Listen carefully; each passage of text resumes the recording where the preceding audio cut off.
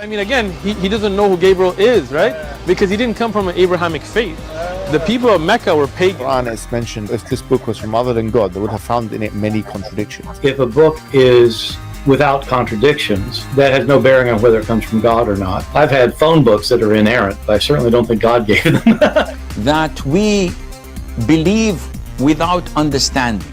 The brother asked a very important question, that most of the scholars say that listening to music, watching movies, and most of the television programs, they're haram. So how can we have fun? Let me tell you, brother, at the outset, that having fun is permitted in Islam as long as the fun is halal fun. That the standard narrative has holes in it. The Prophet tells us because Satan or the devil sleeps over our nostrils. Those who oversleep and not pray Fajr on time, Satan urinates in their ears. I really do think Jesus was crucified and that he really was dead and buried. He thought that he was a son of God in the sense that he was specially chosen by God. I think Jesus really did think he was going to be the Messiah, the future king of Israel. I mean, that is, after all, why they crucified him.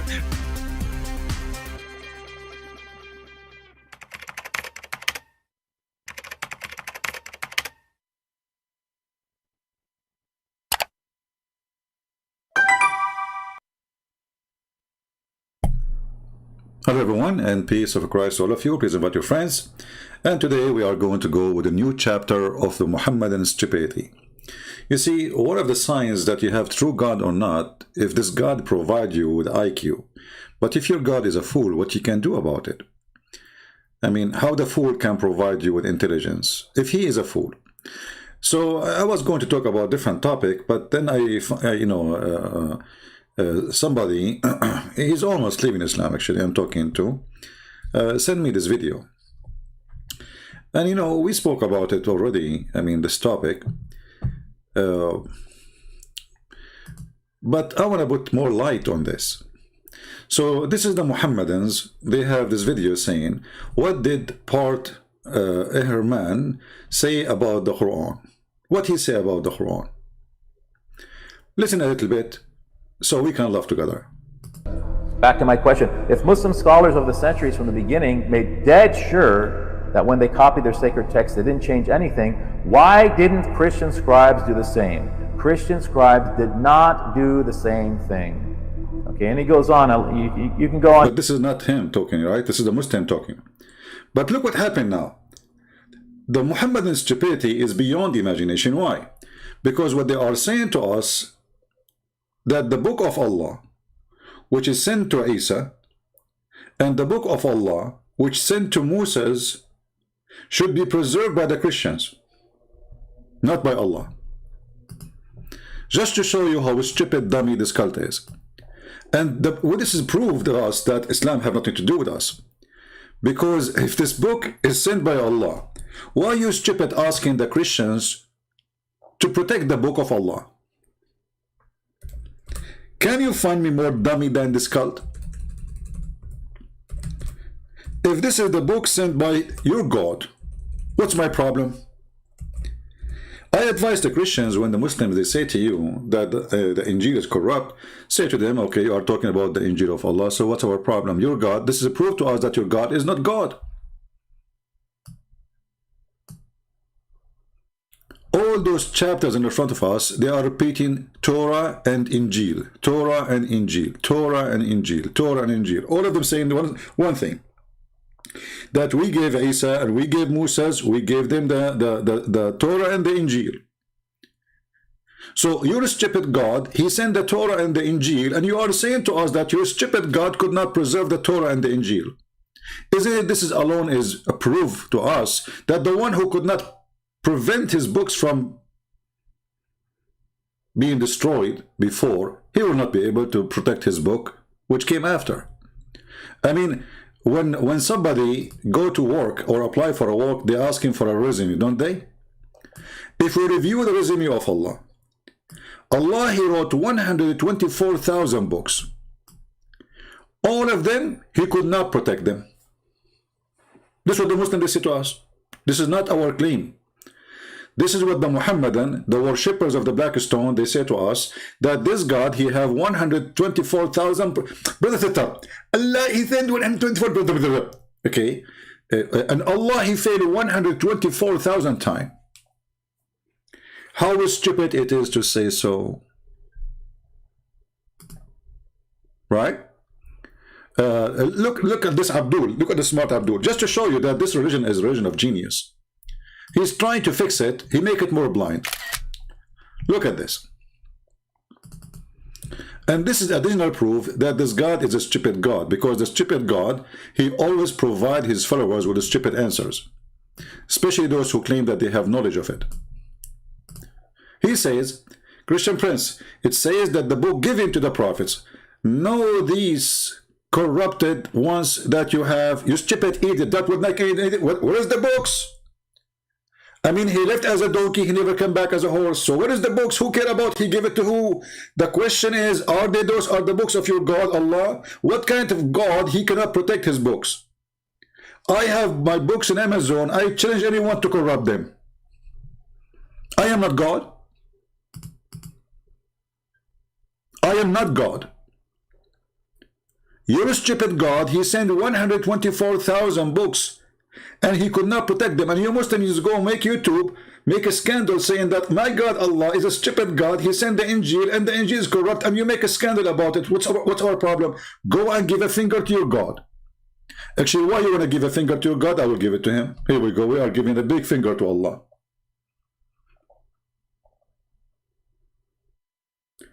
This is how stupid, silly this religion is. If your God, and that's in the same time, the stupid Muhammadan, they keep saying to us the Bible is corrupt, but the Quran says it confirmed the book. I mean, look at this stupidity. Confirming what is, look at that, look at the funny translation here. It says in Arabic, literally, مُصَدِّقًا لِمَا بَيْنَ يَدَيْهِ, confirming what is between his hands. The word hand is gone. The word between his hand is gone. False people. Here we go, guys. Look at the answer. Look at the answer. Just to show you the stupidity again. Allah is not supposed to protect his previous books. Have you ever heard of a stupid answer like this before? Look at this dummy. Dummy as yummy. Priceless dummy. Allah, brother, is not supposed to protect his previous books. Okay.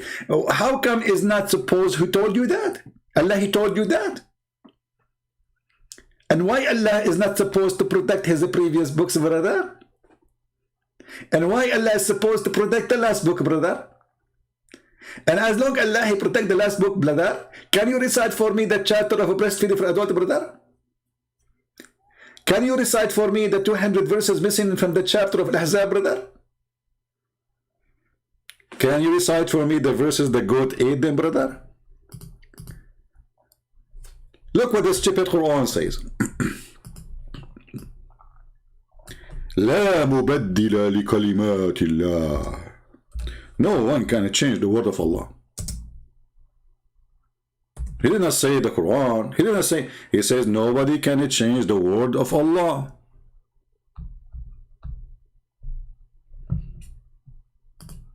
Read it.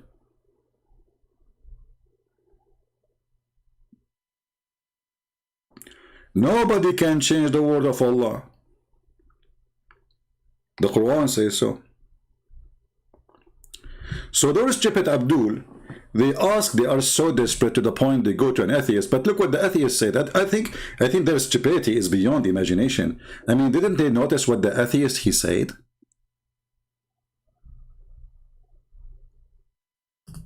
Don't you notice that the atheist, you are asking for his help? He just admitted that the Quran is a stupid book and it's a book of corruption. Because this atheist, you are seeking his help, he said that Jesus was crucified. This atheist who you're seeking his help, he is saying that Jesus, he taught. It's not a fiction, it's not a fabrication. He taught that he is God and he is Son of God. Listen and laugh at yourself. Every word he is saying, and you know, this is how stupid, evil Islam is, to the point they are asking somebody who don't believe in God. This guy, he will not even piss at Allah. So you are so desperate to ask people who they are atheists, who deny God, to support God. I mean, how stupid is that? We seek help from an atheist who deny Allah to support Allah. How far the stupidity can go?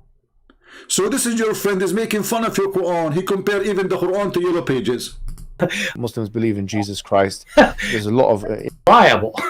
Muslims believe in Unreliable. What does it mean to be unreliable? Muslims believe in Jesus Christ. There's a lot of interest, I think, from the Muslim community, and many Muslims feel that your conclusions, your historical conclusions of who Jesus Christ is more commensurate with the Muslim idea than it is with the Christian one. I wouldn't say that they line up well with the Muslim view. I really do think Jesus was crucified and that he really was dead and buried. Did you hear it? So when you make videos saying what this guy he said about the Quran, that's what he said about the Quran. He just said that he believed that Jesus died and he was crucified, so the Quran is a book of lies. This is what he said about the Quran. Because when he says something against what your Quran say, and you are asking him to tell us what he said about the Quran, this is what the Quran saying. The Quran saying Jesus was crucified. But this guy saying Jesus truly was crucified and he was buried. When the Muhammadan they say that Jesus never taught that he is God, look what he say. I'm not interested in whether Jesus was the Son of God because I don't think there's a God. And so my understanding is that your conclusion is that Jesus Christ was a messianic prophet. And here you see a donkey. Jesus Christ is a messianic, you see this stupidity? His name is a Christ. He just said Jesus Christ. And then Jesus Christ is a messianic prophet. Have you ever heard of a stupid, this guy, he called himself in his website a philosopher. Christ is a messianic prophet? Do even this guy knows what messianic prophet mean? Continue. I think he thought that he was a son of God in the sense that he... See? He thought that he is a son of God. This is his teaching. So the Christian did not corrupt. They did not add any things. This is what Jesus said. Continue. was specially chosen by God. I think Jesus really did think he was going to be the Messiah, the future king of Israel. So he just insulted the Quran again because he said that Jesus, he thought he is the Messiah, which means when the Quran says that this is the Messiah, the Quran is made by a liar. His name is Muhammad. And you stupid Muslims asking this guy to witness for the Quran. This is a priceless. I don't know what's wrong with this this YouTube. Even admins, their text is disappearing. What's wrong with this YouTube? Even admins, I just saw Andres, the text is gone. YouTube, very weird. Maybe Allah is playing games. So here you notice how far stupid, desperate this cult, this satanic cult, it's called Muhammadan Islam cult. Everything this guy he said is against Islam, and they are making videos saying amazing what he said. Listen carefully again what he said. He gave a big finger in the bum of your God Allah. Jesus really did think he was going to be Jesus really, he did think the Messiah, that he is the Messiah. So when your stupid Quran say that Jesus, Isa is the Messiah, your Quran is lying according to this guy. This is what this guy he is saying about your stupid Quran. How many times your Quran mentioned that Isa is the Messiah? Endless time. And you stupid Muhammadan, you are asking that guy to witness what he said about the Quran. This guy, he denied that this guy, he is the Messiah. He just said he thought he is the Messiah. This is how stupid the Muhammadan are. Give me one Muhammadan, I will show you what stupidity means.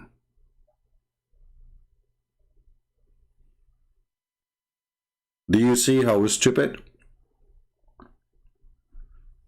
And the guy, he continue, and even he insulted the Quran in front of this Abdul, and he compared the Quran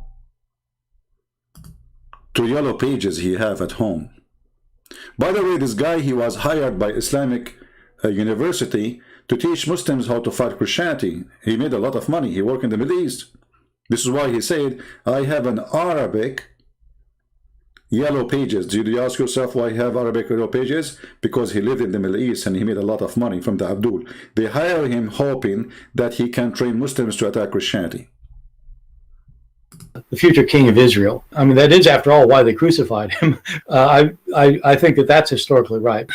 You know, I think that all of By these. the way, this guy Borat, he looked like a crazy person. You know, you could like his way of acting. You know, you know, you can tell he's a mental issue.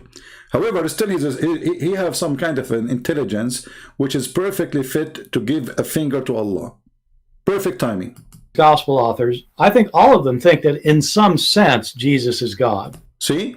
So all the author, he said, according to him, all the author, they believe that Jesus is God. They did not add things, they did not take things, they believe. If you think that the Bible cannot have any mistakes in it, if you're shown a mistake, then you just refuse to admit it's a mistake. You think either it can be reconciled in some way, or that there's something we just don't understand about it, or, you know, we have, and in the Quran, it's mentioned if this book was from other than God, they would have found in it many contradictions. If a book is without contradictions, that has no bearing on whether it comes from God or not. I've had phone books that are inerrant, but I certainly don't think God gave them. So, no, that is my view. It's a necessary condition for a book from God not to have contradictions. That's an assumption about what kind of book God. But, you know, and for me, I like that actually.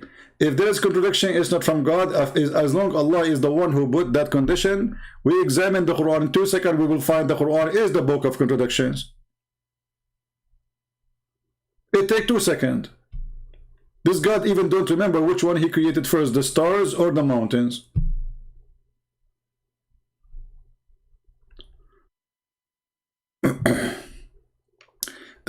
Armin, he says, unknown gospel writers. Amin, I think you are a stupid mental. Get out of here, son of Muta. You're stupid. Don't we say the book of John, you donkey? How that is unknown writer? When we say the book of Luke, how come that is unknown writer? Stupidity is amazing. I have my patience with you. Get out of here, dummy. You are like a camel wearing underwear. Think that he have a diaper and nobody can see his poo-poo. But your poo-poo is bigger than your size. Unknown writers of the gospel. Stupidity is amazing. So when we say the book of John, according to the book of John, we do not know who is the writer. Go and see John. He introduced himself. He says, my name is John. This is who I am. This is my father. This is my family. This is who I am. And then unknown, brother. Unknown. It's unknown. Continue. Potato. God could write. I know this is an important argument that apologists use for Islam. As somebody who is not either Christian or Muslim, it doesn't make sense to me for humans to say what God has to do. It doesn't make sense to him that a human tell God what he has to do. But this is what Muslims do. Muslims are the most, or sorry, I can't say Muslims, they are Muhammadan, black stone kissers. They are the most hypocrite people ever. When it's their God, they don't ask their God why he did that. Okay, any Muslim can tell us why Allah he decided to be one, why he is not two. Nobody would dare to ask. If he is one, why he's one? What if Allah he decided to be seven? Do any Muslim dare to question? This is how silly and this is how stupid they are. And then when you question, when we check the Quran, we'll find there's no way that Allah is one. Because in the Quran, Allah he says, if we want to take a wife or a girlfriend, we will take it from us. To say from us, it doesn't make sense to say that us is angels. Because angels are not divine. Unless the angels are divine too. And that will make the angel, Allah is one of the angels, and maybe he is the highest between them. He is the captain. Then we check, we find that Allah, when he say he want to take a wife from us, he was talking about the virgin who they are a human. So Allah must be human too. This is the yellow pages of Muhammad.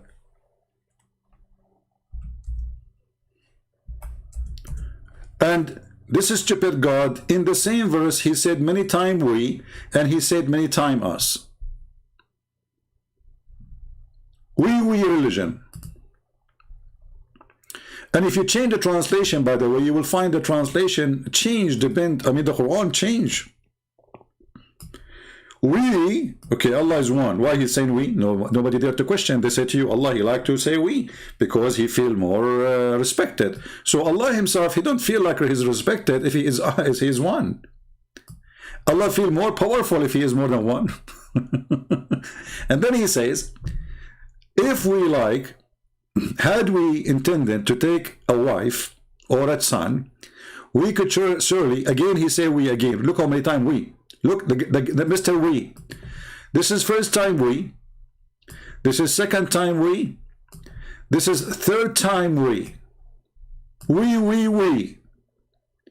And then he says, if we want to take a wife or a girlfriend, by the way, it doesn't say a wife. In Arabic, it says dahwan, which means a female. We could surely have taken it from us. Does it say it? Hey Muslim, does it take it? It's your Muslim translation. I challenge a Muslim to tell me why they put the word it. Allah is talking about taking a wife. Is she a cow? When we talk about a human, English is not my first language, as you know. But as I know that when you say it, I'm talking either about an object or an animal. So Allah here is talking about taking a female to have sex with her. How she became it? Do we have any Muslim to explain? Maybe Allah is the same as Muhammad. He liked to have sex with animals.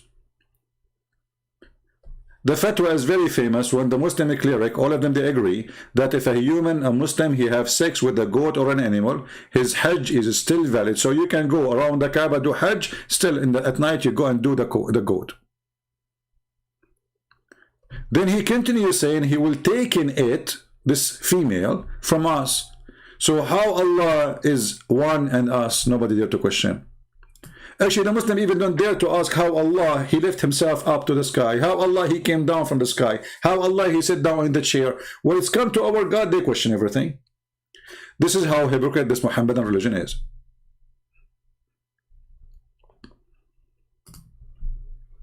One of you, he just sent me, this Muslim actually,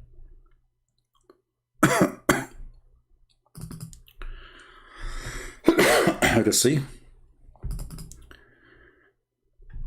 Okay, well, he sent me this video, says, what do you think about this video? He find it amazing. Let me see. Okay, I'll share it with you on the screen.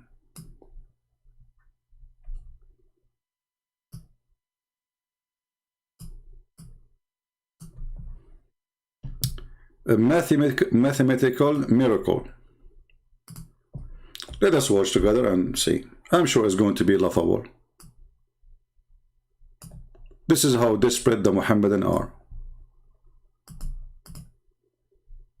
Talk to you about the biggest surah of the Quran. That's what I'm going to talk to you about first. The biggest surah of the Quran. Now what is it, folks? Yeah, this is surah number 2. Surah number 2. This surah, this biggest surah, number 2, is made up of how many ayahs? 286. 286 ayahs. Somewhere in this surah, the ayah occurs, I'll recite the Arabic first and roughly translate after. وَكَذَلِكَ جَعَلْنَاكُمْ أُمَّةً وَسَطًا. Thus we made you a middle nation. One of the utterances in this surah that's found in here is, thus we made you a middle nation. Now what's the Arabic word for middle? Wasat. The Arabic word is wasat. You don't have to know that. But know that this statement, this declaration occurs in this surah. This surah, was it written or was it delivered in the form of speech? Speech. And also, as a historical comment, it wasn't delivered at once. It took almost 10 years to be revealed. So this one surah was coming piecemeal. And while it was coming down, pieces of other surahs were also being revealed. And the messenger would instruct his companions, these ayahs belong to this surah and those ayahs belong to that surah. But when the whole thing is said and done, Baqarah, the second surah, is made up of 286. And in ayah number, listen to this carefully now, in ayah number 143, In ayah number 143, the Lord says, we made you a middle nation. How many ayahs in this surah again? 286. And where does he call us a middle nation? In the middle. In the middle. In the middle. Do you see how stupid they are? Anyone who knows little mathematics, he will know that 143 is not the middle, you donkey. You stupid idiot. Who taught you mathematics? Who in the world who taught you mathematics? He said, where? In the middle. In the middle. Did you see it? But is 143 in the middle, you donkey? Is number 5 the middle number in number 10? No, it's not. Because when you say in the middle, it have to be both sides are equal. Is that correct? To make it simple for the Abdul, stupidity is amazing, and stupidity is my enemy.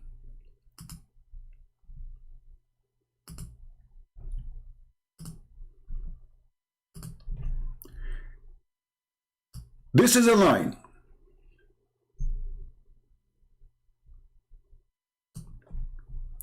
And let us say the line have 100 line. This is number 1, and it ends with number 100.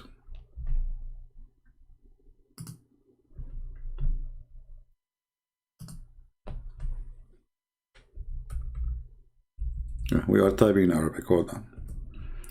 Let us change the color.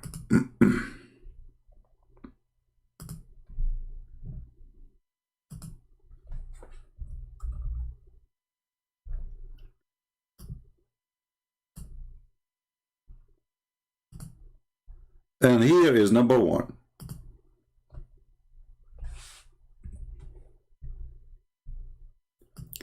So number 50 is not in the middle.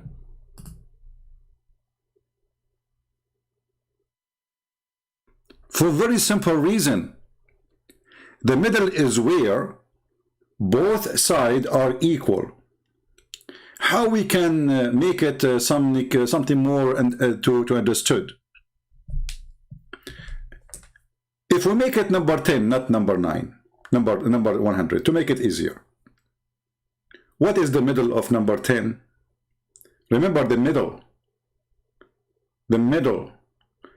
The middle is where both sides in that point is equal. So number 5 itself is not the equal number.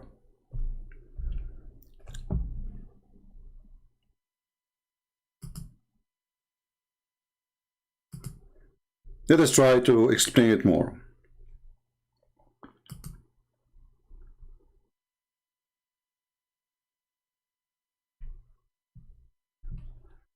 Let us make here a little sign. We choose orange. Let us see. Let us say this is number 5. Here. And this is number 5 here. Because we have 2 5, right? So to be in the middle is where you have to be between 2 numbers from both sides will make the equal numbers. So here we have 5 and here we have 5. So where is the middle? Muslims, where is the middle?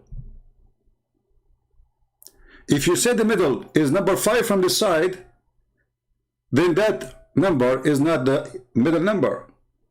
Is it the first 5 is the middle, or the second 5 is the first middle? People, do you understand what I'm saying?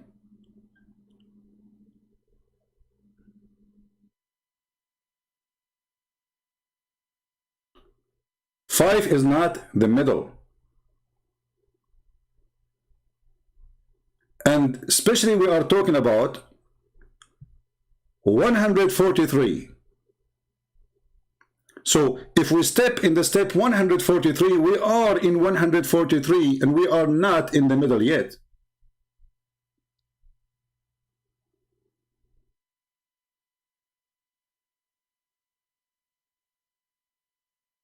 So to have the middle, it have to be between two numbers, and those two numbers will be equal. That is the middle. So if I say 4.5 and 4.5, that half is where the middle, supposedly. But that middle is impossible. Why? Because simply, if Allah is making it a miracle that you are in the middle, so should be in one chapter to be in the middle, and that chapter is the chapter of the cow. Shouldn't be maybe this one should be in the middle of the Quran?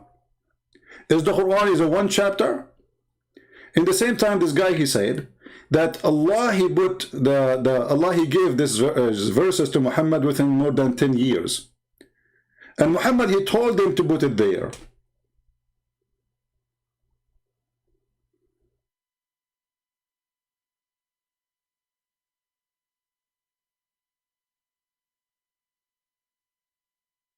Do you see the stupidity?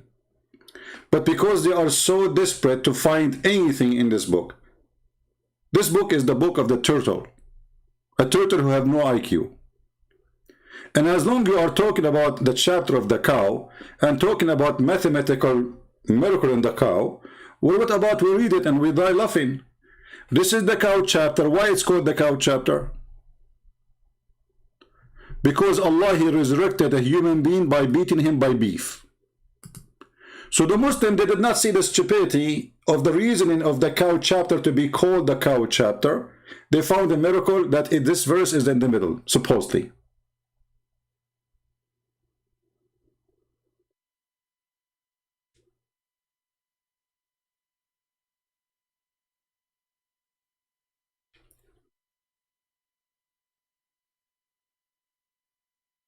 If we go to the verse, to the cow chapter, let's go there just for a laugh.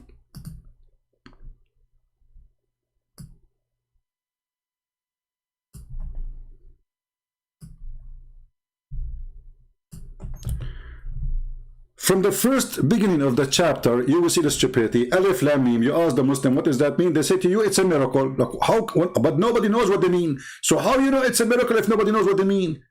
And since when letters are miracles? I will make a miracle now. G, D, O. This is a miracle. Then they say, this book, wherefore there's no doubt. Look, how no there's no doubt and nobody was accepting it? Until now nobody is accepting it. And then, and those who, look, by the way, this is the translation for 5 Arabic words. All of this is a translation for 5 Arabic words. Do you see how the book is clear? Look with me. 5 Arabic words. How many lines we have? All what the verse saying that there's this book, there's no doubt about it. So what is the rest?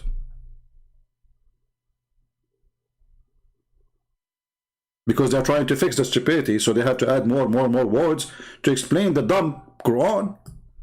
And then he says, who believe in the ghaib. Have you ever heard of somebody saying such a thing, ghaib? How people, they are reading English and they will know what ghaib mean.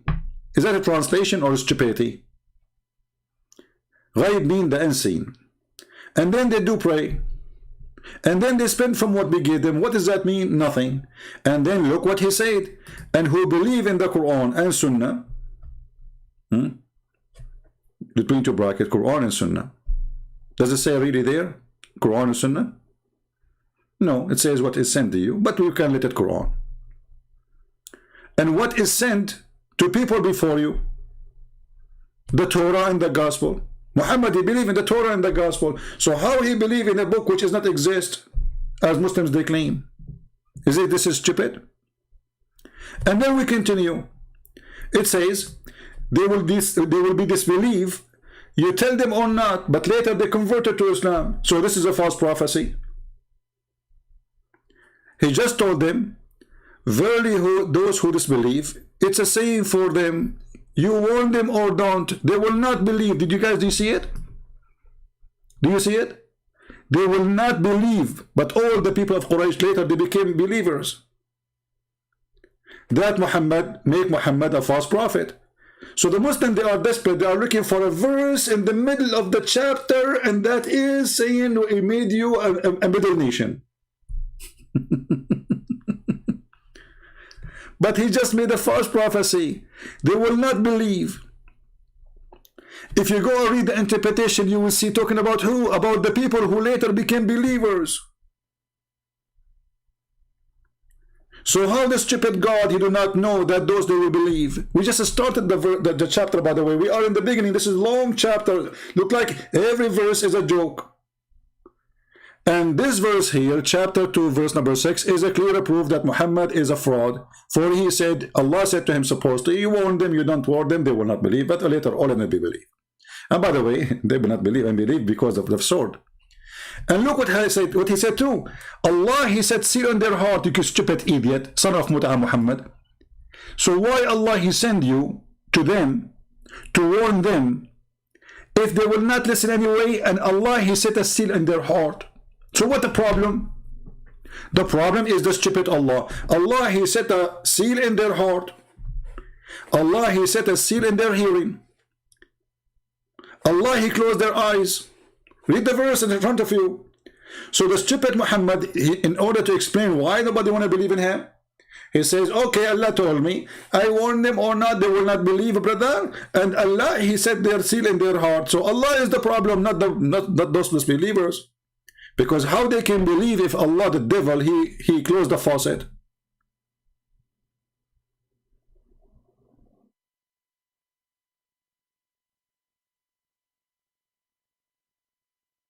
Do you see stupidity? I have my Skype is open. If anyone want to go and call and make a comment about what we are saying, feel free, especially again Muslims. You have to be a Muslim. All right? My Skype is open. When God, he say they will not believe, and later all of them they believe, that means this God is a potato. And not only that, he confirmed why they will not believe, because he set a seal in their heart. He set a seal in their hearing. They are closed from accepting Allah guidance. You see this? You see it even the Muslim translation, the stupid Abdul who translates, he says, i.e., they are closed from accepting Allah guidance. Closed from? What does that mean? And on hearing there is a covering.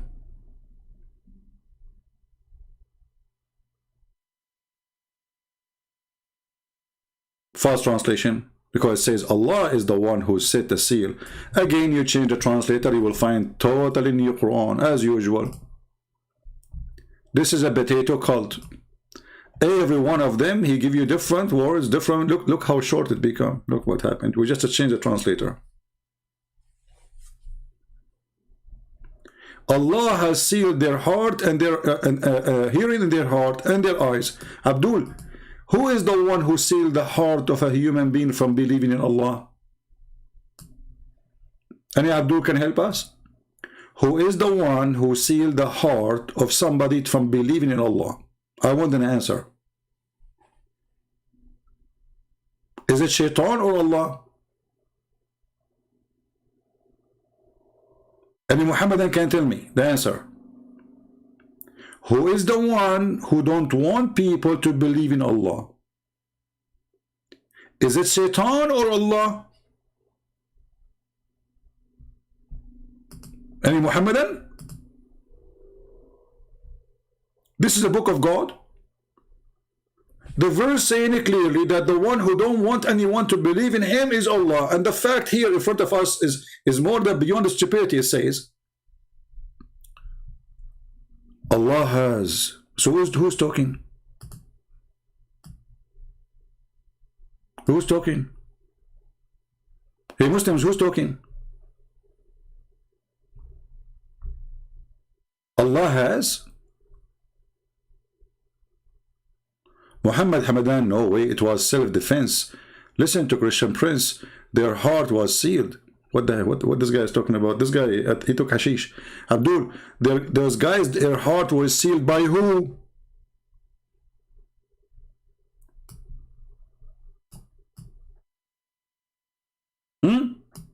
Their heart was sealed by who? Who? I will give you 10 years to give me the answer. Even if I put the answer in front of your eyes, you will not see it because you are a Muslim. Their heart is sealed from accepting Islam by who?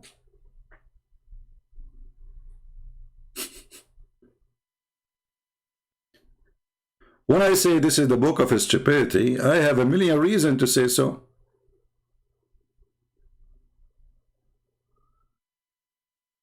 And then, as long Allah, He set seal in their heart, and they will not believe. And Allah confirmed that in the verse before. So how later they believe?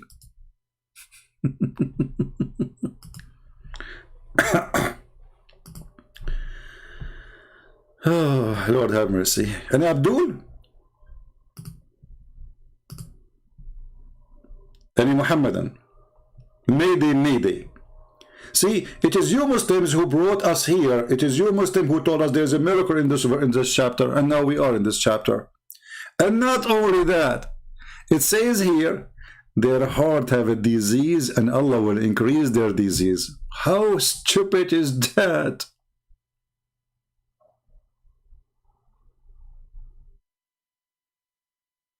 How stupid to say so. You see, Jesus, He said, I came for the sick, not for the healthy. Allah is the devil. He came to make you sick.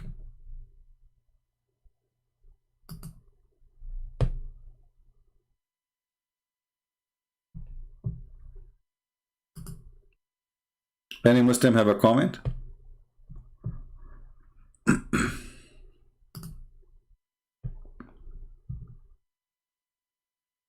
Any Muhammadan?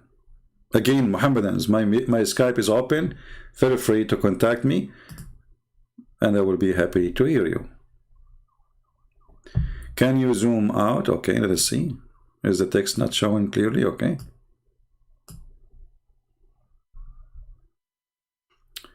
You Christian have a predestination in your book. I ask you to refer to Romans 9:15-16, just to show you how silly you are, Mr. King, because you know, Christianity is not a verse, and a verse is not you who understand it, it's the believers.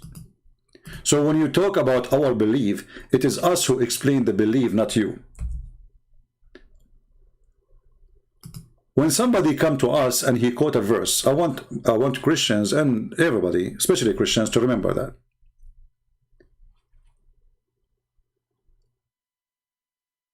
Remember one thing, that from the beginning to the end, God's judgment on Adam because he broke his command. So if we have a predestiny, then why Adam is the original sinner? So whoever is trying to say to you stupid things, it's easy to debunk them. Even Jesus in the cross, he said, forgive them, Father, they do not know what they are doing. He did not say to them it was a predestiny for them to do it. He says, forgive them. So the stupid you, when you come and you quote a verse, we laugh at you. Because the whole Bible confirms that from their fruits you shall know them. If the fruit is a predestiny, then there's no fruit anyway. The verse you quote for us is speaking that, well, don't think that because of what you do, the good you do, you are saved, but the mercy of God. And this is true, because at the end of the day, we are sinners. This is not destiny. The mercy of God. From the mercy of God, He forgives us. Do you know what the word forgiveness, you donkey? You heard of the word forgiveness? So we commit sin and we did sin already. So no matter how good we did, already we commit crimes.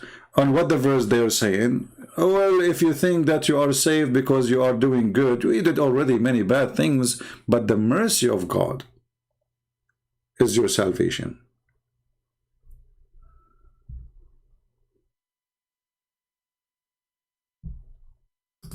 So don't try to quote for us verses and you fabricate the meaning of them. Do we have any Abdul? What about Calvinism? Well, who care about this Calvinism thing? Because simply, my friend, Judgment Day is Judgment Day. If God decide to punish you for some time or decide not to punish you, this is not my business. People who discuss those issues, I believe there are people who have nothing to do in life, and they are trying to kill time. You know, like the philosophers in the Greek in the old days. They meet just to philosophy and talk about why the mosquito is a mosquito guilty or not. They find any topic to talk about.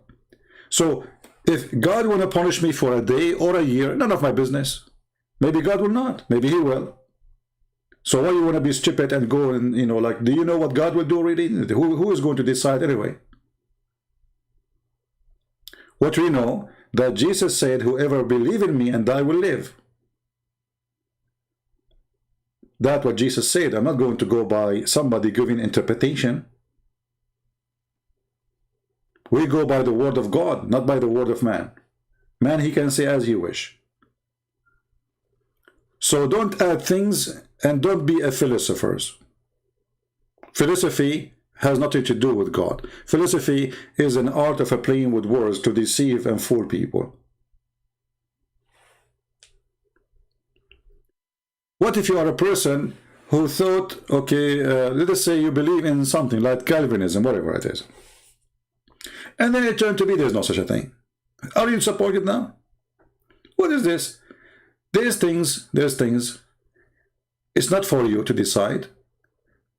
And as long as you know it's not for you to decide, it's going to be what it's going to be. So God is all merciful. We know that. We are sure from that. God is all justice. The rest we don't care for. So God will deal with me based in just. Our God is just. Their God is not. That was important for us. Do we have any Muhammadan?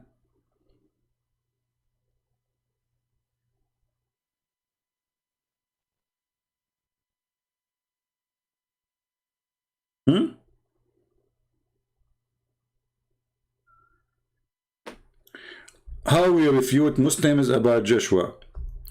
Well, you know, what the Muslims first have to do with Joshua? If the Muslims have to do anything with Joshua, then Joshua should be in their book. Correct, guys? If a Muslim trying to quote a verse from Bible, then we should ask him, why it's not in your book? And if he's saying that God cannot do miracles, again, he is being stupid. So in the book of Joshua, it says that the sun still stood. Maybe it's physically, maybe it's metaphorically, but can God make the sun stood? Can he or he cannot? Muslims are hypocrites.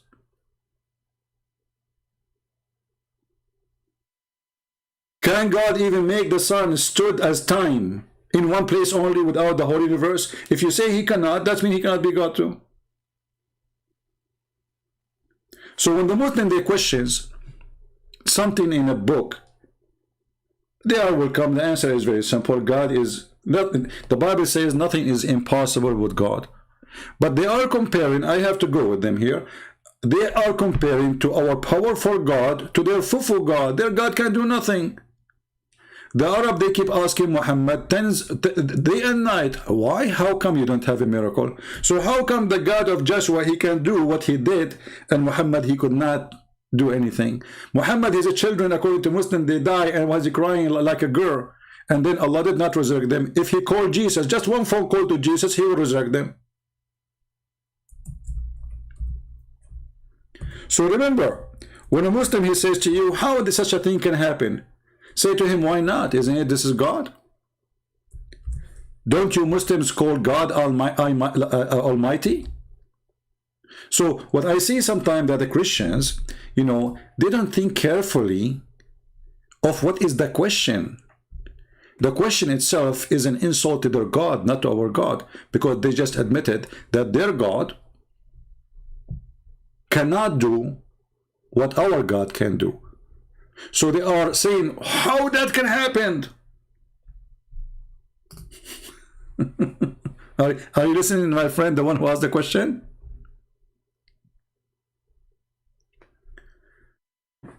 Another Abdul saying, why God wanna kill babies? Well, God, he made babies, he killed babies. Here we go. The answer is very simple. But your stupid God, he did the same. Isn't it your God, he sent the flood and killed all the people of Noah? Isn't it your God, he sent the fire supposedly and he killed all the people of Lot? Muslims are hypocrite, coward, liars. They contradict themselves in 2 seconds. Right? Mr. King saying, are you afraid to put the verses I mentioned on the screen? How do you know it wasn't Allah that gave people Jesus miracles? What verses you mentioned? I did not see them, Mr. King. Secondly, what is the proof? Well, you are the one who is making the claim. Prove it. Do you see, guys, the stupidity? Can you imagine how stupid? Don't work as a lawyer if you have a degree in law, because you will be the worst. Because you idiot. When you go to the court and you make a claim, it is you who should provide the proof, not the other person. Jesus was 600 years before your Allah. And you came 600 years after saying the miracle of Jesus from Allah. Prove it. Go ahead. And we can find out simply in a very easy way. If Muhammad can do what Jesus can do, that's mean the miracle of Jesus from Allah. Name for me one thing Muhammad did is equal to Jesus. Just one. I just quote for you that your prophet, according to you Muslims, he have children die. His own children. Was Muhammad able to save his children?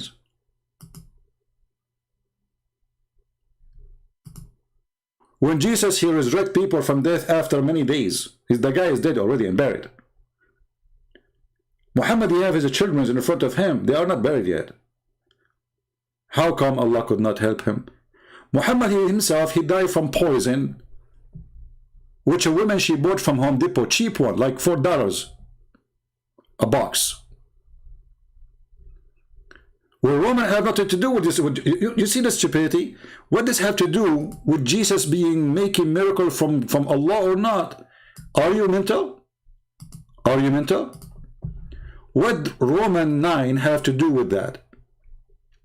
It says Moses, he said, I will be mercy, Scottin. I will be mercy to one I like, and I will not be mercy to the one I like. Sorry, I will be mercy to, let me remember. I will be mercy to the one I want, and I will be, let us say, more merciful, the one I wish. That is not upon the choice of a man. So what does have to do with you claim? This guy is already, he have a mental issue. You just said that why you don't show the verses about Jesus, and then that he have miracle from God. And then you say to me, I ask you what verses you says Romans. What the verses of Romans have to do with the miracles? Supposedly you were talking about predestiny, you donkey.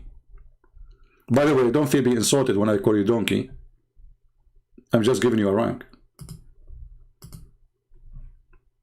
Here we go. Those are the verses you choose. Where is the predestiny? Do you see it?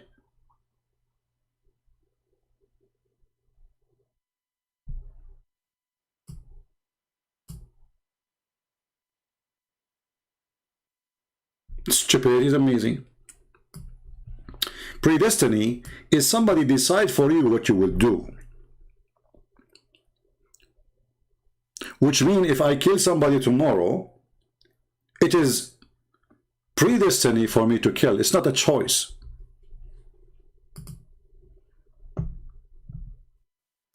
Obviously, you as a Muhammadan, you have no idea what predestiny means.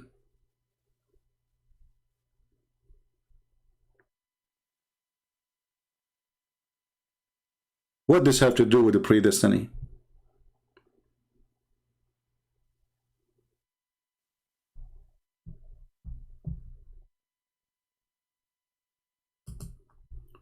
The only miracle your God he was able to do is deleting his own Quran. I never heard of a God, he made Quran and then he want to delete his own Quran.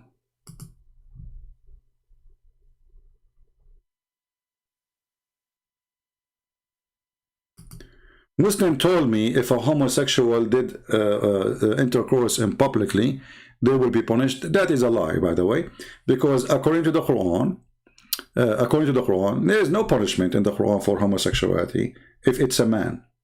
There is a punishment only for females if they are lesbian. They will be jailed until they die. Never listen to Muslim when they say something, you know, this is a lie. Based on the Quran, the verses, you know, we can put them in the screen.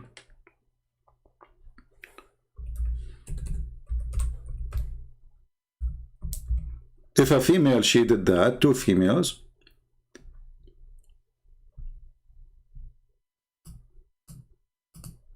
as you see in chapter 4, verse 15, if two females, they did that, regardless what they do it, who cares if it's a straight or, you know, then we have to jail them in their houses until they die. But if there's two males, here the translation is false, and if two person among you commit sexual intercourse, punish them both. This is not about male and female. That's false, because there's a different verse about that. This is about two men. If you change the translator, you will see amazingly the translation changed. Let us change the translator. We just change the translator. We would not change the Quran.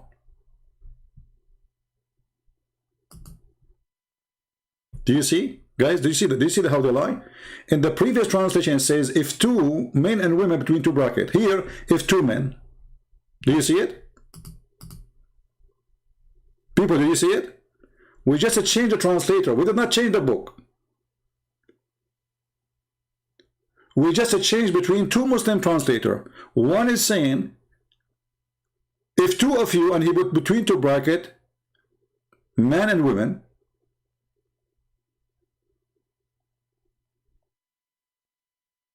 We change the translator, if two men of you. We heard them. We go to the interpretation, it says you beat them with sandals.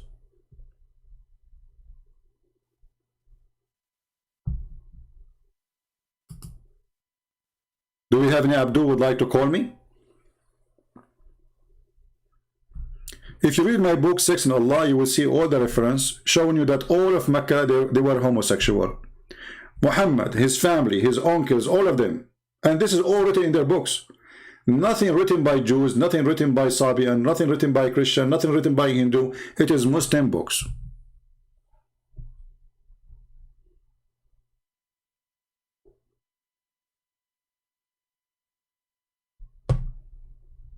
Any Muhammadan?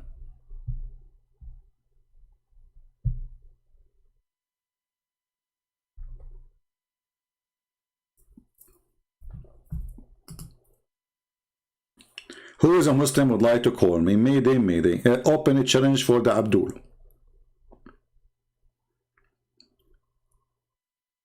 Your God cannot do what our God can do. Why? Because your God is fake. And your God claiming that the miracle of Jesus is given to Jesus from him, that is laughable, because how come he could not give it to Muhammad? And the Muslim, they say to us, oh, but the Prophet, he have miracles. Where we can find him? He says the Quran itself is a miracle. Well, you know what? If the Quran is a miracle, then why the Quran is so stupid, and why the Quran saying, I refrain from giving miracles?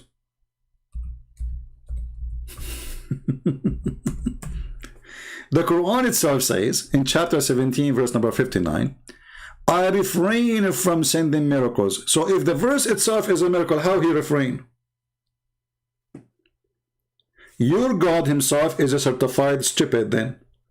Because when he gave this miracle, supposedly it's a miracle. I mean, when he wrote this verse, this is a miracle. So how he say we refrain from making miracle when he was making a miracle? Have you ever heard of a stupid God like this? So you Muslim, you keep saying to us the Quran is a miracle, the Quran is a miracle, and then Allah, he write in the Quran saying we refrain from sending miracle, which means all the verses we sent was not a miracle, including the one in front of you.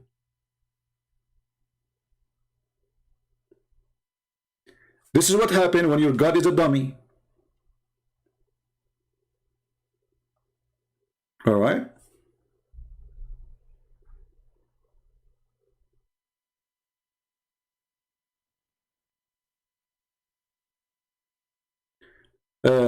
Look, here we have a smart Muslim. I think this guy is the same person. He changed his name, he come back. Okay, no problem. You are welcome. Let us put you in the screen and make you famous. And girls will be in love with your intelligence now. Aisha. Christian Prince, imagine you are comparing Jesus to Muhammad. You think Jesus is God, and we think Muhammad is a prophet. You are comparing your God to our prophet. That alone means you are lost. You see how stupid you are? I never compare Muhammad to Jesus. I said, how come the God of Muhammad cannot give Muhammad what he gave to Jesus? And based on your logic, you just lost too. Based on your logic, because you Muslims are comparing your God to our Jesus. Isn't it you Muslim, you say our God is not a man?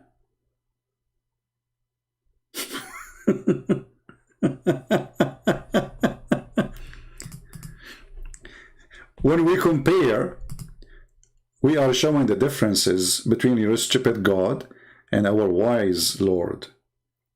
When your stupid God, he ordered women to cover their ass just because a friend of Muhammad was watching Sauda doing poo-poo. Your God did not notice that he should make hijab until Umar ibn al-Khattab, he said to him, Allah, copy my words and make a hijab verse. If you don't believe me, let me show you the reference. Here we go. Have you ever heard of a God? He copy his orders from the friend of the friend of the friend of the friend of Muhammad.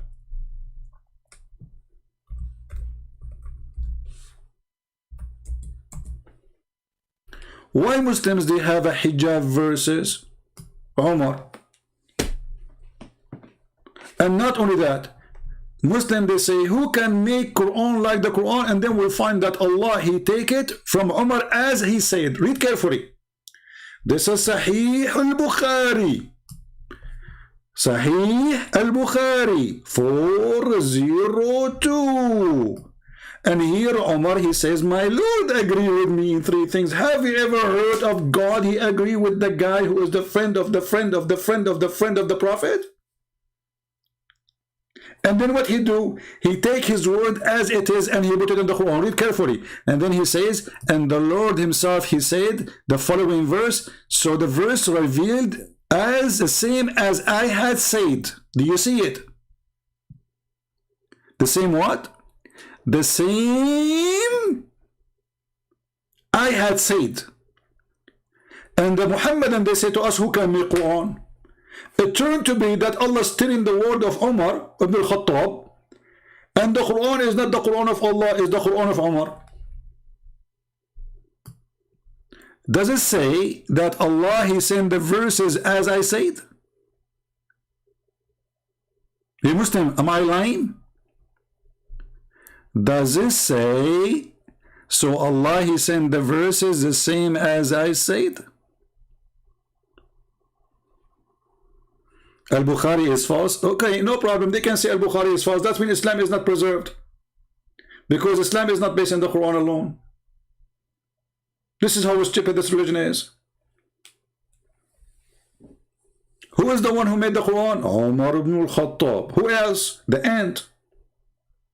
The Muslim, they say, like yesterday we have a Muslim, he called me. And I said, who is the one who made the Quran? He says, Allah. I said, who is the one who's talking here? He says, the ant. I said, what does that mean? He said, Allah is quoting the ant. Have you ever heard of a God quoting the ant?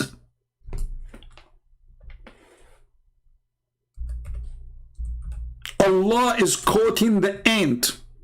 Watch the video yesterday, just yesterday. Allah is quoting. He's not quoting Shakespeare. He is not quoting Aflaton. He is not quoting Einstein. He is quoting the ant. We have a God who quote the ant. Read it. Even the ants is making Quran. The chicken making Quran. Read it and laugh. Chicken, birds, genie. I mean, what is that? Who is talking there? They say Allah. But this is the ant.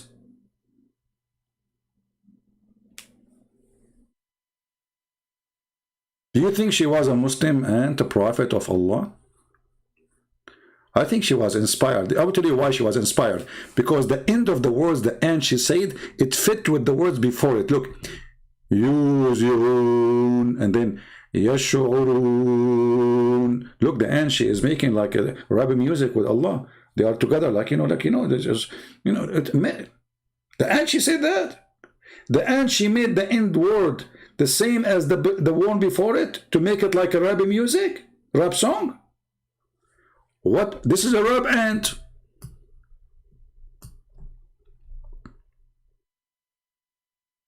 This ant was making a rap music. Her name is Ant. She jumped in the pant.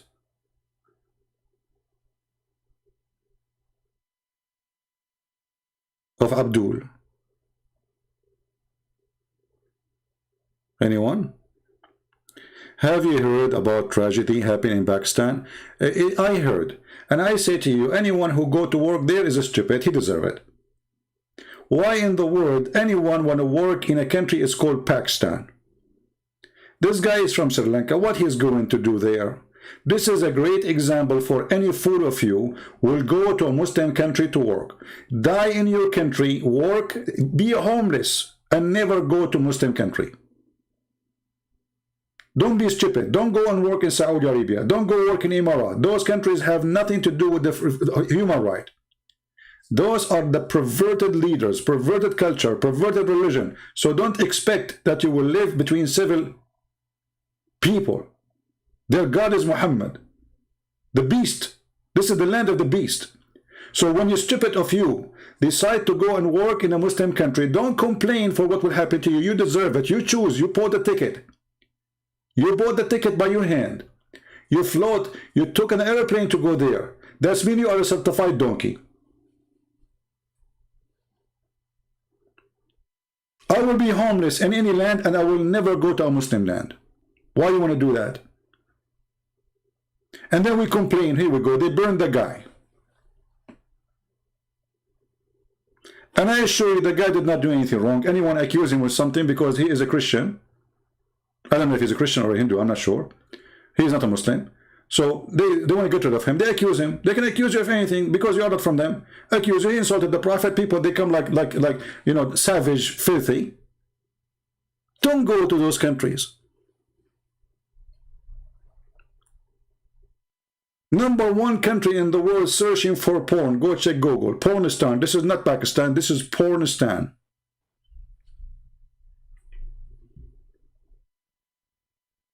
You go there, you deserve it. You ask for it.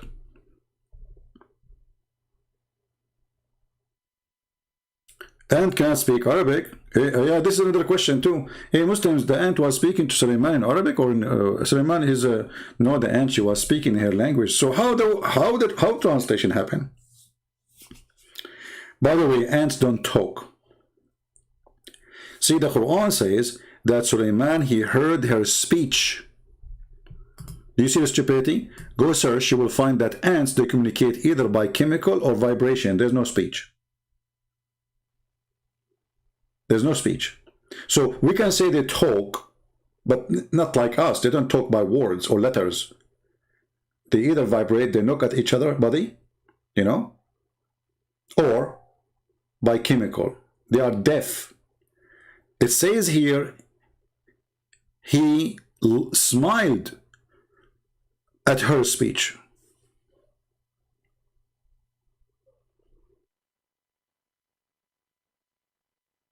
This is a book of God. This is the book, it's preserved.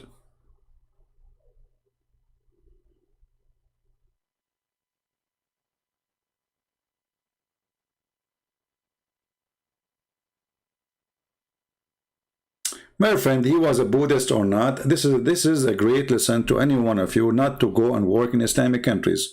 So, this is the first time they do that? Why people are stupid? So just to get a better job, you risk your life. Why you want to do that? Don't you know that those are evil countries? Didn't this guy see what they did to a girl in the park just a few months ago? They stripped her from her clothes just because she is making video for YouTube. And thousands of Muslims chase her, take off her clothes. Isn't it them last year they throw a guy from the top of the high building after they killed him? Why you want to go to a Muslim country?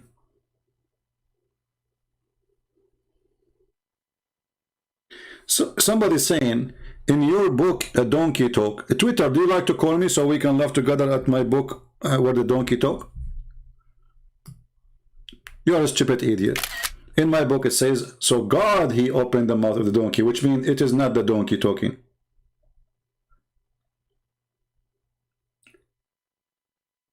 God, he made the donkey, or the sound coming from the mouth of the donkey. God opened the mouth of the donkey, but it's not the donkey talking. However, I have your prophet asking his donkey Yafor if he liked females. In your book, the donkey literally was talking, and your prophet asked him if he liked females, and your prophet, when he insists, the donkey, he was upset, and he said to him, I don't like females because he's a gay. Have you ever heard of a donkey and he's a gay? I have a cartoon about it with the reference from Ibn Kathir. And the donkey of your prophet, his name is Yafor.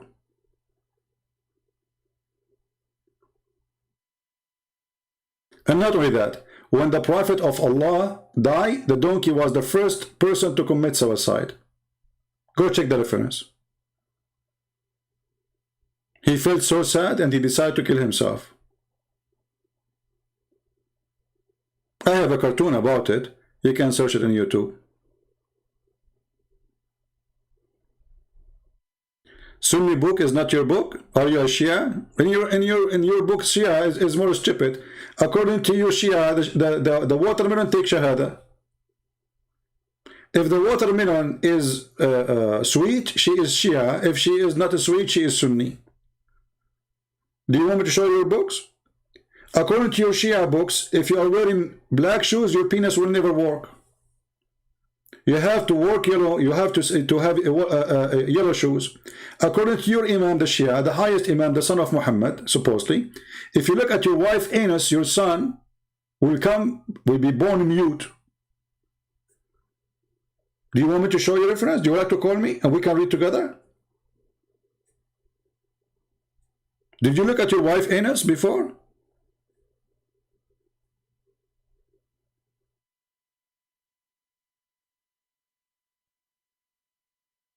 Supposedly he is not a Sunni, you know, see, like he's better, you know. How many languages your Imam al-Hussein he speak? 70 million languages? 70 million, are you sure not 69? Only 70 millions? I mean, this is not much.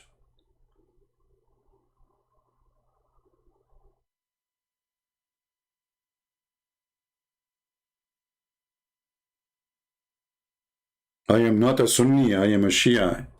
You are the most dumb, the same as the Sunni. If I open your books, people would die laughing. According to the Shia, all Muslim Sunni are homosexual. Why? Because when they are born, because of a Shia, Shaitan, he put his finger in their anus. I even can find you the video right now in YouTube. This is your Sheikh teaching in YouTube. Like supposedly he is a Shia, he is a smarter. Let me find the video, hold on. You ask for it. Have fun.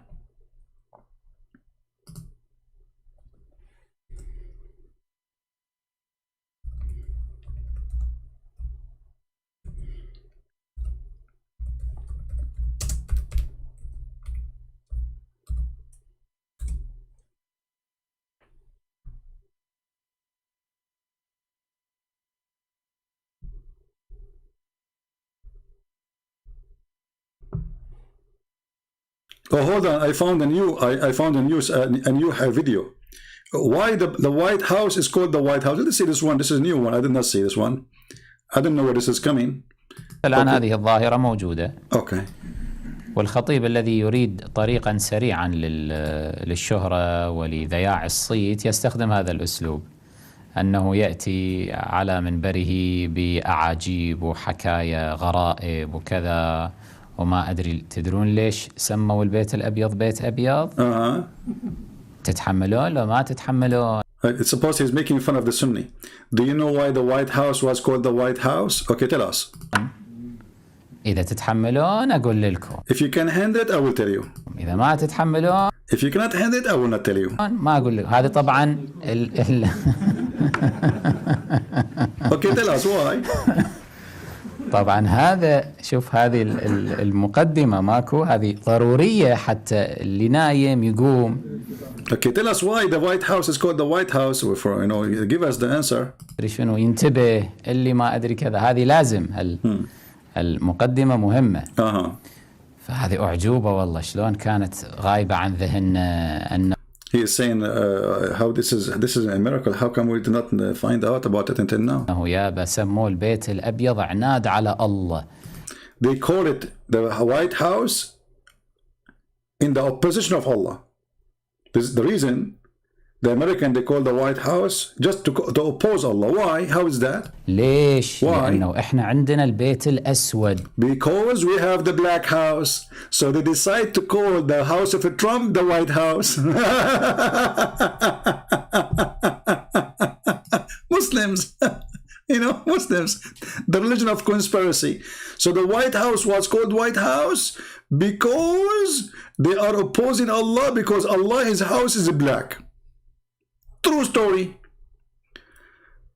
Let us see if we can find the one. I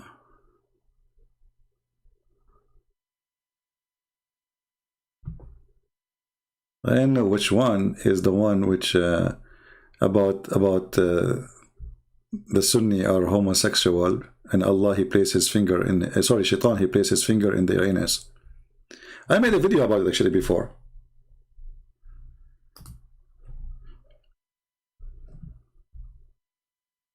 Let us see. Let us see this one.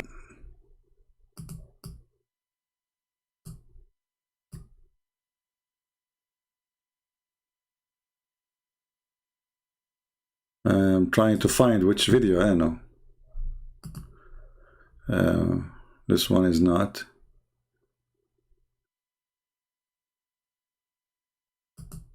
Maybe this one.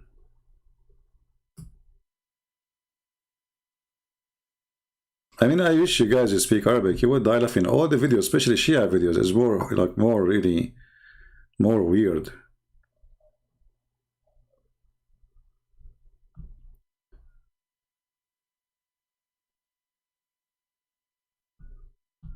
Okay, but I don't know. I need to find it.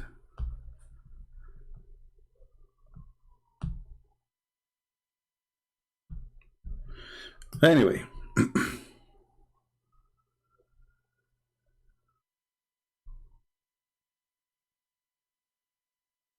Do we have any Muhammadan wanna call us?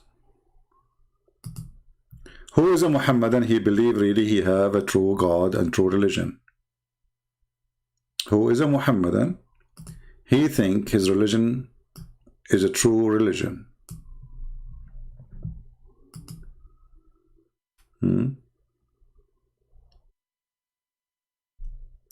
Is the West that has Lakbat priest, Ikbat? What Ikbat priest mean? I don't know. Leading your church? Stop projecting. We have none in our deen. Well, first of all, you stupid Abdul. The first one, Muhammad, he taught him it was a priest. Let us get you busted. Here we go. Let's put it in the screen. I don't know if you are a Muslim, really. I think are you making fun of your religion? If you are a truly Muslim, I don't know. What you are saying, it's like you are trying to help me somehow to expose Islam. Isn't it the first one who told your prophet that he is a prophet, is a priest? King? I want the answer from you. What do you think, guys? Is it true that the first one he told Muhammad that he is a prophet? Muhammad do not know. Muhammad is a stupid fool. He have no idea. He do not know how to read, do not know how to write, even he do not know how to clean his ass. I'm waiting for your answer. Is it true that when your prophet happened to become a prophet, still he do not know? A priest told him, oh, you become a prophet, Muhammad. Are you there? And not only that, when the priest died, Muhammad tried to commit suicide. Was the priest leading Muhammad? Obviously, yes. Potato. Potato, potato, potato, potato, potato, potato, potato, potato, potato, potato, potato. to run to them the skin. I like to them bone in. And Muhammad, not only, you know, he was supposedly under the control of a priest, the man, he was desperate to the point he died.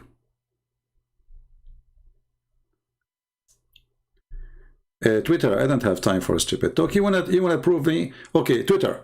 As long as your name is Twitter, you can tweet, right? So, do you like to call me? And I will show you the Shia books. So don't post this again. Otherwise, I will block you. Don't be stupid, silly. It takes us a second to open your books, nothing more. So either you are a man or you are a Twitter. Are you a man or a Twitter? I guess you are a Twitter. You've never been a man. Like your prophet. Your prophet, he pissed like a woman. Why? Because obviously he don't have anything to push the water far away. Otherwise, I challenge you to tell me why he pissed sitting always. He never pisses standing. Actually, he pissed standing once. Because he was afraid from the scorpion.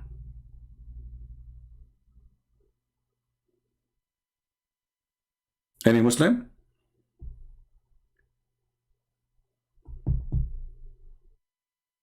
Any Muhammadan, open challenge. You know, you see, we have a lot of people here, and do you know how many languages translate my videos? So imagine the opportunity you get as a Muhammadan when you talk to us here and you prove us wrong. You can even download my videos and put it in your channel. You can show your mom and your dad, look what I did to Christian Prince. You will be proud, and they will be proud about you. Was Bachabazi boys come from Islamic tradition? Well, do anyone have it except the Muslims? You tell me.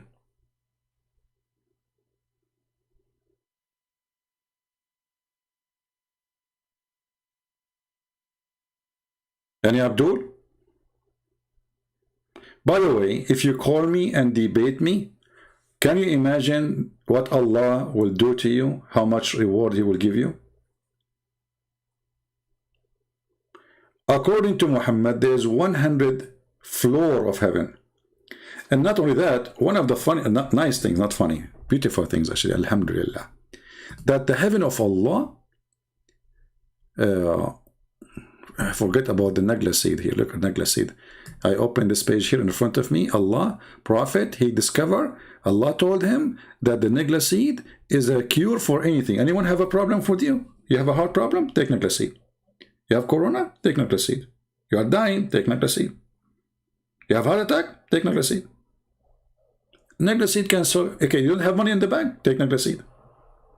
Nagla seed is the cure for anything except death. I mean, the stupidity. Every illness except death. Is death an illness?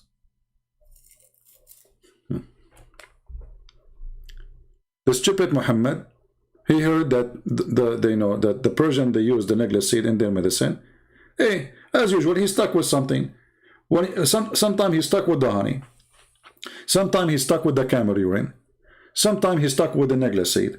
Sometimes he's stuck with the ajwa. You know, just to show you one of the stupid things Muhammad he said. If you eat 7 ajwa a day, no magic can affect you and no poison can kill you. And the funny is that Muhammad, he was infected by both. I mean, is that funny? Muhammad, according to Muslims, he was bewitched and he died by poison. So what is your medicine, Muhammad? Did not even work with you. Did you stop eating 7 ajwa, Muhammad? Hey, by the way, when Muhammad was dying, why he did not take Nagla seed? Do you think he forgot?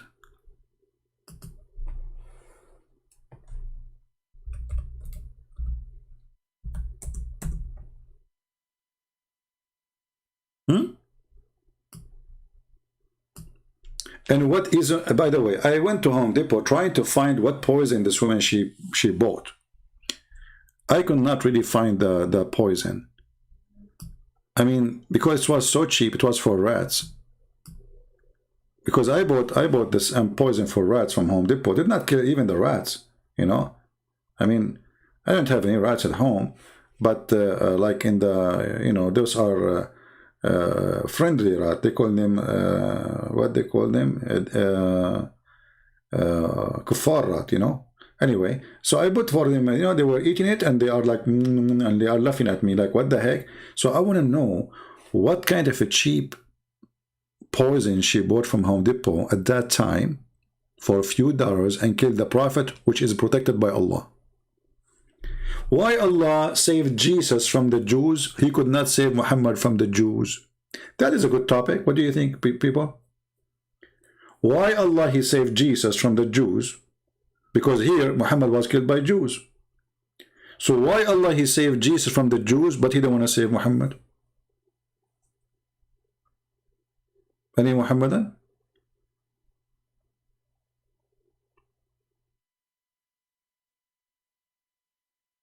Anyone? Isn't you Muslim? You say that Jesus, Allah He saved him from the cross. Okay, the Jews want to kill him.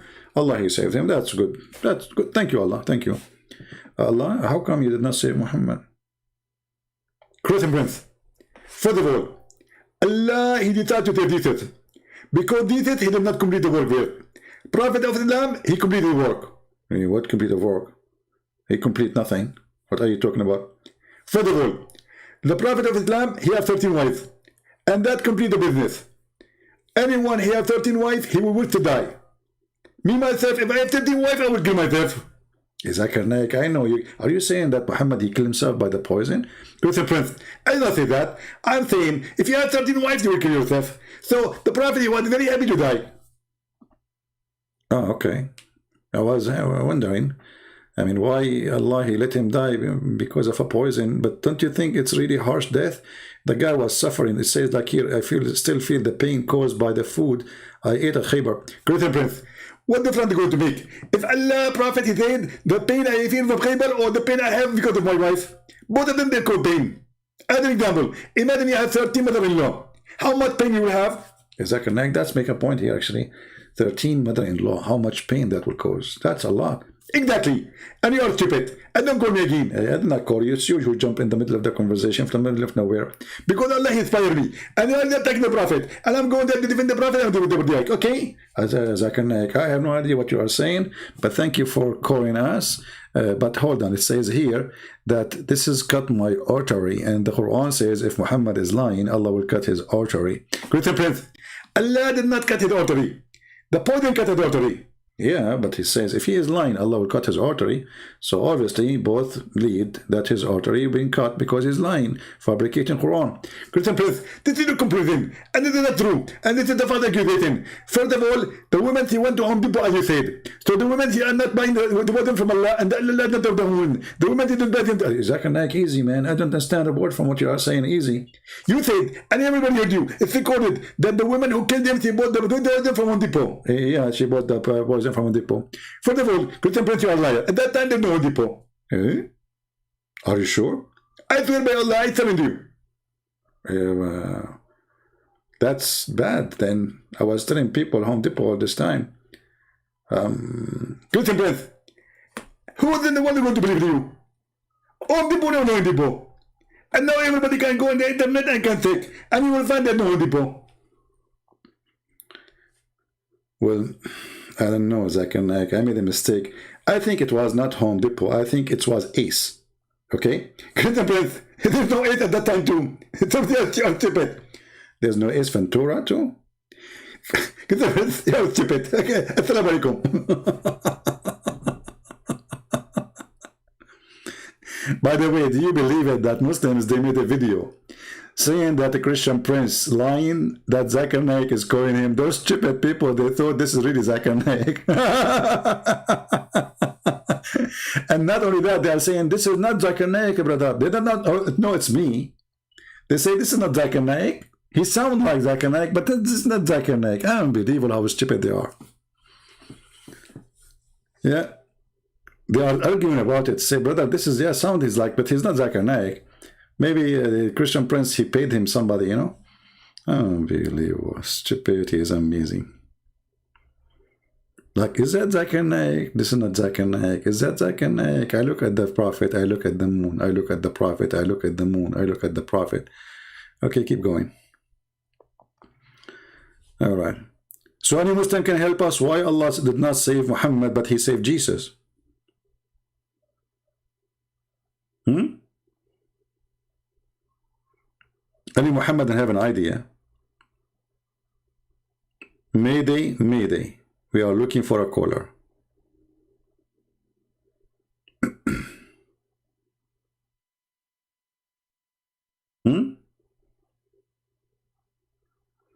Any Muhammadan would like to call us live on air?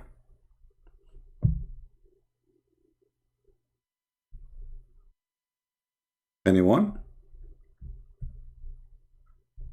Think about it. First of all, if you are a Muslim, Allah will take your side. And if Allah is God, He will make you win for sure. What say you?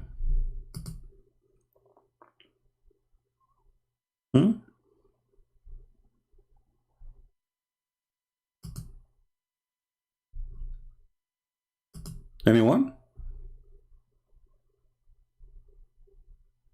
Are you worried that Allah will not take your side?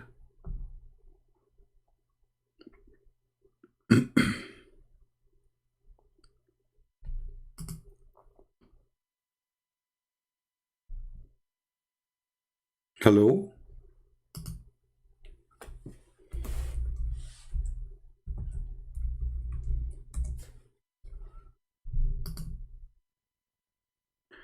Twitter, the website Answering Christianity answered that Allah saved Prophet from the poison. He died 3 years after, not by poison. You know, Twitter, I don't know. This Answering Christianity is a donkey, the owner. He is the one who said to me there's no black magic when the Quran says there is a black magic. And everybody laughed at him. But look what you just said. If you follow what this stupid saying, that means your prophet isn't a prophet again.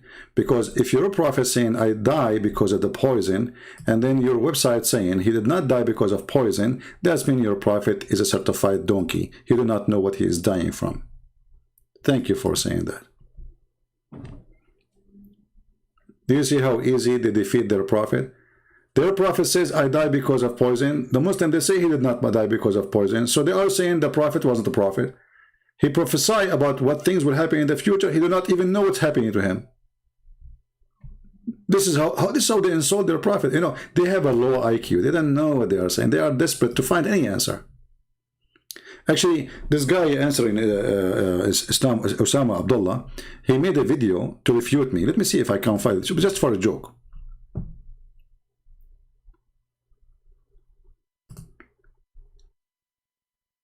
He met with 6-7 Muslims and they made a video respond to Christian Prince.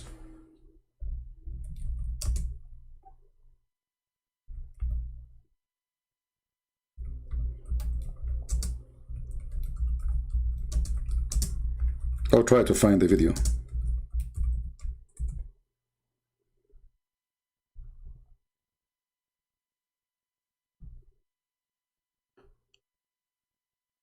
Oh, Lord have mercy.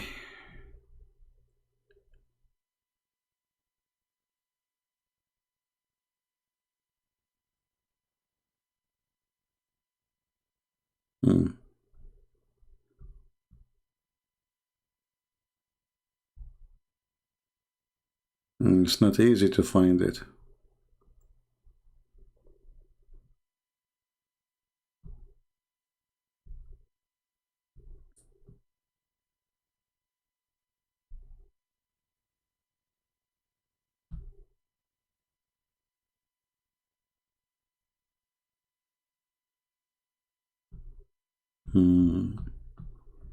I forgot what the title was, but maybe we can find it.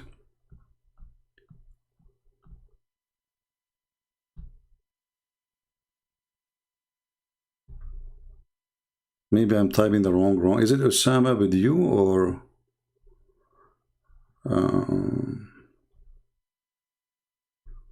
let us see, refutation maybe. You will see how stupid when they try to refute.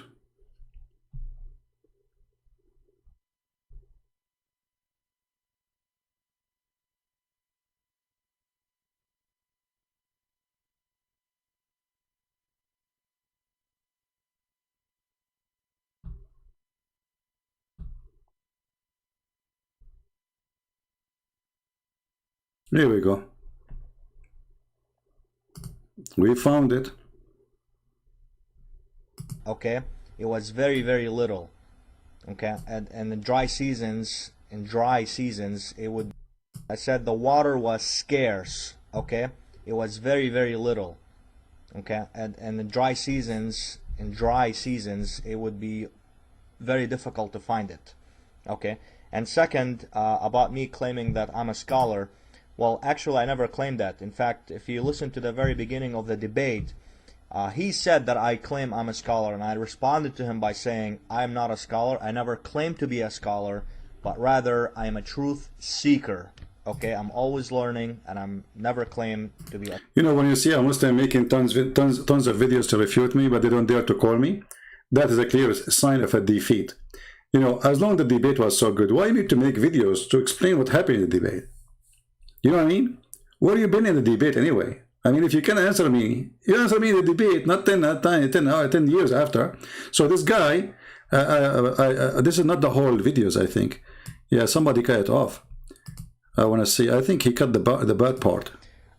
In Mecca and throughout this whole region, because it's all desert in the Middle East. Yeah, it says here part 2, so look like there's a part 1. Let us see.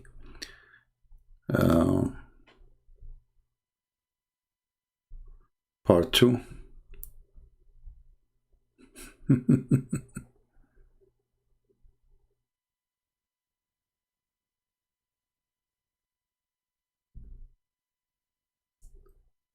Let us see. Maybe this is part 6. What is that?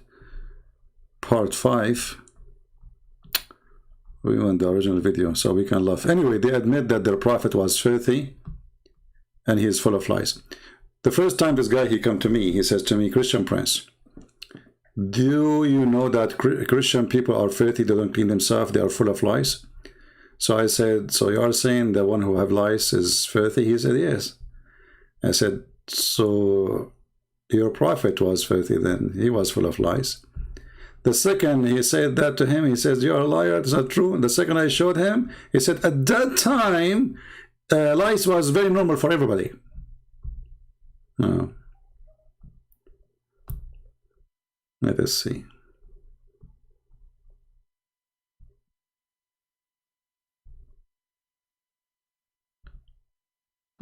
No, I'm trying just to find it.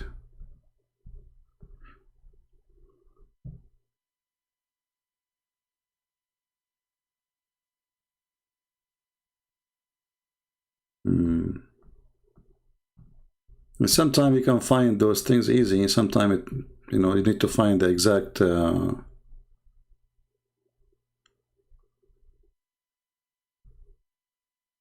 verses.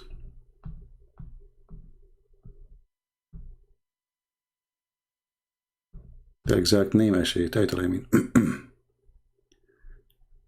Part 1, maybe this one. Let's see, maybe this part 1.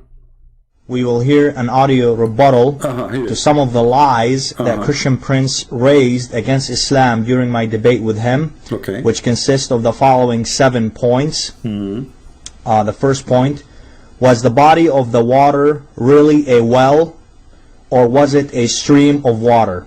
Point number 2, provided ample scientific quotes from the United States government's Department of Energy and Wikipedia.org website, which is a scientific website, proving that soil filters water from bacteria and microbes. I provided that with ample scientific quotes. Point number 3, the Islamic standards. I've demonstrated the Islamic standards on cleanliness of water. If the smell, taste, and color of the water are not altered, then the water remains pure. I have also proven that the water that the Prophet of Islam drank fit those standards. Point number 4, Prophet Muhammad, peace be upon him, was clean and even cleaned the lice from himself. Did you hear it, Muslims? The Prophet was clean and even he cleaned the lice from himself. Supposedly this is after studying the case. He's refuting me, proving that Prophet was clean. The Prophet was clean, and even he cleaned the lies from himself. Do you see how clean he is? And he provides scientific evidence. The hadith says that this is a stinky water. Even it says the color changed. And it says well. He said this is not well, this is a stream of water. This is a well. And the well is obviously, you know, the water in the well is not really from, it's not really even a well. It's like a jacuzzi. It's a dirty water. So maybe in the old days it used to be a well, like a low spot in the ground. But obviously this is the sewage. But the funny is that they met together 5 or 6 Muslims, and they come with the conclusion to prove me wrong about their Prophet being clean. The Prophet is clean, and he cleaned himself from lice. Muhammad, peace be upon him, was clean and even cleaned the lice from himself. See? Point number 5. I've exposed Christian Prince's lies on the water of Zamzam, for it is only a small stream of water and not a large one, as Christian Prince lied. The Saudi Arabian government today provides water to its people, whether the 2 million people who currently live in Mecca and Medina, this number according to him. Yeah, Allah cannot provide water to the people of Mecca, so Allah, you know, his miracle is not working. So what happened? The Saudi government, they bring water, so people of Mecca, they will not die. I don't know if this number is true or not, but anyway, it provides the water, the fresh drinkable water to them from the Red Sea and the Persian Gulf. Basically, they have special processing plants that take water from the sea and filter and clean out the salt, process the water, and turn it into clean and drinkable water. This is where the Meccans of today get their water. The stream of Zamzam is not big enough to take care of all of them. Point number 6, exposing Christian Prince's lies on the bewitchment of Prophet Muhammad, peace be upon him. I've also demonstrated how Jesus suffered, quote, suffered, end quote, and had evil desires. He's quoting, by the way. This is quote. Suffer and quote. Listen. Suffer and quote. And he suffer and quote evil desire. The Bible says suffer and evil desire. Sons of Muta. That's according to his New Testament. In him during his 40 days of temptation from Satan. The temptation was so bad and so heavy on Jesus that angels had to, quote, attend him to help him from the, quote, suffering and, quote, evil desires. Quote, evil desire. You Muslim, anyone can show me where it says he was suffering from evil desire? Any Abdul? Well, a bunch of son of Muta. Quote, huh? Why you don't quote the verse? Anyway, continue so we can laugh. End quote. There's no video to show you. There's nothing. It's just just an audio that he had from Satan. You know, Jesus was losing his mind according to the Bible, and he needed the angels to attend him to end the suffering and the evil desires that he had from Satan for 40 days. So I've exposed Christian Prince on that, and I've demonstrated that. He could not expose me on that when he was talking to me, this potato. He exposed me by making a video later. All those who make videos later, obviously they could not do good when they were talking to me. Where you been when I give you 2 hours, 3 hours talking to you? I made you shish kebab. That from the Bible's New Testament. And point number 7, Jesus and Paul did not care at all about body cleanliness, and they even allowed their followers to eat dead and rotten animals. Jesus and his followers, they eat dead and rotten animals. True. Okay. I've also demonstrated that thoroughly from the New Testament. Right. From the commentary right now, okay, just to prove that you are a liar again, once more. Okay, here we go. Let me do it. The water, the Prophet of Islam, peace be upon him, was doing ablution, wudu, from the water. Okay, because the Prophet was not saying that it's okay to drink from the water. The Prophet was saying the Prophet was not drinking from the water. He was doing ablution from the water.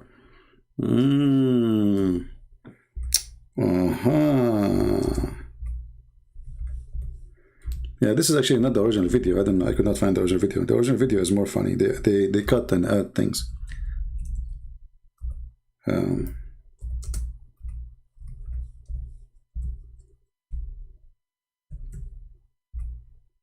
Hey Muslims, your prophet was doing ablution from the well of Bid'ah, where garbage was thrown on.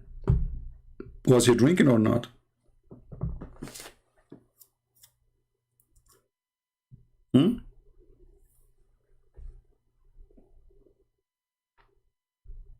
Any Muslim? Is that fix the problem? If he wasn't drinking?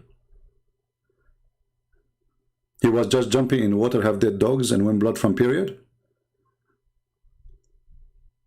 And this potato, he says that he provide from the government of USA website that the ground will filter the water, but this is not the water coming from the ground. Even here it says the water color changed. Do you see it? And I saw the color of the water in this well had changed. Do you see it?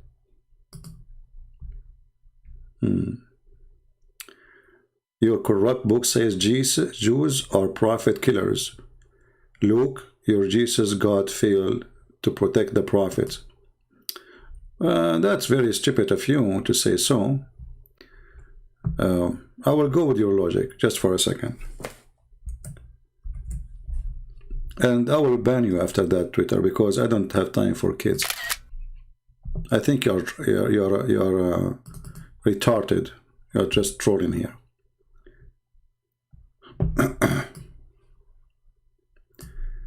Your corrupt book says the Jews are prophet killers. Between two brackets, Luke. Why your Jesus God failed to protect his prophets? Well, as you see, my God never failed because my Jesus is alive. And death will not affect them. Even the Bible says when Jesus resurrected, he resurrected to heaven, he took all the saints, the dead saints, with him. So how you can be victorious more than that?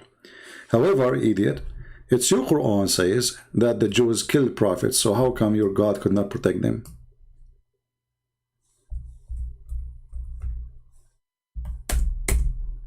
Here we go. You are stupid like your prophet. Chapter 5, verse number 70. So I can give you the question now. How come your stupid God could not protect the prophets of God? Do you see it?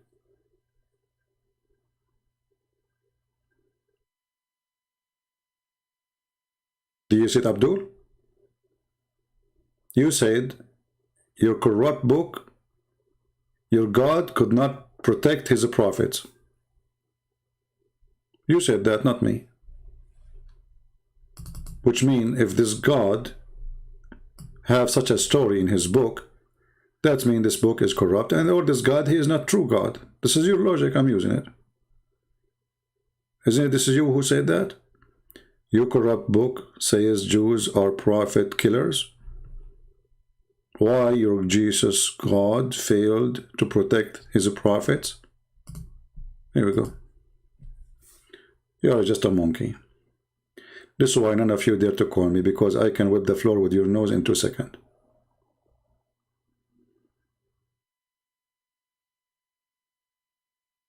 Any Abdul?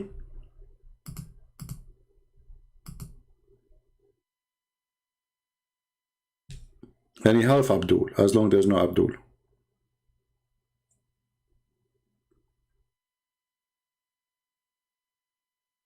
And by the way, this verse presents big problem. Do you know why? Ask any Muslim now to tell us what is the name of the prophet the Jews they killed. Hey Muslim, can you tell us the name of the prophet the Jews killed? If Isa wasn't killed, who is the Jews they killed? Because it did not say you try to slay.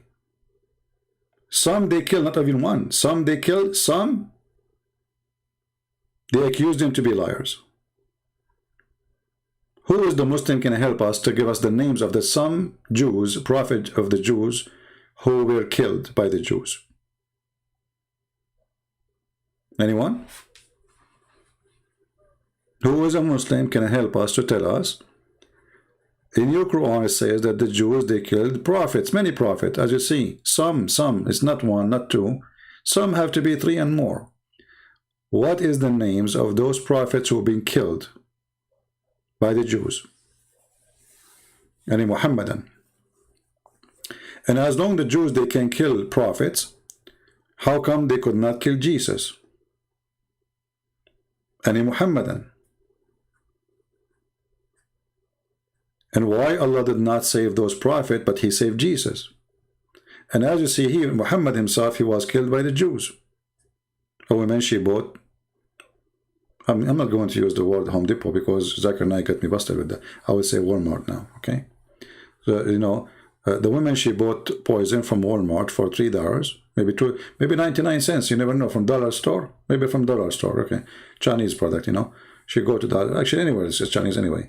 So you go to dollar store, you buy a poison for rat for 99 cents.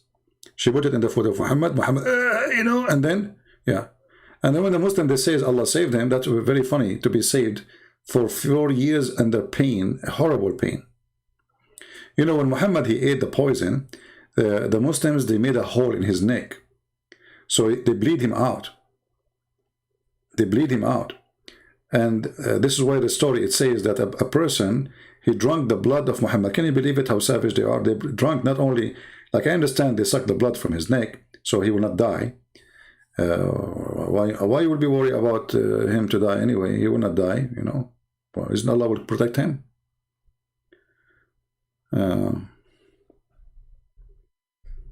Yeah, I answer your question. Get lost. Get out of here. My Lord, he will not protect the prophets for a very simple reason. Because if Jesus himself was killed, your donkey, so why he will protect the prophets from being killed? You are a certified idiot. This is the King of the Kings. Himself is on the cross. So prophets are not better. You are just an idiot.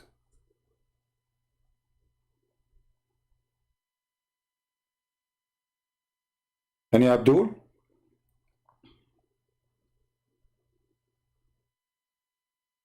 Everything in the Quran is a copy from somewhere else. And the verse before it says, those who believe in the Quran, and those who they are Jews and Christians, they go to heaven. Stupid religion. Look at this donkey.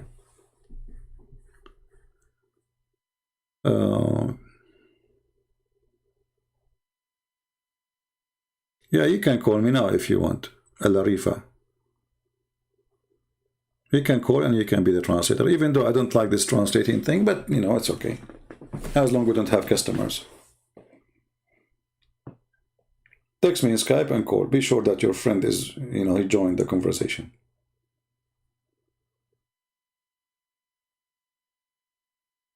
Just be sure you give an accurate translation for both sides.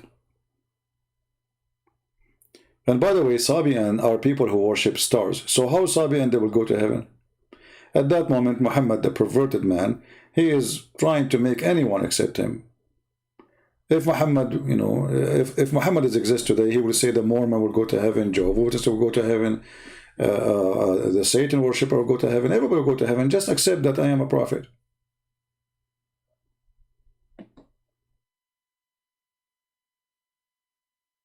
Any Abdul? If the one is challenging the Muhammadan to call is an American who knows nothing about Islam, you will see the Muslims calling like crazy. Here we have to beg for one.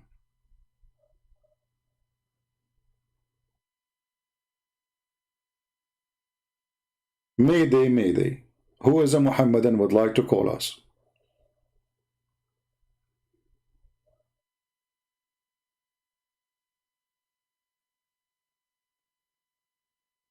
Anyone? Yesterday it was more fun. We have some callers, and one of them, his name is Jihad. He said, Christian Prince, you keep repeating the same thing. You say nothing new. So I said, okay, this thing I just said in the screen, have you heard it before? He said, no. So what about last time? Each time this donkey, he called me, he said to me, I never heard this before. And yet he said to me, you are repeating the same thing.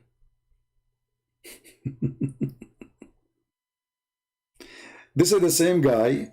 When we ask him why Allah he made a surgery for Muhammad, he says he found that Muhammad need adjustment. The same guy, remember? Jihad, when we show him the hadith about the plastic surgery for the chest of Muhammad, where they installed a dish of wisdom in his chest, he said Allah decided to do adjustment. Oh, okay. That's nice. I mean, this is the only prophet ever who is God. He found that he is so stupid to the point we need to do a plastic surgery and install a dish of wisdom and a dish of faith in his in his nerves, in his veins. Sorry, yeah, in the blood. Here we go. This is the hadith. Have you ever heard of a God who need to do plastic surgery to his prophet because he's so stupid? And imagine Muhammad, this is Muhammad who told the story after the surgery, and the story is so stupid. So how Muhammad was stupid before the surgery? How stupid he was? If this is a story been told after he had the surgery. Look what it says here. So Jibreel, brother, he cut open his body between his throat, not middle of his chest, it says to his testicles. And it depends on the hadith for sure. And he took all the material out, brother, of his chest. Material, what is there? Any Muslim can tell us what is the materials?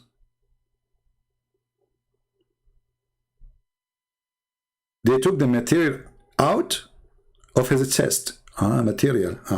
Plastic, global warming, plastic, garbage bags. Muhammad was a goat. He swallowed everything. Okay.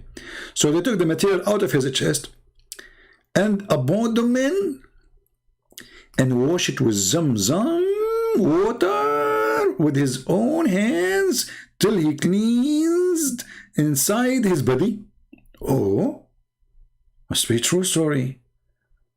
I'm really impressed. Okay. And then a gold tray containing gold bowl. You know what? I'm glad he stopped here. Imagine if you say golden box containing gold, another golden box containing another golden box, containing another golden bowl, containing another golden dish, containing another golden spoon, containing other. What the heck is that? Golden inside. Okay, full of belief. Have you ever heard of a dishes full of belief?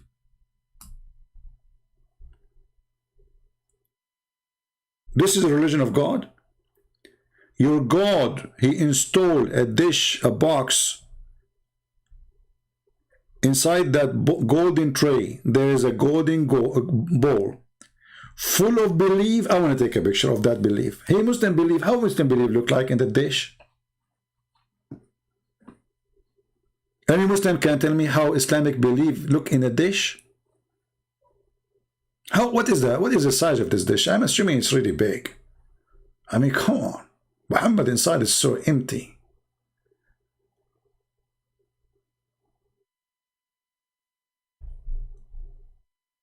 Muslims, your God, he installed a dish of faith in your prophet. And then the story continue. And wisdom. Wow. Not only dish of faith, dish of wisdom. I mean, come on. You have to make salad here. We have a salad dish. Some faith, some wisdom will make it yummy.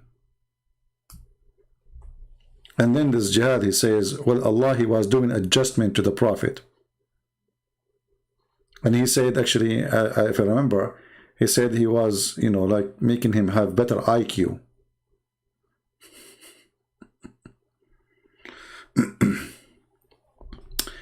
What you distinguish to take but what's make literally, okay, a metaphor in Islamic doctrine. My pastor said we should respect their argument.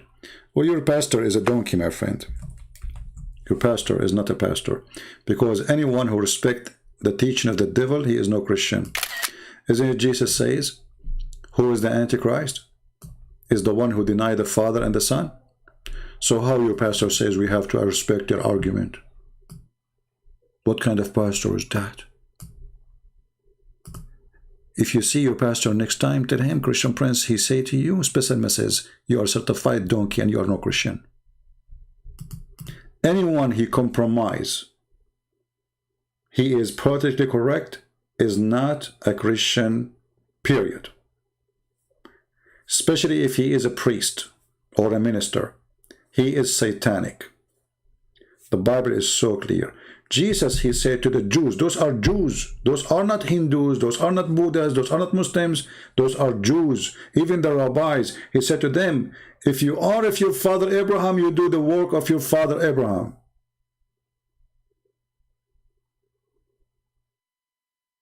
Even he called them son of serpent.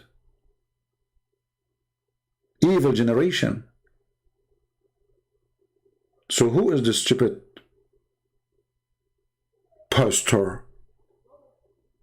Don't even call him such a title. He is a deceiver, coward. So respect their argument, which means insulting the Holy Spirit, insulting Jesus, accusing Jesus of false things. Is that what Christianity teaches us? Anyone who teaches you such a thing, he is a coward, and he is no Christian, and he will pay in the judgment day in the front of the Lord for what he said to you. And advise you to leave his church, not to go there. Tell everybody this guy is a coward, he's a liar. He said we should respect the Muslim argument, which means the Muslim, they can say that Jesus' mother, Mary, she is going to be a sex toy for Muhammad. That we should respect. We should respect that the Christians, all of them, they are liars and they are enemies, as the Quran calls us. We should respect that Muhammad, he says, kill the Christian, kill the Jews. We should respect that. We should respect that Muhammad, he ordered them to rape our women. We should respect that. We should honor it. Muhammad says beat women. We should respect that. What a bunch of cowards those people are. Never listen to those garbage people.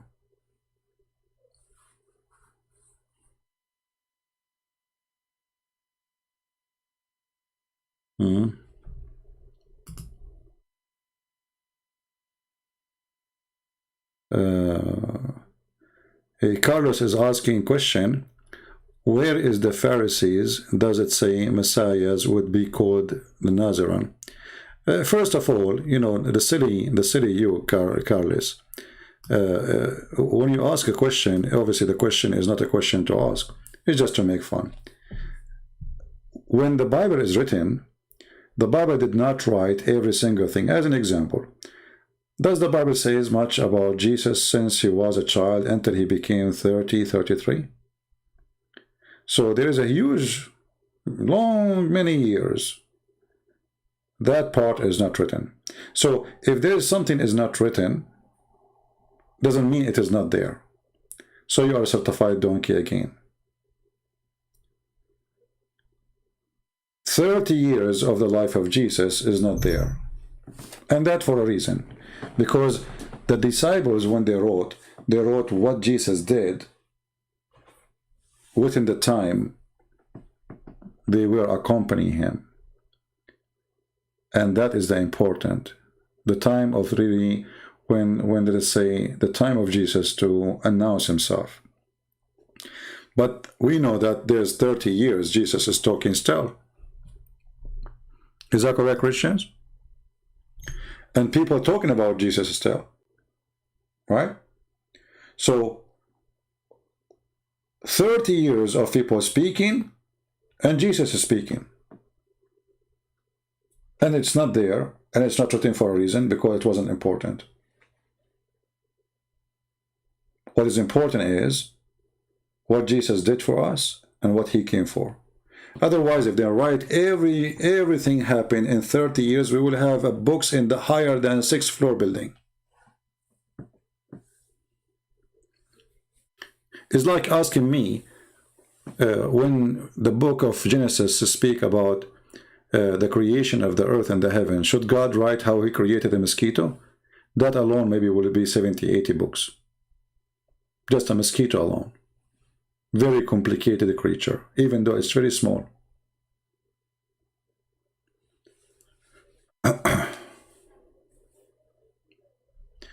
A Muslim says, if you read the Quran alone, you will get astray. Well, if we read the Quran alone and read the Hadith with it, we will get more astray. As you see, who in the world want to believe in such a garbage? Golden ball and golden belief put and stored in the chest of the Prophet. Here we go. We are not reading the Quran alone. We are reading the Hadith.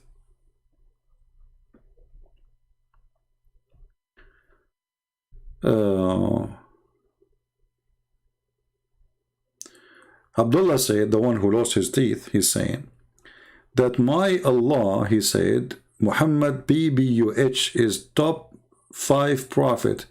So mocking my prophet, you only making your punishment in hell more severe. Well, Abdullah, as I know, it's your prophet who was punished. Because as you see, when your prophet says he died because of poison, and the poison cut his artery, and then we find that the Quran said that if Muhammad is a fabricator for the word of God, then I will cut his artery. So who is the one who is punished? You tell me. The Quran warned that if the Christians don't believe in Muhammad, Allah will erase their faces. They will erase their eyes and eyebrows and noses. So we will be weird. We will look weird. As I see that this has never happened. And this is supposed to happen in the time of Muhammad. So your God, Allah warning, is a joke. I will give you another example. Allah, your God, he cursed the Jews, but they are the most rich people, successful people, intelligent people. So if the curse will make the Jews who they are today, I wonder what success is. All of you Muslims are signing agreement now to buy weapons of the Jews. Emirat, Bahrain, Saudi Arabia, even you are buying their softwares to spy at each other. Those are the cursed Jews.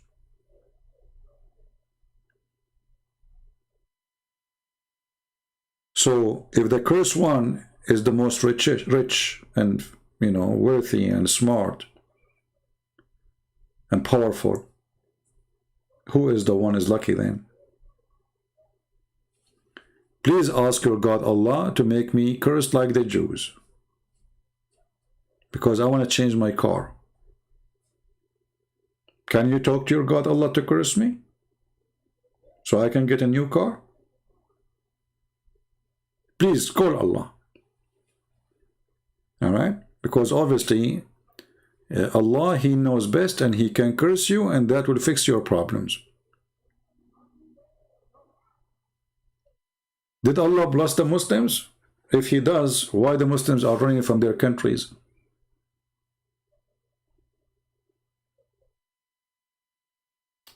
Do we have any Muhammadan? My Skype is open, 0 Muslim to call.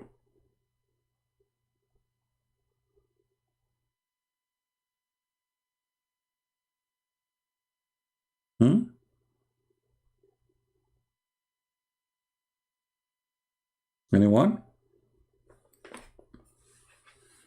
Mayday, Mayday.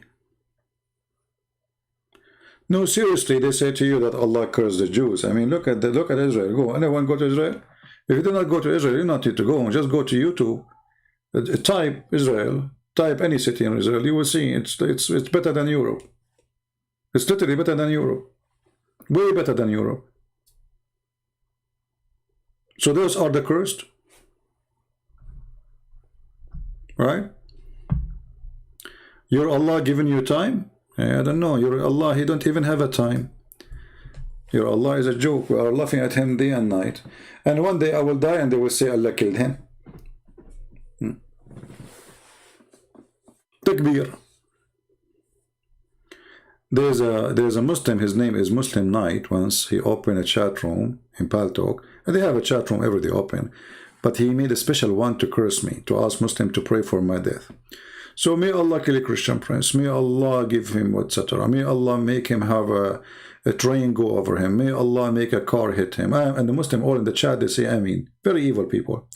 Second day, less than 24 hours, I heard that this guy, he have attack, and I think he's dead now. I mean, he's dead in that time. But since then, we never heard of him. Not even 24 hours after.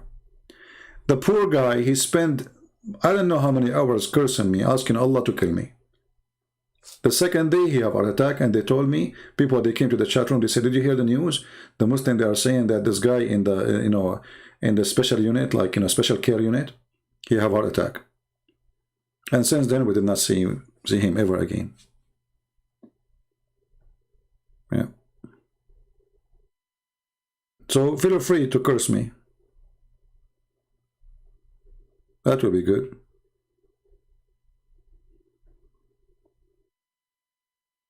Religion of cursing and hatred. You will not see Muslims saying, may God forgive you. The only one who will say that is the one who is either too much hypocrite, trying to present Islam in a better way, or a person who is naive. A true Muslim, he don't ask for forgiveness for you. He asks, may Allah kill you, may Allah destroy you, may Allah, etc.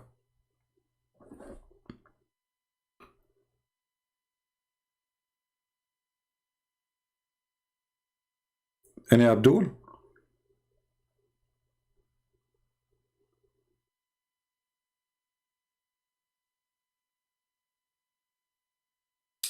Being healthy, not healthy. I mean, you are a human being, and you might die for any reason. We are born to die.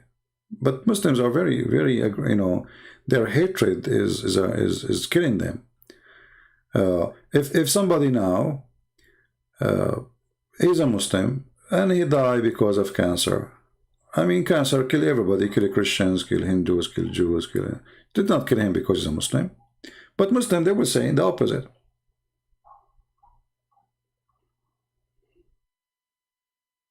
Well, Abdullah, you are stupid because you are not allowed to ask to say, may Allah guide you to a Christian. This is against the Quran. But I will let it go because you are an ignorant donkey as usual.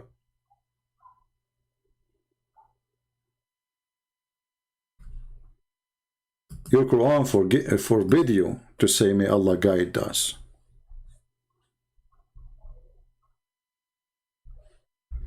But what you can say? When the last time we saw a Muslim, he know his religion? We don't. You are not allowed to ask for forgiveness for non-Muslims. You are not allowed to pray for them. You are not allowed to ask for their mercy. Even your prophet, Allah, he refused his request, supposedly to forgive his mother. It's a very evil religion.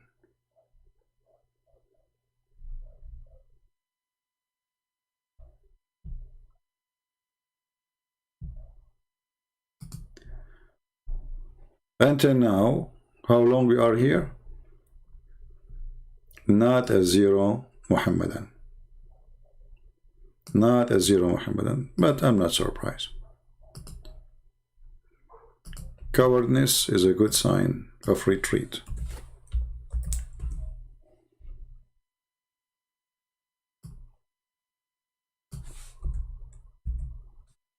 Do you see it, Abdullah? So when you say, may Allah forgive you, you are a stupid idiot and you are not a Muslim. Are you there, Abdullah? Do you see it, Abdullah? It is not fitting for the Prophet and those who believe that they should pray for forgiveness for the pagans. So according to you, we are pagan. By the way, translation is mushrikeen. Mushrikeen is not the word pagan, literally, But here we go. This is your book.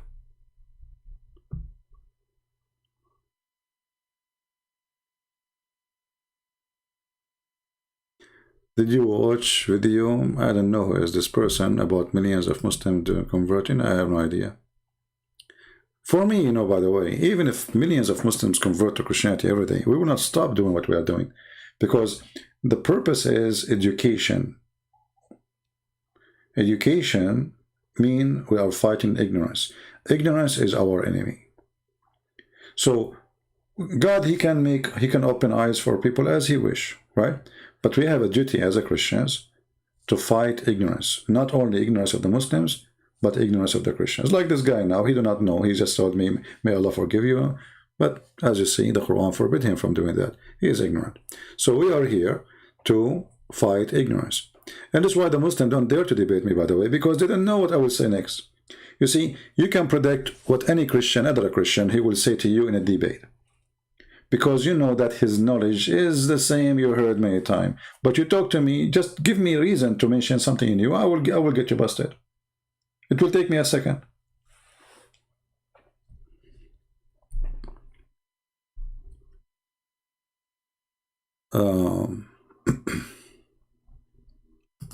Yeah, you see, but loving the enemy, some Christians, by the way, they understand loving the enemy wrongly. I told you before, you know, like we used to go hiking. A Christian, they think because Jesus taught us to be loving, that's mean we cannot have guns, we cannot have swords, you know. They have a very weird understanding of the verses of the Bible. So, you know, when we used to go hiking, all those Christians, I go with them, they look at me really bad. I mean, I'm the bad boy between them. I mean, why you have a gun with him? What's wrong with this guy? You know, this is how the Christian look at you.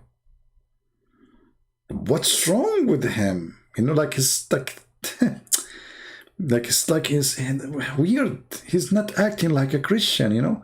And then one day, when we are in the mountains, and it was a very stormy, ugly night, the wolves, they start howling and coming from every direction. Suddenly, all of them, they said, your gun is with you, right?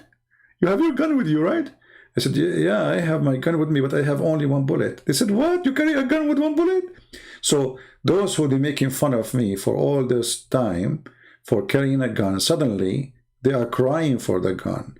And they even hold me. I cannot even, if I want to shoot, I cannot shoot. Everybody's holding me, standing next to me. I said, give me a space. At least if a wolf attacks us, I can shoot. This is my pain with the Christians. Christian, they understand things wrongly. Jesus said, the one who don't have a sword, go and buy one. But nobody want to read this verse. They only read for you that Jesus says, if somebody hit you in your cheek, give him the other cheek. But Jesus did not say that people can kill you. He did not say, Jesus said, don't resist evil by evil. Which means, you can resist, but not by evil. So, if somebody rape, you don't rape his wife. That is evil. Jesus said, the one who lives by the sword, he shall die by the sword, which means the one who killed will be killed. That is justice. And this is the same order in the Old Testament. This is the same God.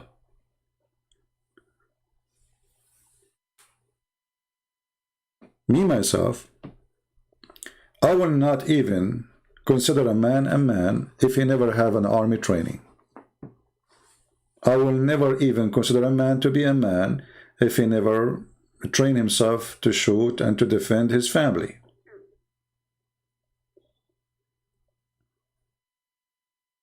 And this is me.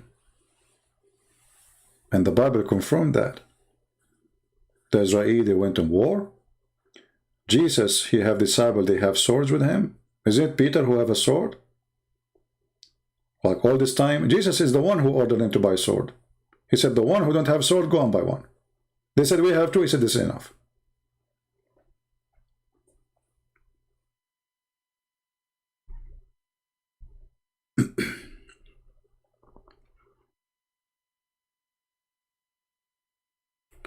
So they make fun of you about having a gun until the day they need the gun, and then they cry for it. You know, it's not guns who kill people, it is what people do with guns. Right?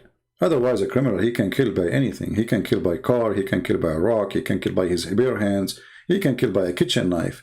You know, if a human want to be a beast, he can kill. Especially if you take advantage of the weak one. Or take advantage of somebody is not aware, like stabbing him from behind or hitting him by a rock or something. So it's not weapon. It is the evil inside you is dangerous.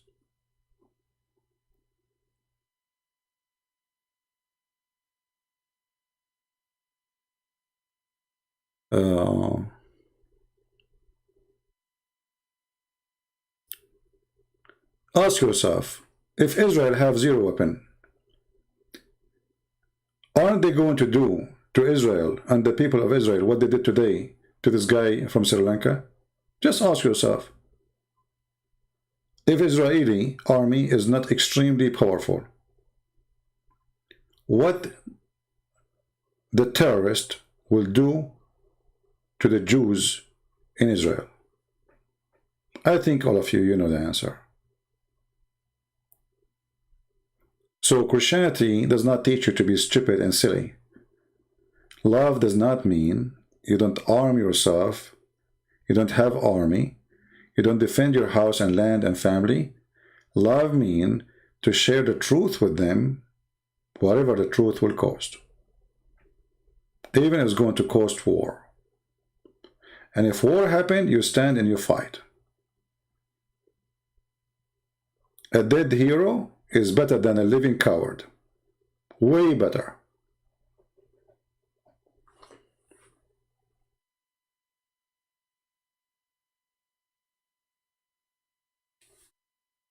Imagine you have a husband and then there is somebody coming to rape you, and then the husband he hide.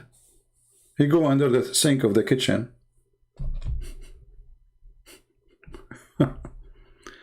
Right?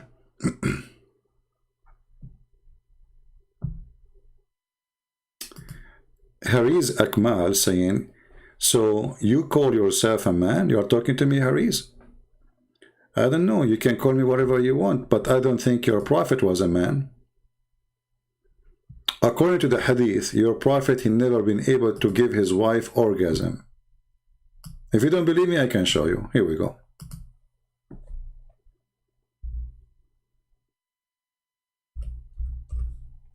What kind of man? Even in bed, he is not a man. I mean, what's wrong with this guy?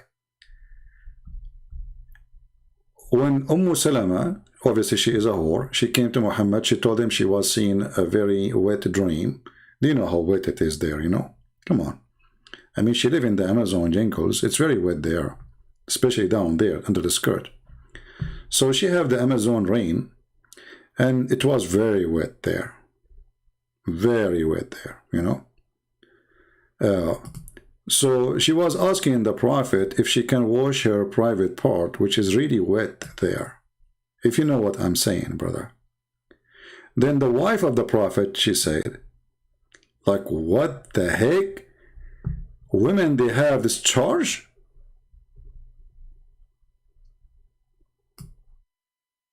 Do you see it? This is the wife of your prophet. Her husband, Mr. Muhammad Abdul, he never made her have discharge. She was only charging. She never discharged. Are you there, Mr. Are you a man?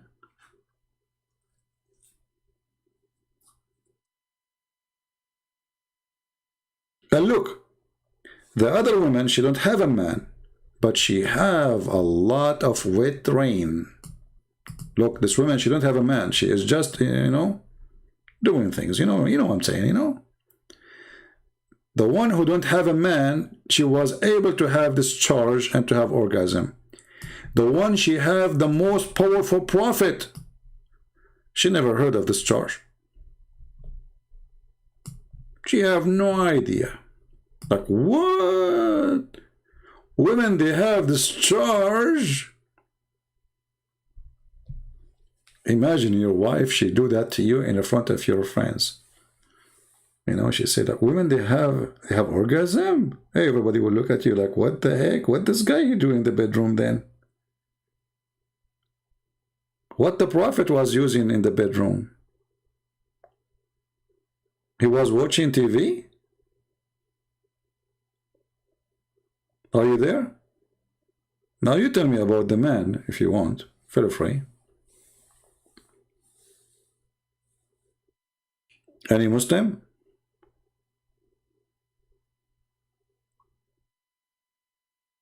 Any Muhammadan?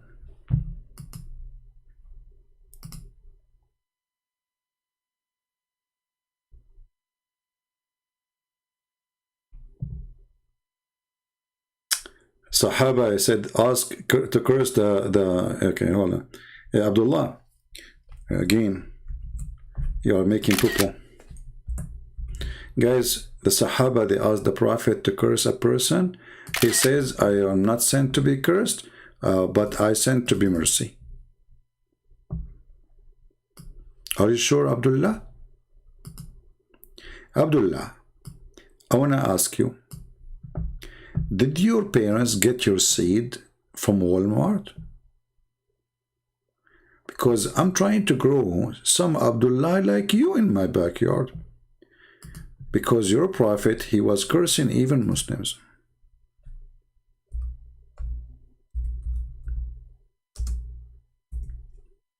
And you are a certified idiot.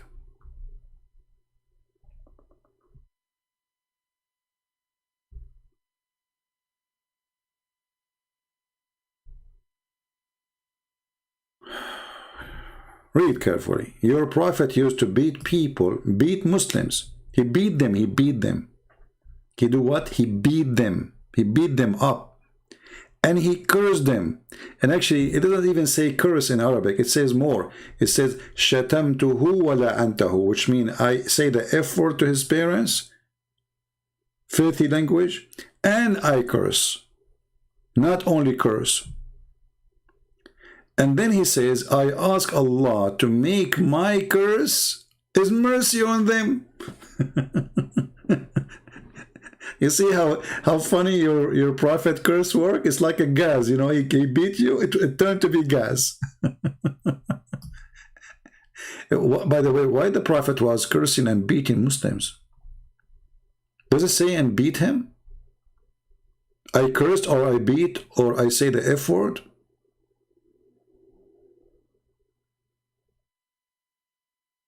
Are you there, Abdullah? Abdullah, the more you talk, the more you make boo-boo. Go debate openly, brother. Don't hide behind YouTube, Kamal. You see, behind YouTube, my friend, I can go all the way to Indonesia. More than 200 million Indonesian, they are watching my videos. The best place ever. I like YouTube. What's your business? Aren't you in YouTube too, brother? Why you are in YouTube, potato? Would you share a bed with Donald Trump? Well, I think this is a dream of yours. This is why you think about it a lot. Because I'm not sure why each time you come here, you say the same thing. Ah, you remind me of Sheikh Uthman. When he saw David Wood, he says, MashaAllah, you are 6 foot tall, huh? Ah, you like tall guys. This guy, each time he come here, he say the same. Obviously, he's perverted. This is what the Muslims have. Look at the answers. Look at the stupidity. Look at the trash language. Who is going to debate us about his God, his religion? Did you share the bed with Donald Trump?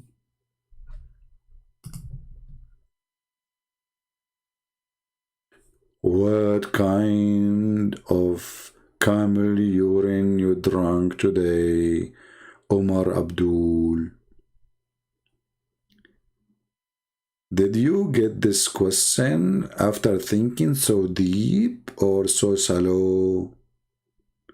Were you inspired by Allah or by Muhammad? Or by both, brother? Potato. Just wait in the coming election. Donald Trump is coming and you Muslims will go crazy again. Believe it or not, Muslim countries like Saudi Arabia, they want Donald Trump to stay as a president. Do you believe that? They don't want Joe Biden because Joe Biden, he's under the influence of Obama, and Obama is a Shia and he hates Muslim Sunni. And this is why Obama now trying to lift up the sanctions on Iran. Well, all of us, we knew that, you know. Obama, he gave Iran a lot of opportunity when he was a president. He was all the way their helper. Because the dream of Obama that Iran will take over Saudi Arabia. You know, Obama, he wanted really to establish an Islamic caliphate starting with the Sunni, and to be in the hand of the Shia. The Muslim Brotherhood are one of the organizations sponsored by the Shia.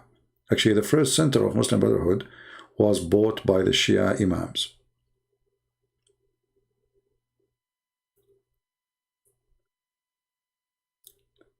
Do we have any Muhammadan would like to call us?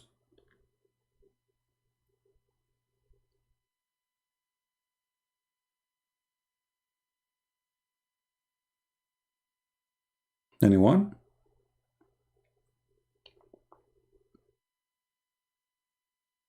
And you know, the funny is, Muslims, they don't seek protection from Allah. They seek it from France. Like now, they are buying weapon from France like crazy. Weapon from America like crazy. Thousands of soldiers, Marine soldiers, are all over the Middle East, invited by the Muslims. Saudi Arabia, Qatar, Emirat, Bahrain, you name it. Why the Muslims don't trust Allah on their protection? Today, I think Emirat, they signed a deal, let us see. I don't know how many $1 billion, I think maybe 18, something like that, scary number.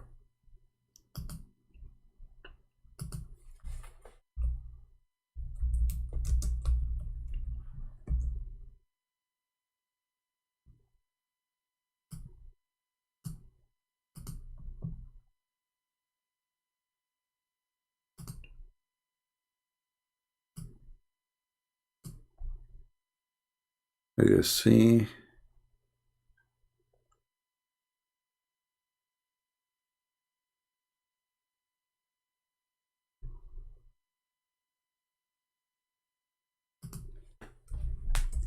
news.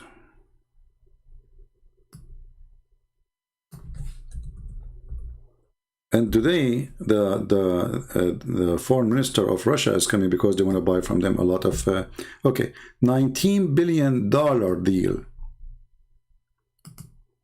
What they bought? Junk. Because those Rafale airplane, any airplane anyway, any weapon you buy, those weapons, they will help you for 4 years, 5 years. After that, they are old and they are outdated. $19 billion of junk, literally. Why? Because they are desperately trying to find protection after kissing the asses of the French people. All the money you make, it goes in a blink of an eye. This is why, you know, once one of you asked me, he said he think about investing, he want to buy a property or something like that in Emirat. I said, do you want my advice? Never buy there, because those countries are cartoonic countries. Those are not really countries. Those are made by the Western regimes, by the Western even intelligence department, not even government.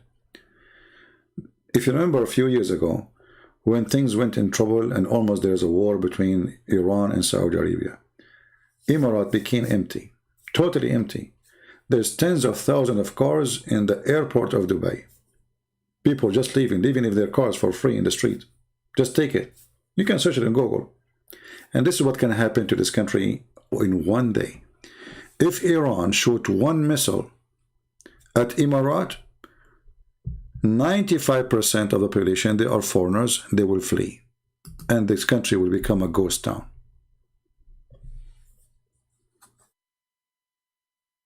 This is the truth.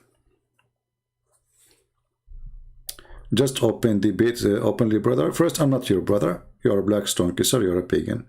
Secondly, this is how I debate. You like it, you don't like it, get lost. Stop crying like a rabbit, like a dog. This is openly. Here we are in the internet. This is the most open space ever. Internet. We speak to people around the world. And you are crying like a puppy because none of your scholars dare to debate me. What difference is going to make if I go next to you or we are talking here? Potato. So never buy or invest in those countries, for those are not countries. Actually, I believe that those countries will disappear in less than 100 years from now. Turkey will disappear. Qatar will disappear. Bahrain will disappear. Emirat will disappear. Saudi Arabia will be divided. You know, people do not know the tribal problem inside Saudi Arabia. They don't know what is happening. It's one family controlling other tribes. So sooner or later, when time comes, you see, always having things have to have, let us say, a suitable reasoning for things to conquer. So those countries are made by the British intelligence when they wanted to destroy the Ottoman Empire. They are the one who created them. And the one who created them can destroy them too. So never invest in those countries. If now, you never know. Maybe next week a war will erupt in between Iran and the Muslim Sunni. And Iran will take over Emirat in a few hours, not even in maybe 1 hour. They are so close to Emirat. Maybe many of you do not know how close Emirat is to Iran. It's so close. And even American cannot protect them. Why? Because simply they are so close. The only reason for American to protect them, if the American will take over the country forever, like what happened to Kuwait. Now Kuwait, now they have a prince, supposedly he is the ruler of the country, but the fact that the real ruler is the American.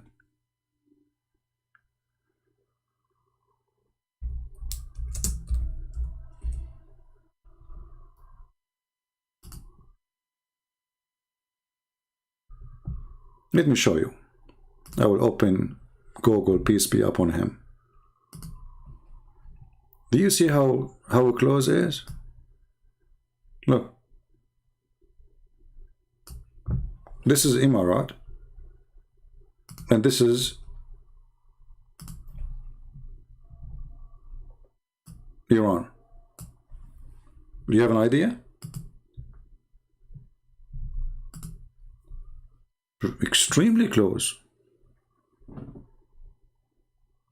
Bahrain, more than 70 to 80% of it is Iranian Shia. Qatar is no different. They can take it so easy. So those countries are in extreme dangerous place for investment or to have a, can be temporarily. Like if you want to have a business there, it have to be like a business you can fly in over one day. Like it's something, it's based on the internet, let's say. But buying property, etc., this is extremely stupid decision. Because you never know when the disaster will hit.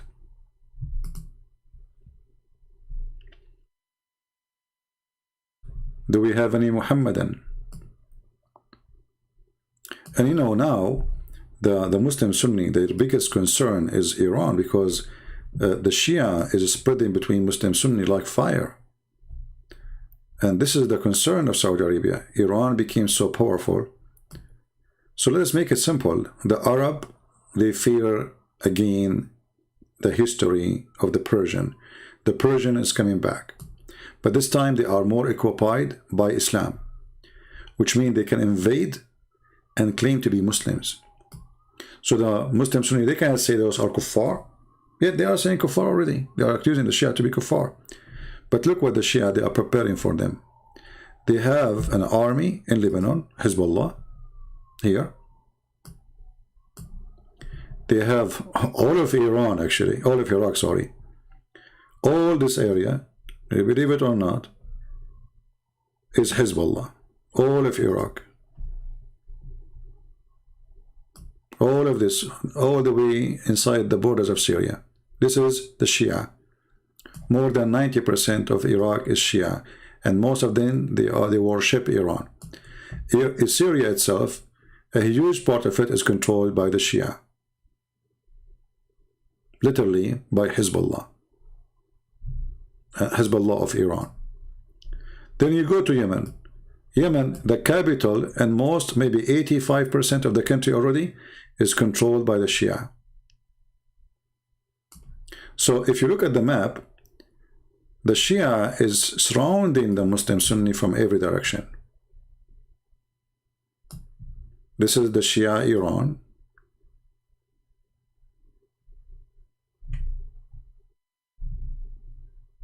Connected to Iraq, connected to Syria, connected to Lebanon. And here there is the Shia of Yemen. And not to forget to mention that Oman is very close to the Shia too. They don't take a side, but mostly they will side with Iran. So those little tiny countries, even Saudi Arabia, it's a big by size, but it's a small by population. They are no match to fight the Persian. No match. The Persian will eat them alive. And if the Muslim, they think that Turkey can help them, the Turkish, they are for sale. Whoever pay more, they go for it. Erdogan, yesterday he was the enemy of Emirat. Today he is meeting with the Emirati president because he is desperate for money. The Turkish lira is under the ground and the country is collapsing. Anyway, do we have any Muslim want to say anything? Anyone?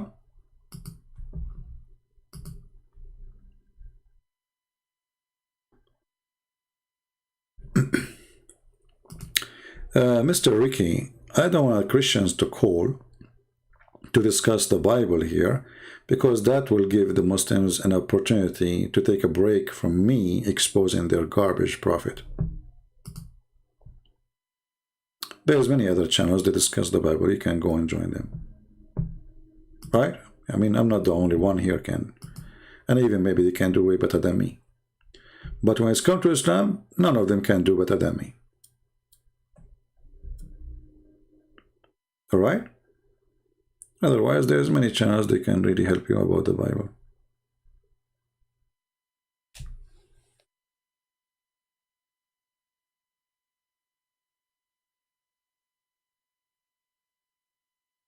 You know, when Emirat, they signed a peace agreement with Israel.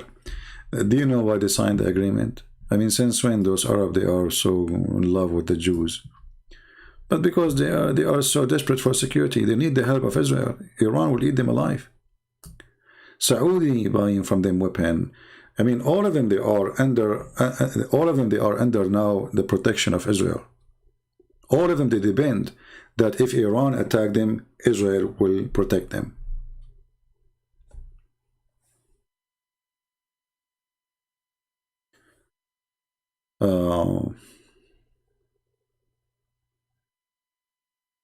How to call this CP? How to call this CP? Huh?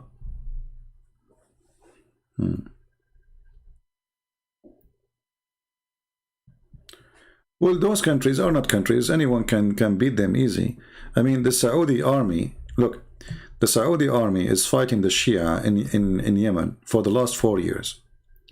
All the army of Saudi Arabia and the army of Emirat, and even they brought fighters from Sudan.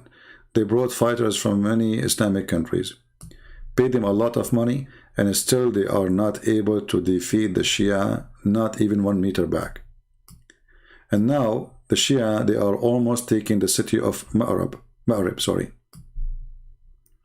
So this is their territory.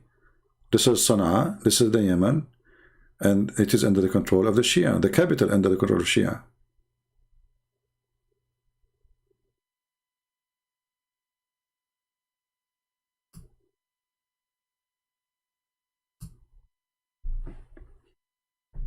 "4 years of war, army of Saudi Arabia, all the weapons they received from USA, still they cannot defeat the Shia in Yemen.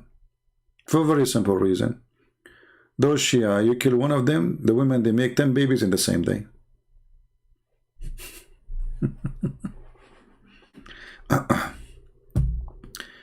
Please do a study of 4:171, how Jesus is 3 in 1. Well, we mentioned that many times already. You know, for us, we don't believe in what the Quran say, but we use the Quran to show the Muslims that they are hypocrite. Because if Jesus can be 3 and 1 in the same time in the Quran, can God be? I mean, he's God. You know? You see, Muslims, when the idea of God is very corrupt idea. When they want, God can do whatever he want. The second you say Christianity, they say no, he cannot. Can God be, okay, if the God of the Muslim says he is 7 gods, any Muslim dare to question? No.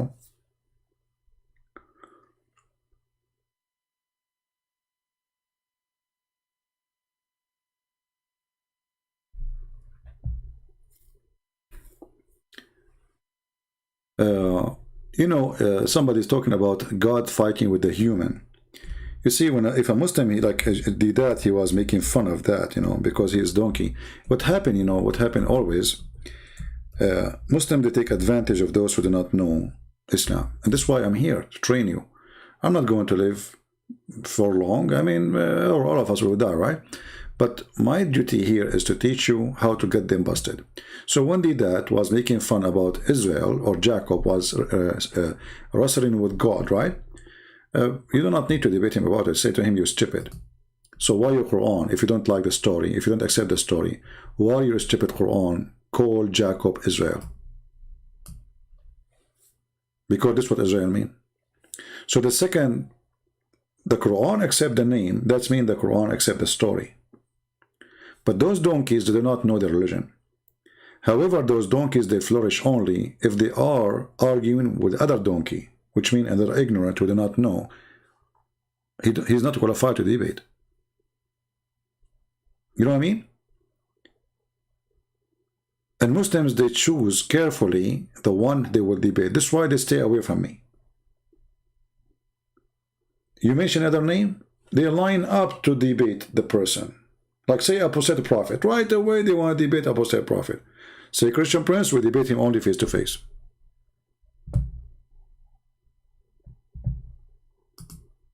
Right? The second they see that their opponent is not a person who can make victory, even if it's going to be, let us say, he will not make victory and they will not make victory, they will do it. But if they knew that the one they will argue with is going to wipe the floor with them, they put all the conditions in the world to make it not to happen. Otherwise, ask yourself, why all of them, they are lucky. I mean, they got Muslim to debate them. Nobody want to get close to me.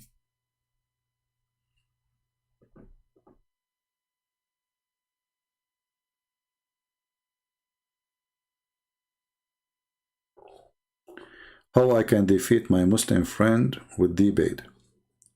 Learn. Education. Education is the way to defeat ignorance. We don't want you to defeat your Muslim friend. We want to defeat his ignorance. So, we are, we are not against the Muslims. We are against the ignorance. Our enemy is ignorance. Muslims are poor people. They've been fooled. If they see the truth, they will leave it.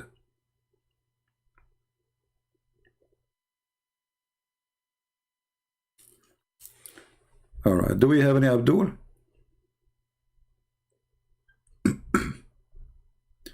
Yeah, the ambush apostate prophet. When the last time you will ambush me? The coward, he says he will debate Christian Prince.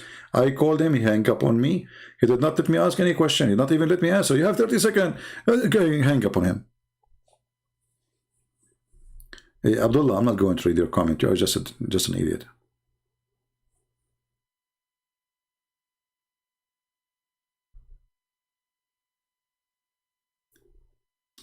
Do we have any Muslim want to say something to us? Who is a Muslim would like to call me? Who is a Muslim like to call me? What do you think about Zechariah Buttress? He's a wonderful man. I respect him a lot. This is how all priests they should be. This is how all priests should be.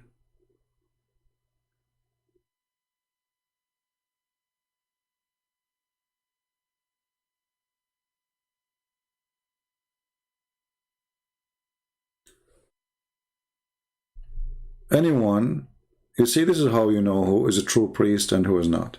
The one who is a hypocrite, the one who don't say things as it is, he is no Christian. As simple as that.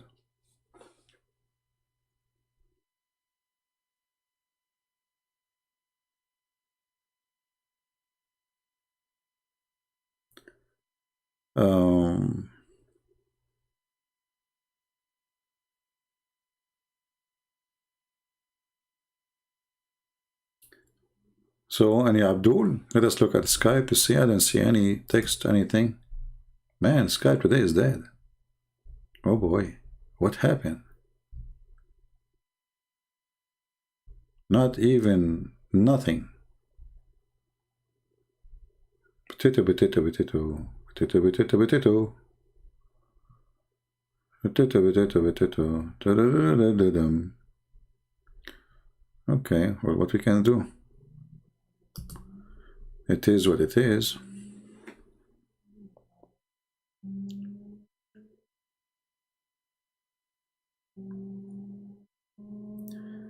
Give them the trinity of contradictions. I'm not sure what does that mean. Any Muslim?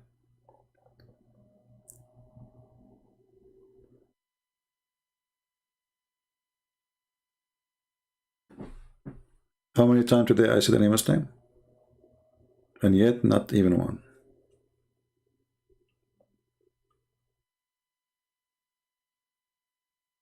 Thank you, Ariane. I'm trying to read the chat. I mean, too many of you, it's hard to follow up. And as you know, I am an Arab, and we Arab, we are very slow. There's a guy who took a picture of a hole in the front of his house when he was 6 years old. Then he took a picture when he is 35 years old. The same hole is still there. Why? Because each time they call the city, they say to him, Inshallah, we will fix it tomorrow. And the hole is still there. And the guy, maybe in 20 years from now, he will take another picture. He is 65. And he will take a picture next to the hole. And the hole is still there. Because each time he called, they say to him, we will fix it, inshallah. Everything there is inshallah. And Allah never show up.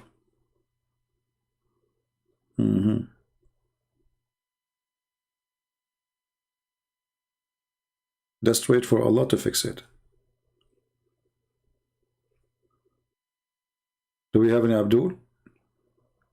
Let me guess. We will call you Christian Prince, inshallah.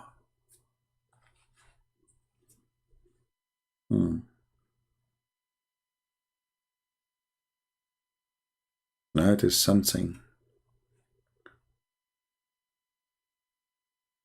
You will be happy with Jesus and Muhammad in Jannah? Okay, well, I don't know. If I am you, I will not be very happy too much to be with Muhammad because he might sleep with you. This guy is weird.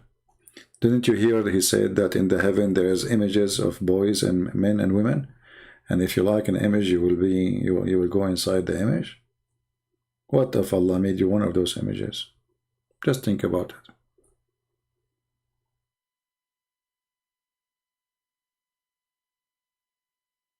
By the way, if you go to heaven, don't forget to take a picture of your penis, as your prophet said, is going to be endless.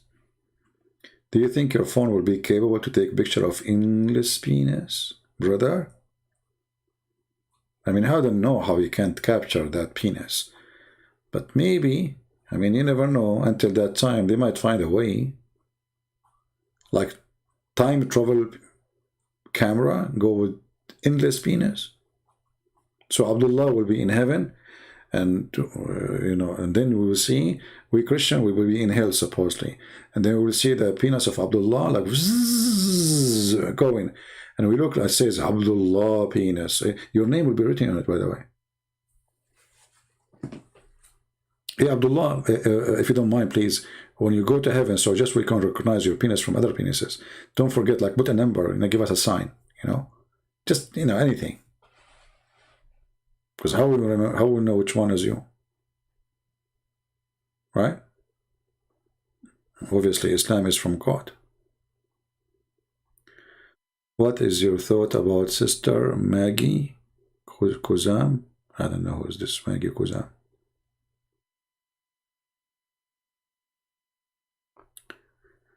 Do you believe that Qatham companions really believed that he was a true prophet? They are gang and they get the benefit of accompany this man. The business grow, and his, the believer, they are doing business. I don't believe they are believers.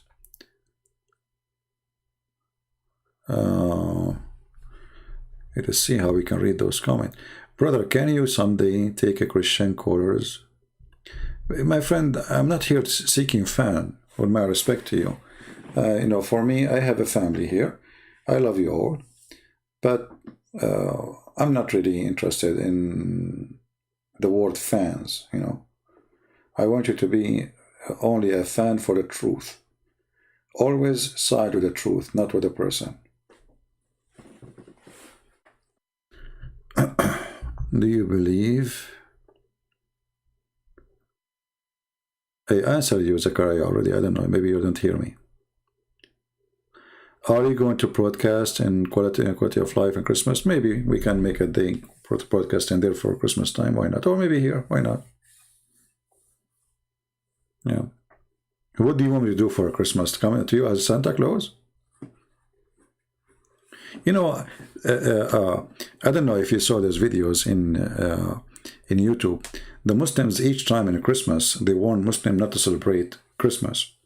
And in their TV, they teach the children, they say, what about giving you a gift from Baba Muhammad?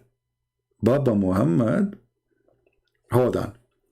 Imagine your daughter, she is 6 years old, and she sit in the lap of Papa Muhammad.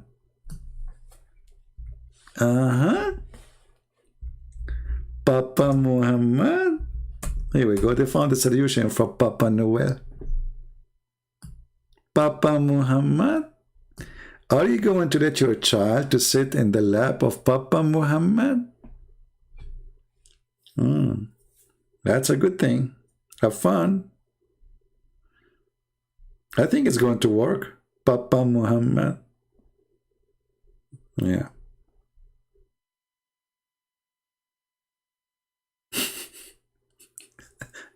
And what Papa Muhammad will give the children's? Suicide belt? What exactly he will have there? A dagger? A stabber? Acid? To throw it at face of women as they do in Europe?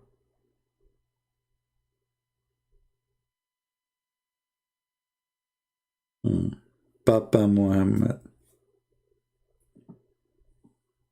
Yeah, but you know, the good thing is that almost all Islamic countries, especially in the Middle East, Arab countries, all of them, they celebrate Christmas.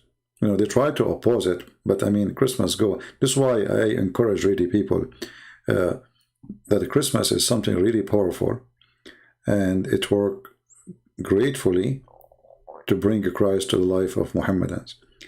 You know, Christ, our Lord, is a Lord of joy. If you watch the intro here, we have, when a Muslim, he asks about if music is haram and art is haram, so what is halal? I mean, how we can have fun? Zakir Naik, he said, let us go in the video here.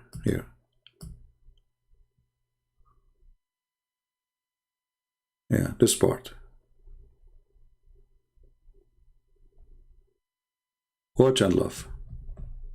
Without understanding. The brother asked a very important question, that most of the scholars say that listening to music, watching movies, and most of the television programs, they're haram. So how can we have fun? See, listen to music is haram. Haram means forbidden. It's big sin. And watching movie is forbidden. Chess is forbidden. Art, drawing is forbidden. So what we do in this life, and what is life for? What is exactly what we can do? You know? The answer, listen again. Let me tell you, brother, at the outset, that having fun is permitted in Islam as long as the fun is halal fun. That's it. So, okay, so what is the fun? There's nothing left. You cannot play chess, you cannot draw, you cannot sing, you cannot play music, you cannot, football is haram, by the way, basketball is haram, I mean, everything is haram, so what will we do? This is why you see that the Muslims, they don't follow, I mean, all of them, they are hypocrite. All of them, they are hypocrite. They claim that they are Muslims. You ask them, he say, I'm a Muslim. But none of them follow the stupidity of Muhammad. There is a news about a man burned alive in group people in Pakistan. Yeah, we spoke about it already. I advise people never go to Islamic countries for any reason. Tourism, work, anything. Those lands are controlled by the devil. You go there, you are responsible for a stupid decision you made. Don't cry for it. Why an engineer from Sri Lanka will go to a stupid country like Pakistan?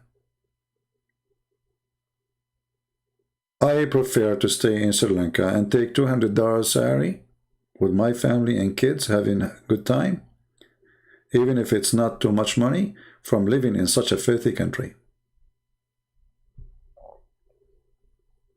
Why you want to do that? Never, ever. You see, I'm born from the Middle East. I am born literally.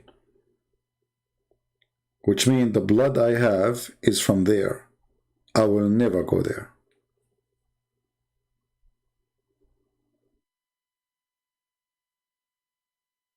Why people don't use their brain? The most corrupt, the most evil, the most cheaters, the most liars, the most people who speak about God, but they do always the opposite, is there. Why you want to go there?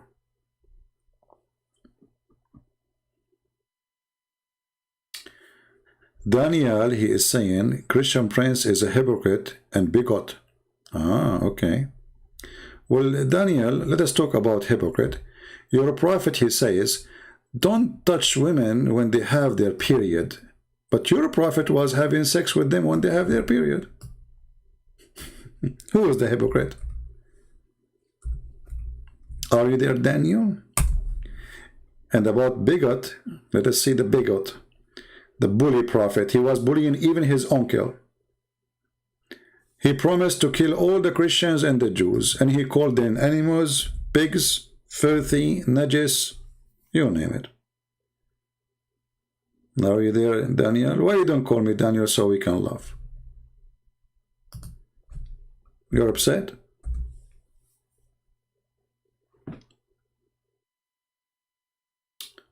In Google, it says that Pakistan is #1 country search for sex with donkeys. Daniel, I want you to be honest with me. Are you counted in that number? Or you were searching for something else?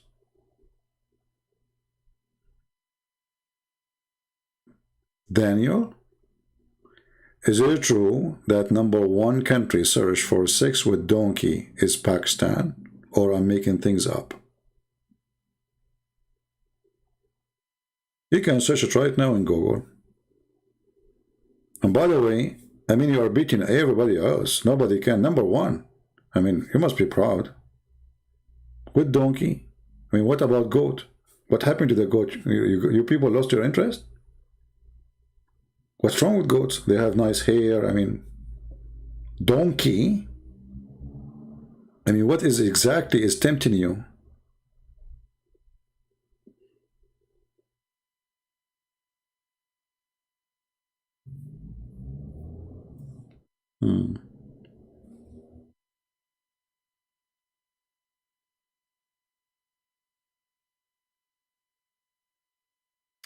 There's debate going lately between Brother Wahid and Sister Maggie Khuzam.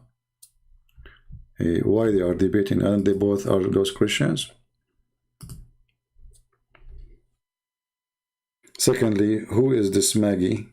Is she a scholar or she is a YouTuber? People are funny. Maggie Khuzam.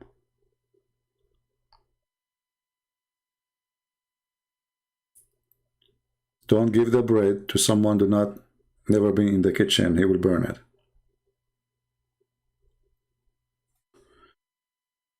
Do we have any Muhammadan would like to call us?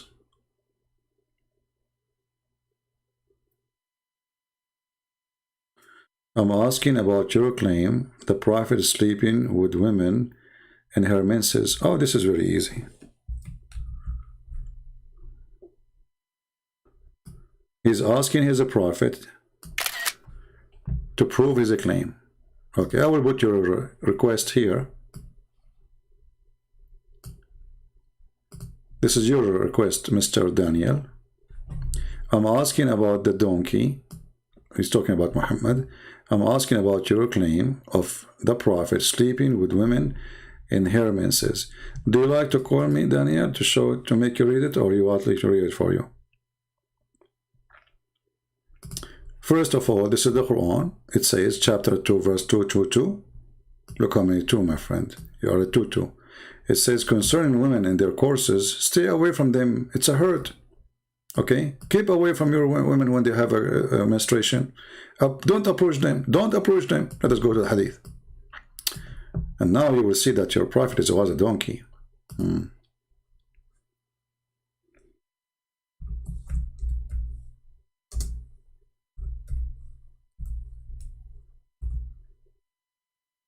Are you ready?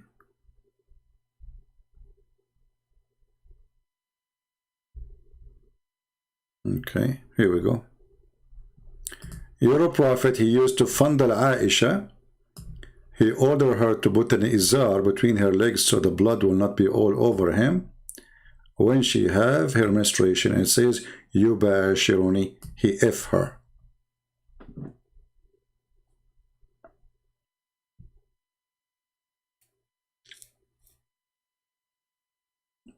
Are you there? Daniel?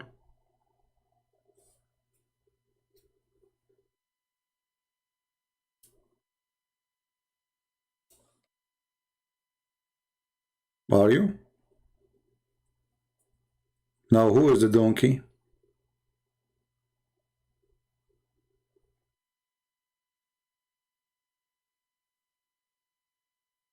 Now he will play dead. Now he will say, I heard nothing, I saw nothing, I'm not even here. See, the Quran says, stay away from women, they have their period. Muhammad, he have 13 wives, yet the horny, he is doing it with the women, she have a blood and she is bleeding.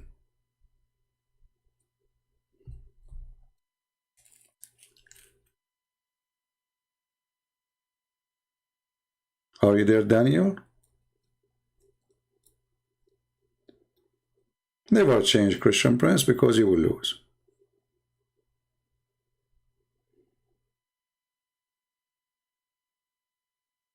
You can move a little bit, Daniel. Come on, just say hello, just to be sure you're okay.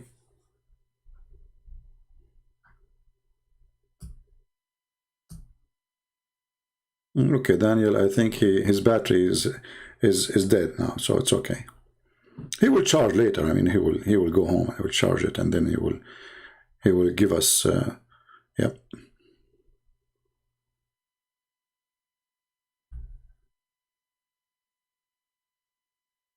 Do we have any Abdul? No, Abdullah is not dead. Abdullah said you're lying. I mean, Abdullah is the genius, by the way. It's in front of him on the screen. He says, I'm lying. That's a good one. And this is Sahih al-Bukhari and Sahih Muslim, which means both of them, they are authentic. Look, it says Bukhari and Muslim. Bukhari 300, Muslim 293. You're lying. You're lying. The denial. The denial of the Abdul is a good sign. Yeah. We show it to them in the screen and you are lying. Okay. Whatever you say. Whatever you say.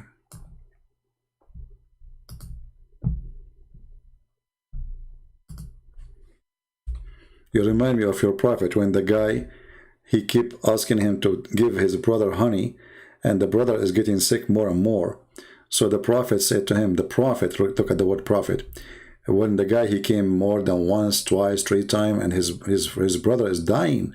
So the prophet says to him, your brother's stomach is lying and Allah told the truth. What a doctor, man. Your stomach brother is lying?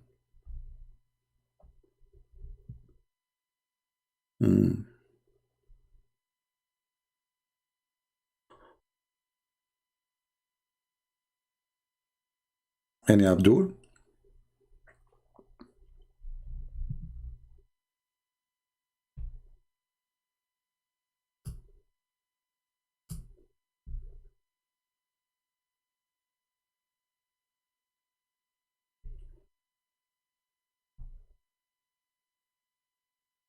Okay, guys, let us be easier in the text and be nice. Don't use a very harsh language, you know.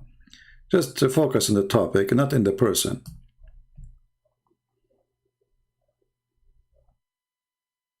All right?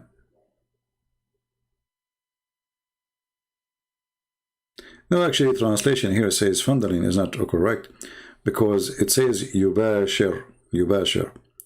So he do if her. يباشر يباشر الرجل زوجته, he sleep with her.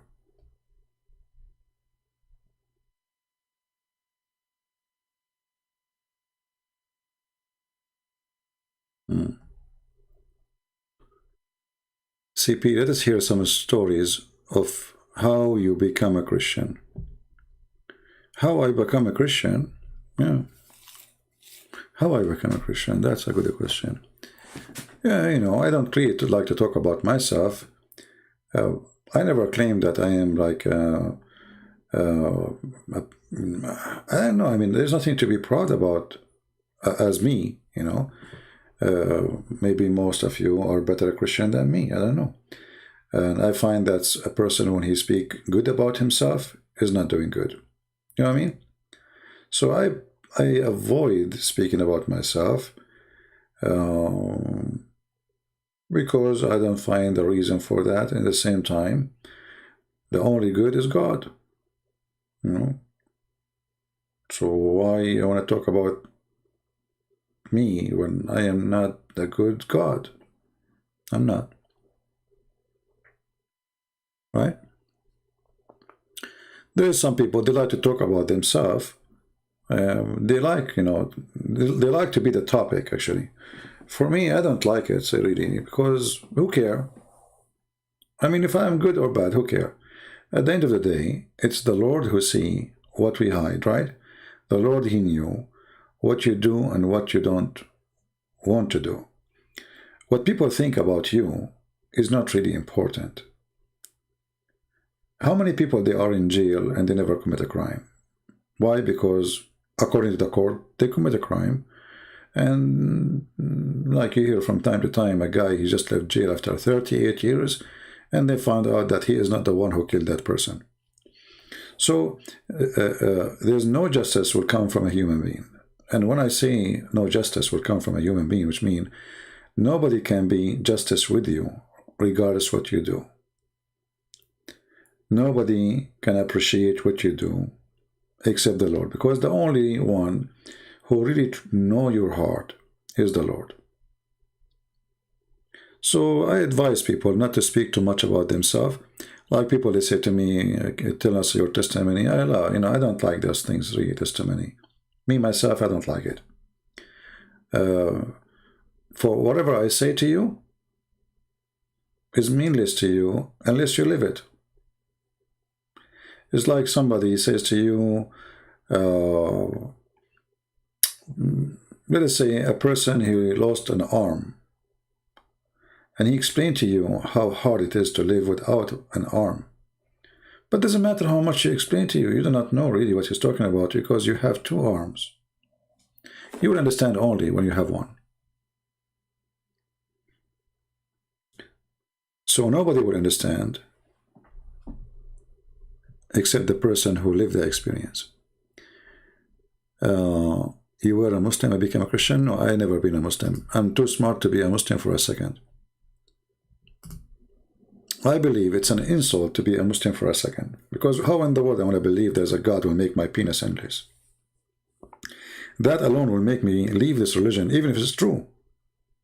I mean, is that really a reward or a punishment? Imagine your penis go in the jungle of Amazon. Do you know what kind of ants they have there? I mean, seriously, do you know the ants of the Amazon? What if your penis went to the Amazon jungle and it become under the attack of the ants there? Or you go in the river of Amazon and you have those fish, oh boy, and they will rip it apart. Oh no. Did you watch that movie? Oh man. You know? You see those little creatures, they may be little, but they are extremely dangerous. So imagine you have an endless penis. May Allah bless your penis, by the way, if you're a Muslim. And then, by mistake, I mean, an accident happened. Your penis hit one of their colony. Oh boy. Are you ready? Are you?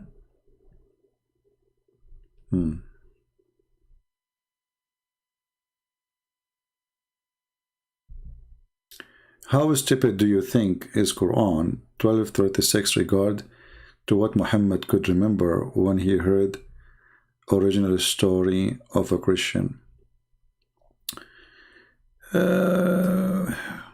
See, when I want you not to do the same as the Muslims.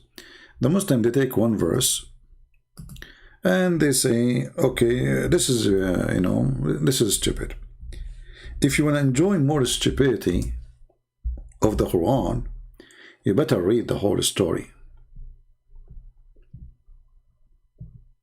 You know what I mean? Try always to read the whole story, because the story will be really more funny. Don't focus only in one verse. And I find very like there's a book, it's called Asbabun Nuzul. Some chapters in the Quran, they don't have explanation of them in that book, because supposedly the book is about the reason for the verses to come. And but if the explanations exist, then you will see what is behind the story and how really it's foolish and funny.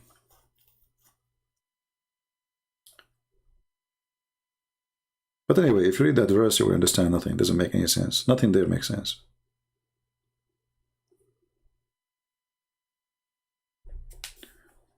And the Quran, as usual, mistakes after mistake after mistake. Do we have any Abdul have anything to say? Today it's very dry.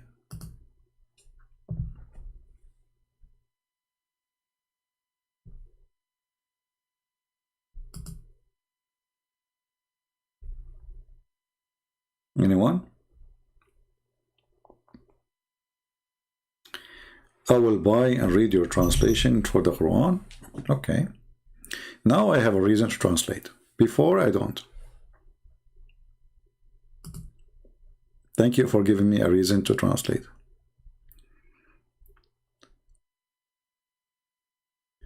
There is no mistake in the Quran. It's deliberately deceptive. Okay, that's a good one. So why today is very slow?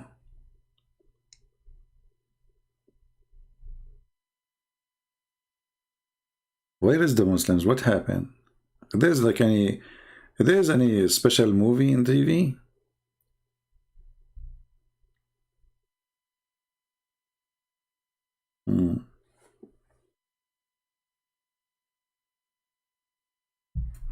Well, if you read the whole chapter, then you will see, my friend Stefan, that the whole story there is full of errors.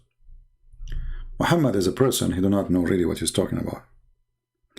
And I think you said to me chapter 12, right? Didn't you say chapter 12? As I remember from your text, 12:30 something, 36.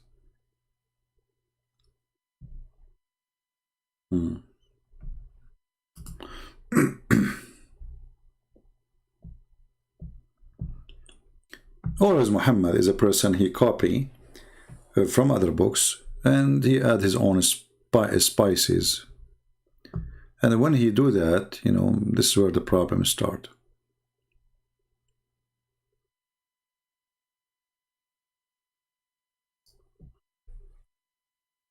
I was yawning, by the way, and Allah, He hate those who yawn.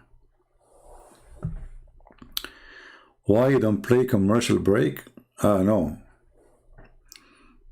Actually, you mad, he made a commercial break with the black seed.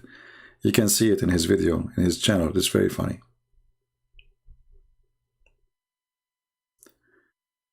Hey, fake prince, answer my question. Daniel, I answer your question. Your prophet, he was having sex with his wife when she have her menstruation. Where you been, man? Did you know that we can't do anything with our wives during her menses except having intercourse? We can do what? We can't do anything with our wives during her menses except having intercourse? Okay. Let us see. Daniel, so you went to Google and you spent 10 hours and you came back and you come with this answer? Well, let everybody laugh at you. Here we go. It says, keep away from women. It doesn't say don't have intercourse. Stay away totally from them.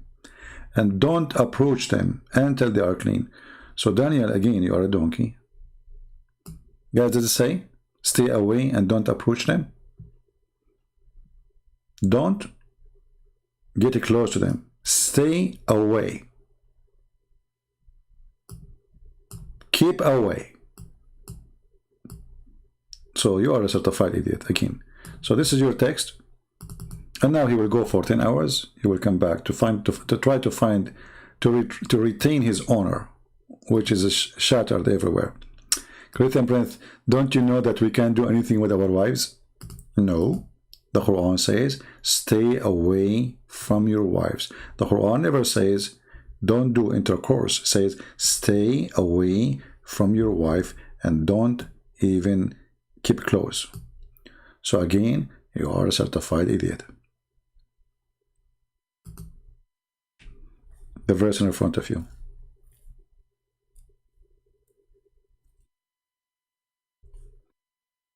Don't try, Daniel. Didn't you know that I'm a Christian Prince? I mean, if I'm you, I will not even try. You are just embarrassing yourself. Each time you come back, you know, you sound like a rabbit. He, you know, like I spank him, then he go down in the hole, and then he like put his head down, like, okay, and he go and like find some carrot and come back and throw the carrot at me. Why Google say I have 11? Well, the Muslim, they say that he have 11 at the same time, which means there's women who pass away. At the moment he have, at one moment he have 11, but the total they are 13. However, those numbers, I believe they are wrong. I believe Muhammad, he have way more of women, and not to mention the sex slaves, you know, the slaves he owned.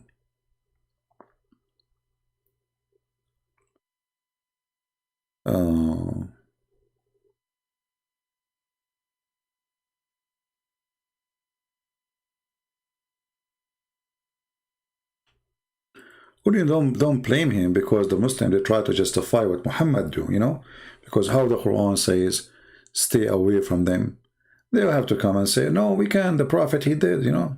They take the Prophet against the Quran. The Prophet is more powerful than the Quran.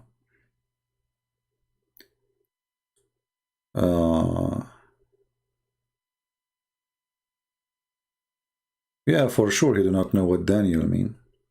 No. Actually, not a single name in the Quran from those who they are coming from the Jewish or Aramaic, the Muslim, they knew what they mean. If you ask a Muslim what Gabriel mean, they don't know. Israel mean, they don't know. Ishmael, Abraham, Isa, they don't know. We have no idea. Isaac. You know. We have no idea. All names. Because this is a theft.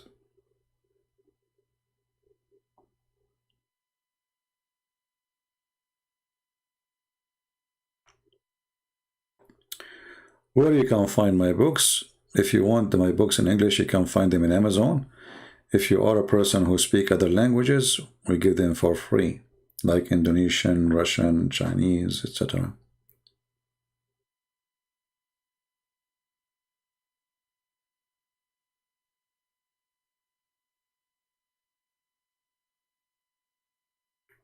You know, the good thing about having my books, not only your knowledge will be increased, actually, if you are able, if you are a person who have a very good memory, and at the same time, let's say you have skills of debate, those books can make you the most powerful debater ever when it's come to be about Islam.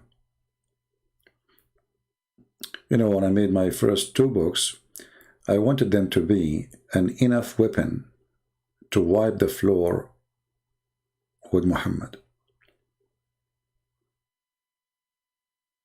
So I put like what is enough to fill a library of books in two books.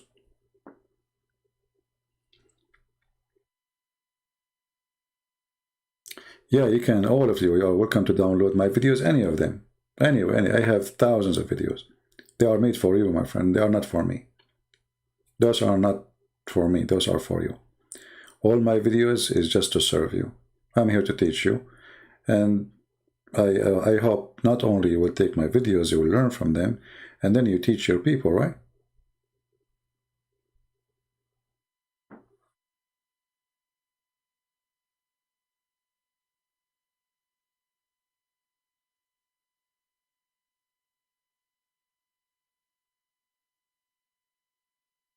You see, I have people who have my videos, like the same video now I'm doing.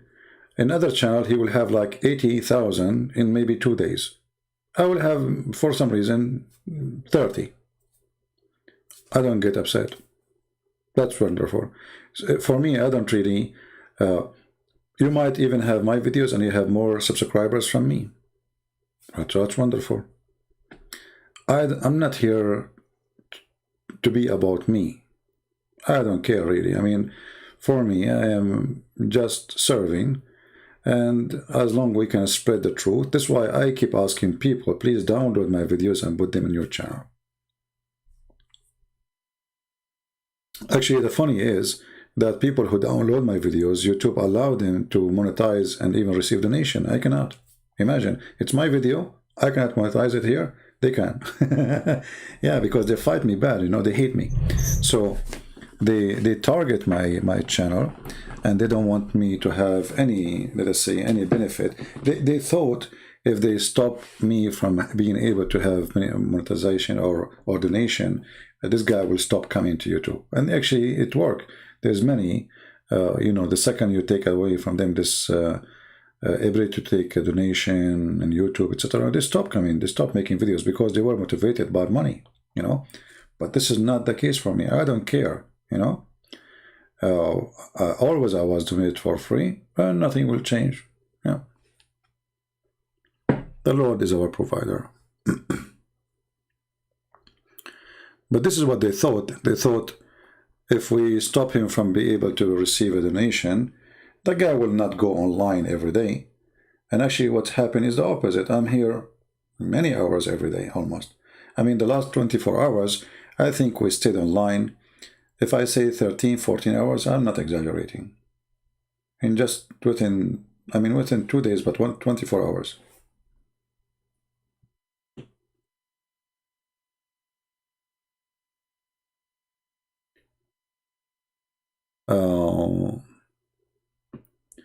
Well, to translate my book, you do not need a tutorial. I mean, just translate. You can bring the book and do it in your language. It's very easy. Just do the same chapters, same names, same titles. You know, you can do that with the Turkish language.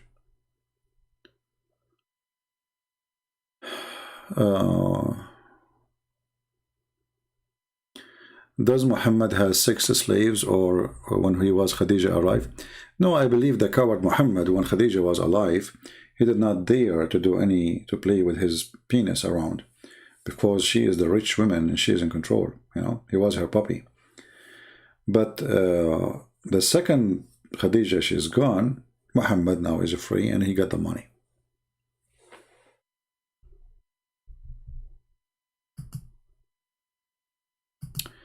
The Prophet, he said that said Constantine, Istanbul will be conquered. How that is not a prophecy? Thank you for saying that. I will show you that this is not a prophecy. It was the opposite. Because the one who will conquer it, it was the Arab, not the Turkish.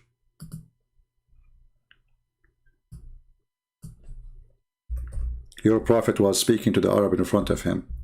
And your prophet, he said, stay away from the Turkish as long they stay away from you.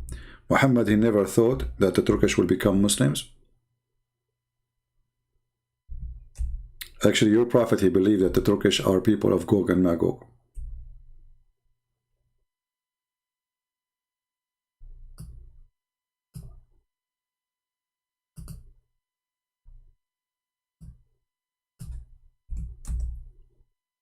Let's see.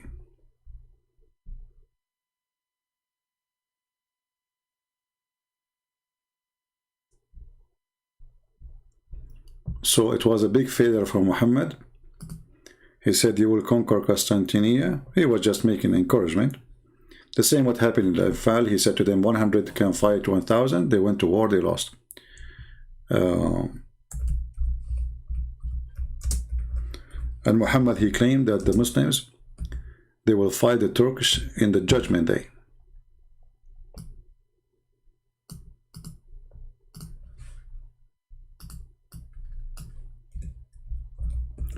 So again, your prophet, he failed. Here we go.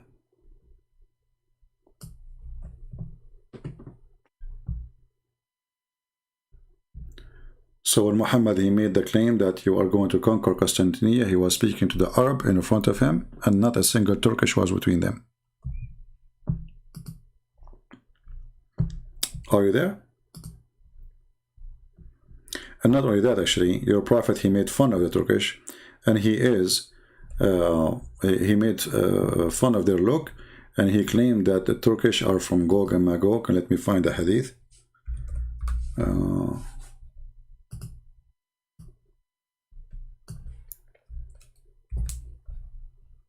You know, obviously, Mohammedans are people who do not know their cult. They are midget. They are midget. This is Tafsir al-Qurtubi, volume number 11, page number 85. And your prophet saying that the people of Gog and Magog are the Turkish, and he described them as Asian people with funny faces. Excuse my language.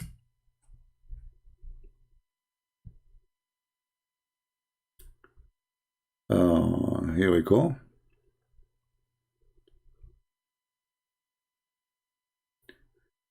It says here that Zulqarnain, he saw the people of Gog and Magog, and each one of them, he was half man. The height of each one of them, sorry, is the height of half man, and he is fat. And they have not nails, like, you know, what they call the nails for the animals. Makhalib, I don't know what the word in English. And they have teeth like lions, and they have mouth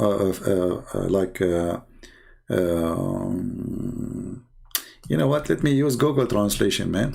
That will be easier. Sorry. But this is how stupid your prophet and how stupid your religion. The Turkish people, they are people of Gog and Magog. So look at the description here. Yeah, this is better. Here we go. This is Al-Qurtubi, volume number 11, page number 85. Not me, and don't tell me I'm lying. So Zulqarnain, he saw them, and then here we say, look, he said the Turk is a group of Gog and Magog. Do you see it?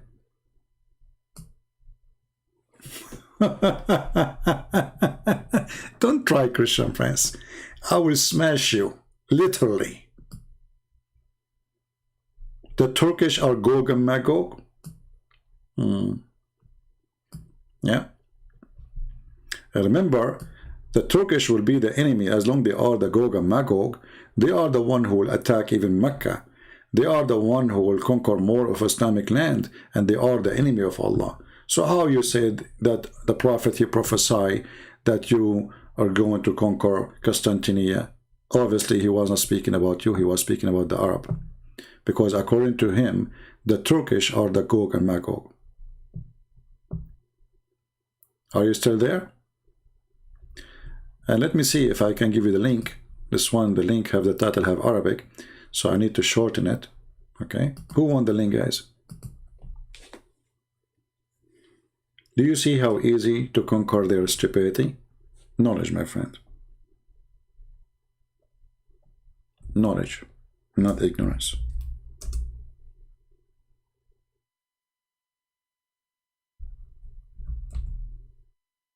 When the knowledge comes, the stupidity is defeated. Let me pause for you. Now this website is owned by the Shia, but this is Al-Qurtubi, which is a Sunni book. So the Sunni cannot say, oh, this is a Shia website. It's just we search for the book, and it is in the Shia library. So this is not really important where it is.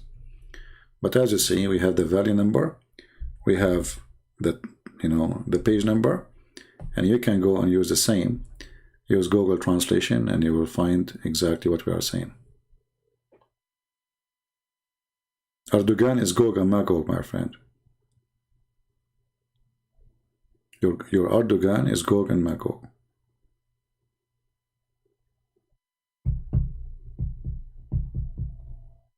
All right. Who's next? Who's next? They try to let us say, oh, you can post the link with Arabic in it. I thought, because before I tried, it doesn't work. YouTube did not accept. Look like it worked now.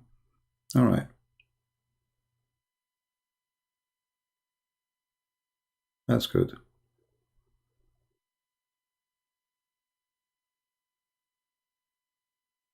Yeah, I know, Abdullah. Your prophet was the greatest in earth. And even when he walked in the street, the rocks, they said to him, Assalamu alaikum, which is a clear sign of stupidity and mental illness.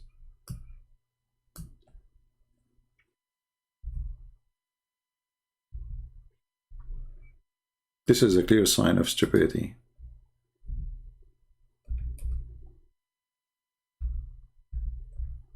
When a man, he walk in the street and he hear rocks saying to him, Assalamu alaikum, Prophet.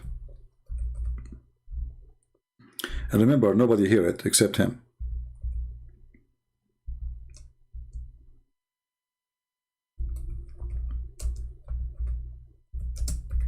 Let me find you the hadith.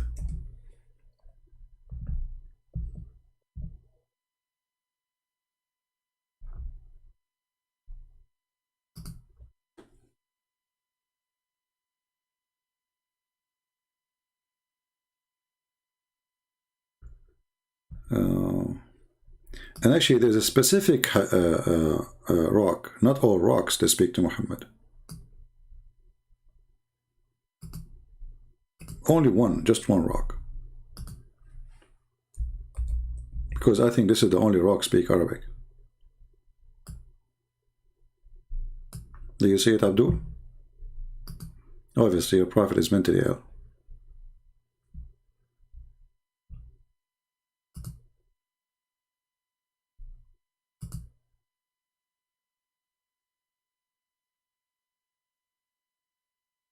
Don't use bad language, otherwise the admin will block your, will remove your text, please.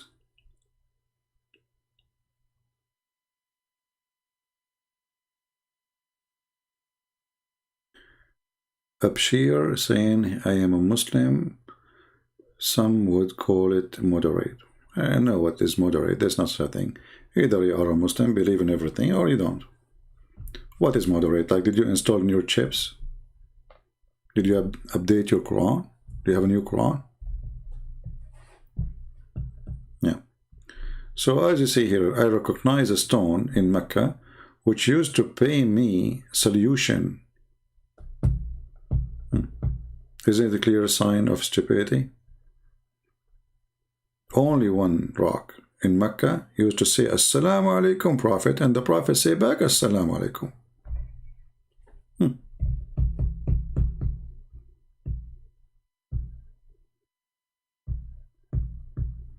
Doesn't matter you're born in Europe or not. Islam have nothing to do where you're born. Islam is Islam. Either take it or leave it. Islam is to follow what Muhammad taught. And if you say I'm moderate, it's mean you don't want to be a Muslim actually. You're just trying to fool yourself saying I'm still a Muslim, but I don't want to follow everything, you know. But reality you are not.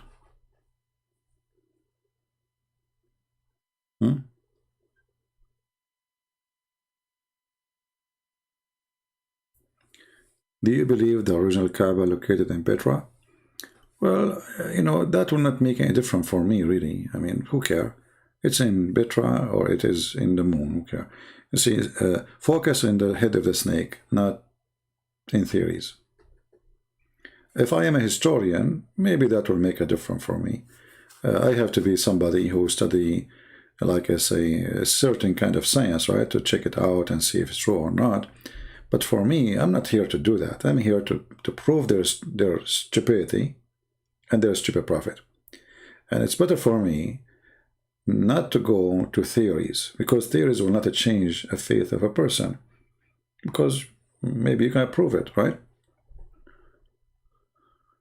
But if you prove that the Kaaba is a pagan thing, so the Kaaba is the Kaaba. It's a pagan thing, prove it. When somebody says the black stone erase your sin, this is pagan, you know, pagan teaching. So focus in what help to save the Muslims from the cult. However, if there is a scientist and he is making his own study, we encourage that, right? We aren't against it. But for me, my part is different from his part.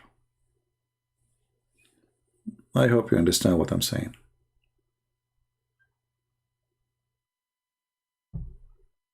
I believe everybody in this life have his own duty, right? So a person, he study certain things, he focus on that. My focus is different. My videos are too long, you can cut it pieces. Like now, I just made a video, I made a few moments talking about Muhammad saluting the stones. Cut it, make it a video by itself. You don't have to translate the whole video. Right?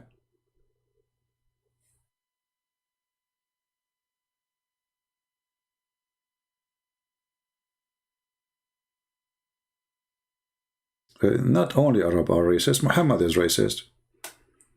Muhammad, he says, the most person Allah he hates is a black man. So you are a black man. Muhammad, he says that Allah created white people from the right shoulder of Adam, and he said to them, go to heaven, I don't care. And he said, I created the black people from the left shoulder of Adam, and I said to them, go to hell, and I don't care. And this is in the book of Tirmidhi. This is Muhammad himself. Even the Muslim, they say that Muhammad said that the black stone was white like milk and the sin of mankind made it black. So what sin make you? Black. So according to them, sin is the reason for you to be black. And not to forget to mention, the Quran is full of those things. يَوْمُ تَبْيَضُ وُجُوهُ وَتَسْوَدُ وُجُوهُ. The day Allah will make faces white and faces blackened. Who is the one who will be black? Those who don't believe in Allah. So being black is a punishment according to the Quran.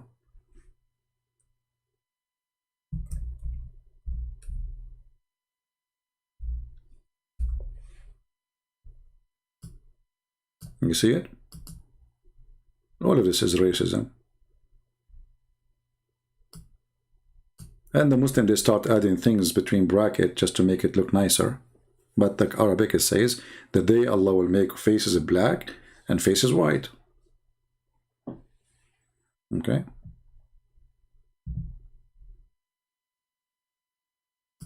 Hey, Abdullah, don't post those links. This is the last warning. If you post those stupid things, I will block you. Either you give me something smart or I will send you free shipping and head into Allah. Alright, Abdullah? If you open the chapter 27, verse number 82, where Allah will send a beast, it's called Jassasa. You know, Jassasa appear many places in this stupid religion. And this beast is going to have the ring of Solomon and the staff of Moses, and is going to make the whole world white and black. So all those who they are white, those are the Muslims, and all those who don't believe in Allah, Allah will punish them and make them black.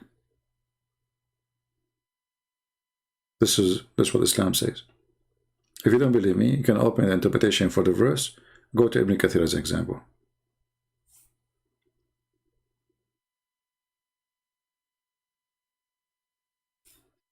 The woman which the companion of Muhammad he killed, which is supposedly one of the daughters of Allah. She was what? She was black, correct? Remember? Search for the expedition of Khalid al-Walid. The expedition of Khalid al-Walid. He killed the daughter of Allah. She was a dark-skinned woman. The one who will destroy the Kaaba is the shaitan. He is what? He's black. And you know, just to show you the stupidity of the social media. So once I was arguing with Muslims on Facebook. So I said to him, how you know that he is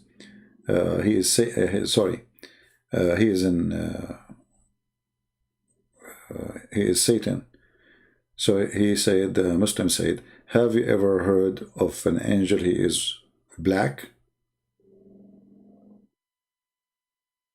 Imagine or not. I answered him saying, so are you saying that whoever is black is evil?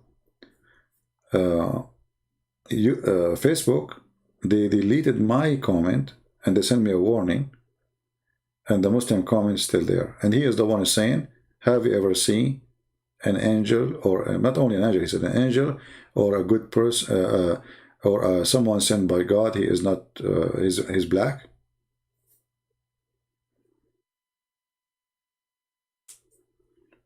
And Facebook, they banned me, not the Muslims.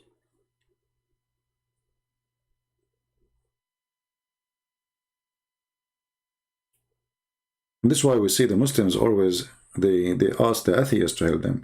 Atheists are the biggest help for the cult of Islam. Liberals, they protect Islam, they defend Islam, they lie about Islam. They are in bed with Islam.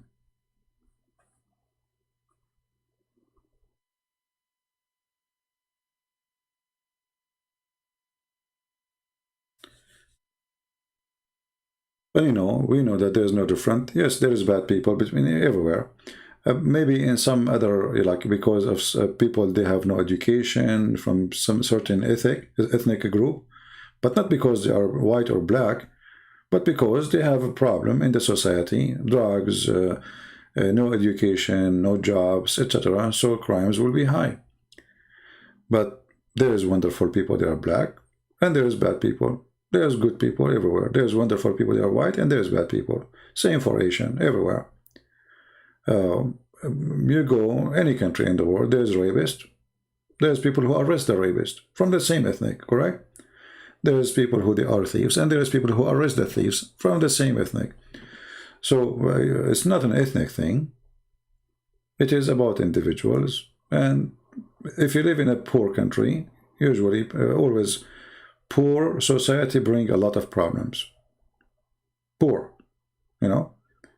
Unless you live in a village, small village, where people, they can just grow some chickens and life will be easier. But living in an extreme poor situation will lead you into crimes.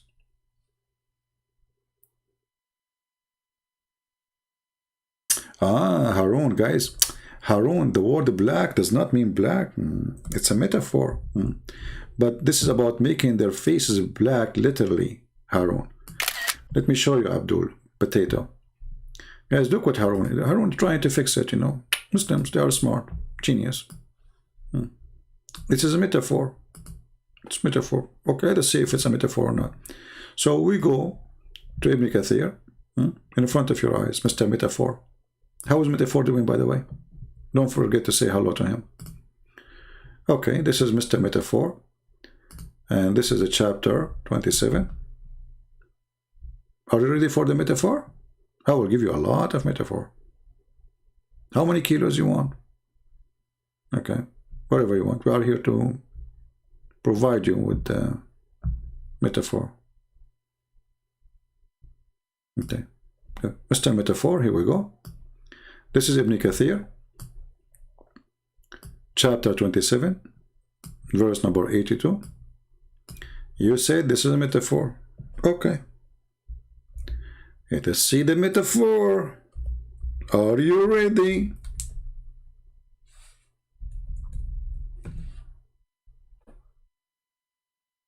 I hope so.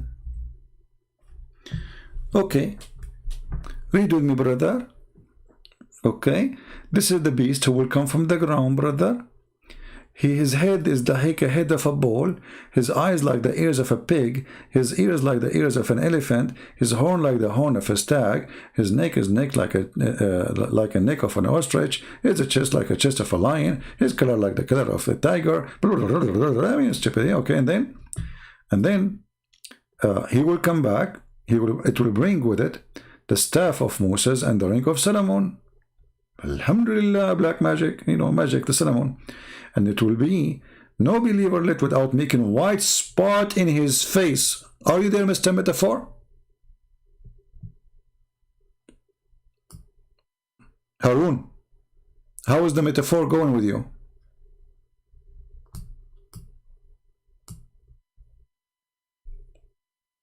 Are you there? I hope that the metaphor is really doing good now. I mean, come on, it's a metaphor. So it will make a white spot in his face is going to hit him with the staff of Moses and the ring of Solomon, depending on the situation.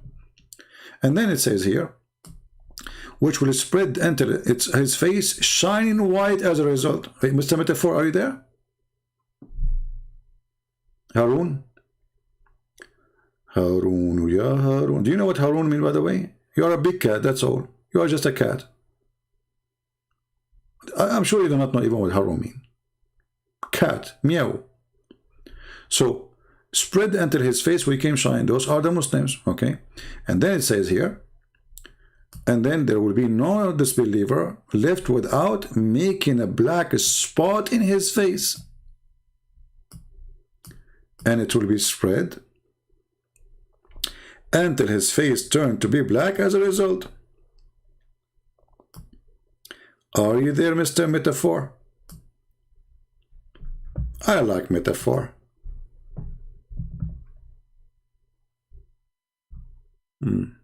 Metaphor is the best. Forget about the rest.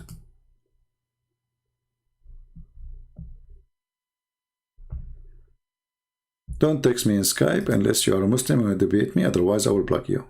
Don't be silly.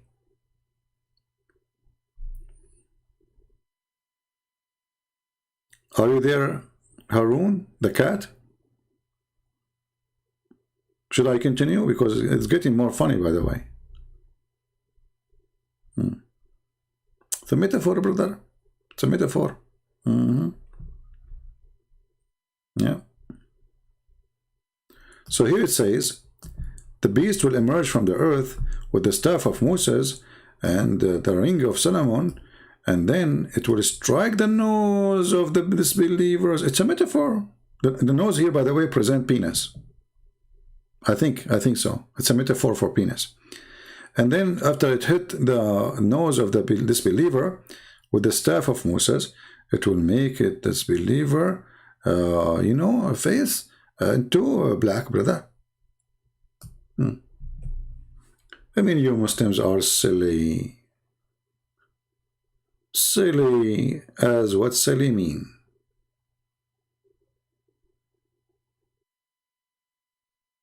Right? I would be a great rapper. Yeah, but to be a great person doing rap, what they call it rapper, you have to speak very good English, right? So I have a very short, let us say I have little, what the word, I don't know what to say, like in English, in order to make, I can make poetry in Arabic, real poetry, not rap. Rap is so easy, yeah. But this is very stupid religion, Mr. Metaphor.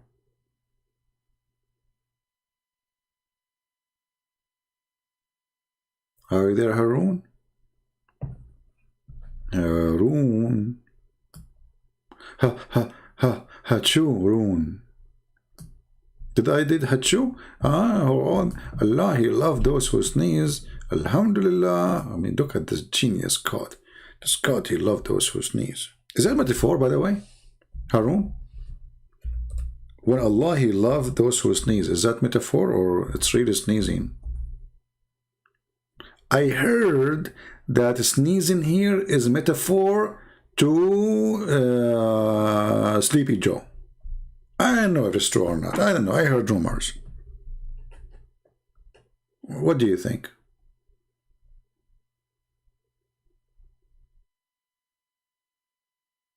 And I heard that if you do yawning, shaitan jump inside your mouth and he laugh from inside your mouth.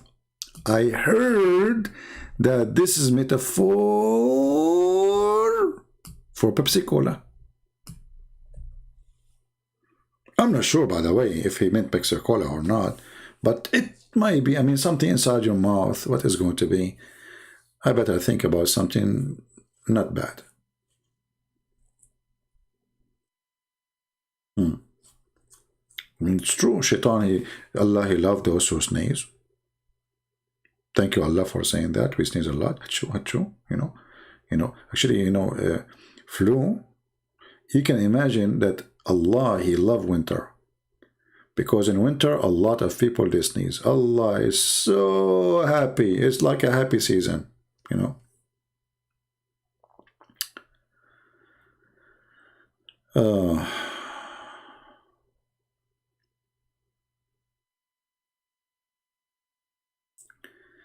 Do we have any Abdul?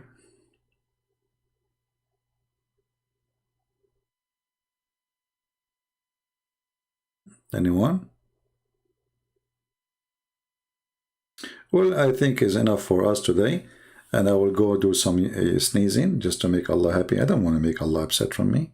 I mean, come on, we have to prevent Allah from doing harm to us. He's like a scary person, So just do some sneezing, and He will like, okay, I love those who sneeze.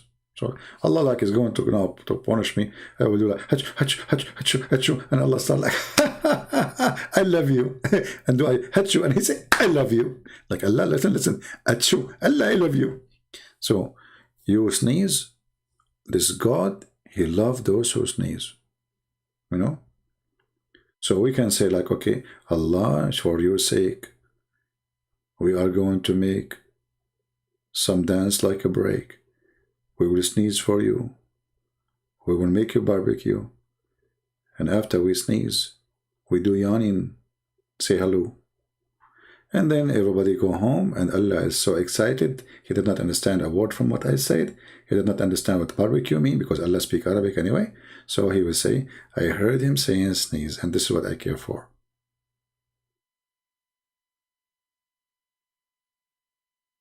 Unblock my account, Abby Frenzy. Why you are being a frenzy? I mean, you are being frenzy and you want me to unblock you? Okay, do you think Allah, He likes such a name? Frenzy? That's fishy name, to be honest with you. I mean, come on, you are being frenzy around. Stop being frenzy. Yeah, I think my sneezing can help a lot, by the way. Yeah.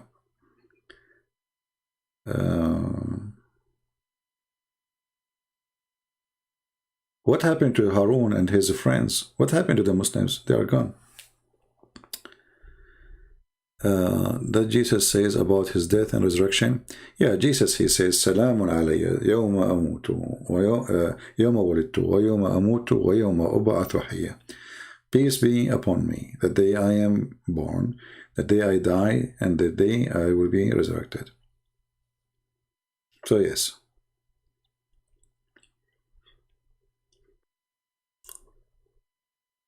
Anyway, look like the Muhammadan are not here no more, and it's getting too late for me. It's 2 a.m. in the morning, and you are humorous. Is that English word? Humor? Do you mean hummus or humorous? Humorous. Don't say that word to an Arab guy who don't speak good English. You are humorous. I was saying to myself, man, this guy is insulting me, saying he's hummus. I like hummus, by the way. I mean, it's good. I mean, hummus is better than sneezing and Muhammad and garbage. At least it's tasty. You know, hummus. And by the way, there's no hummus in heaven of Allah. Isn't it weird? Do you know that in the heaven of Allah, there's only meat of birds? What a boring buffet. You spend your life eating chicken. What the heck?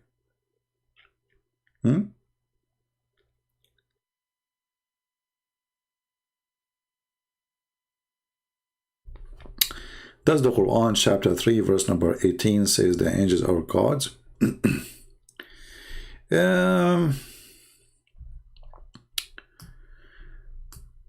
Let us go to 3:18 and give you a better understanding. See, because the Quran is stupid and the Arabic is very weird, so when you read it, it's going to say that Allah, He bear witness, that there is no God but Allah and the angels and those who have knowledge. Yeah, stupid book. You see, the Muslim, they will say to you, here Allah, He delay the names to be behind Him, but He don't mean that they are the angels, because it says there's no God but Him. Yeah, it says that really, but it says and the angels and those who have knowledge. So when you have and, you made them gods too. So you are right about the understanding. Yes, Abshir, what you want? You see, in Arabic, when you say I, me, and you, this is and here appear as wa. Actually, here in translation is showing it. Allah and His angels and those endued with knowledge. Here it says standing with knowledge, but that will not work. Why? Here it says قائما بالقسط. قائما is for one individual, not for all, not all for many.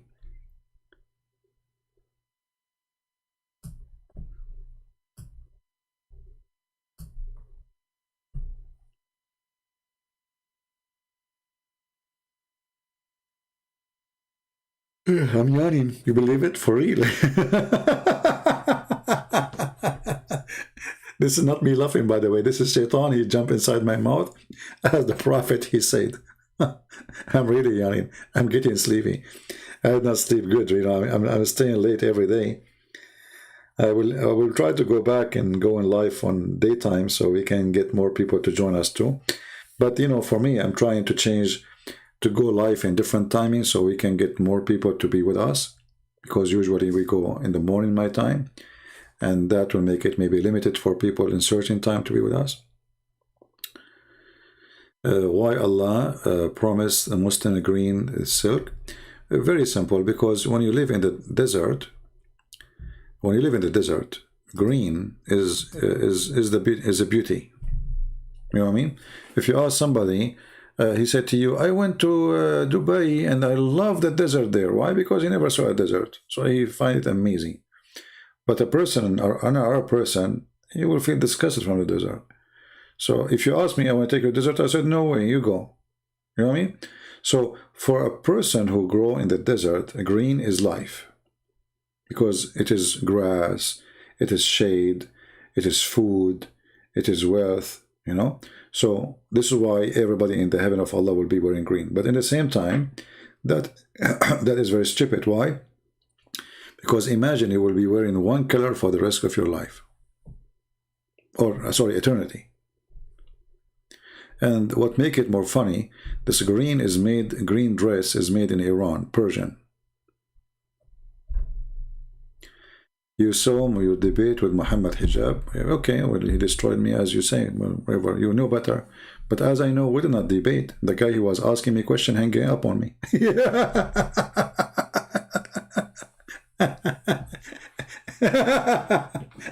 He said, did you see this woman? Did you say, suckle me? I said, yes. I was quoting your prophet. I was quoting your stupid prophet. I said, you see how he destroyed me? And then he played a video of a woman, and the fact this woman, she is the one, she was saying bad things about Jesus. So your friend is a perverted man. And then after that, he go around and he asked Muslim sheikh to suck his wife tits.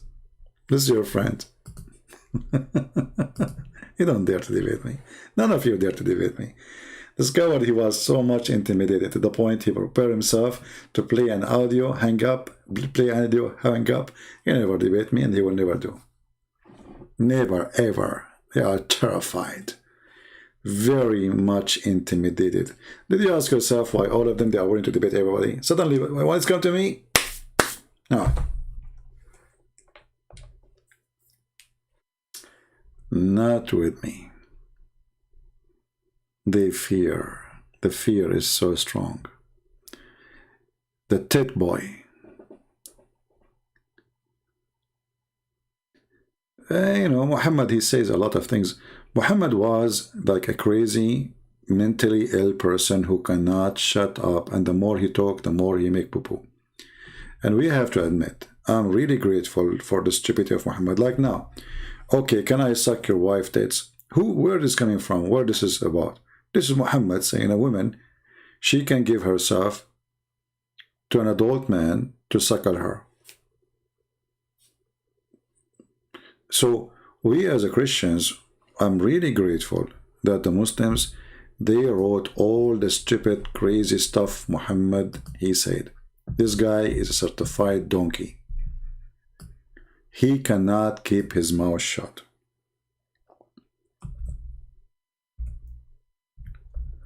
Even Aisha, she was ordering her nieces and her sisters to breastfeed anyone when I enter upon her from men, and they have to do it 10 times. So we really appreciate the Muslims recording this for us so we can defeat Islam today. So we have to admit the stupid Muhammadans preserve the words of the stupid prophet, so the smart Christian will see them today. See how amazing it is? And then the stupid Muhammadan, they translate the stupid Muhammad, and then the stupid Muhammadan, they publish the stupid Muhammad words in website.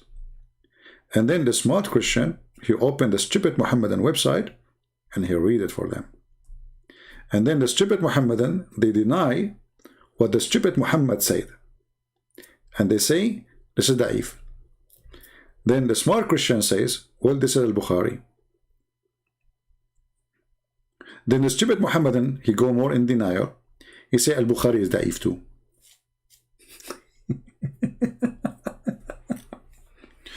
So you have to be really grateful for the stupidity of the followers of this religion. And just let me show you. Even Muhammad, he said to them, whoever write hadith, erase it. Just to show you how stupid this cult is. The followers are really out of their mind. Muhammad said, the big donkey, don't take down anything from me.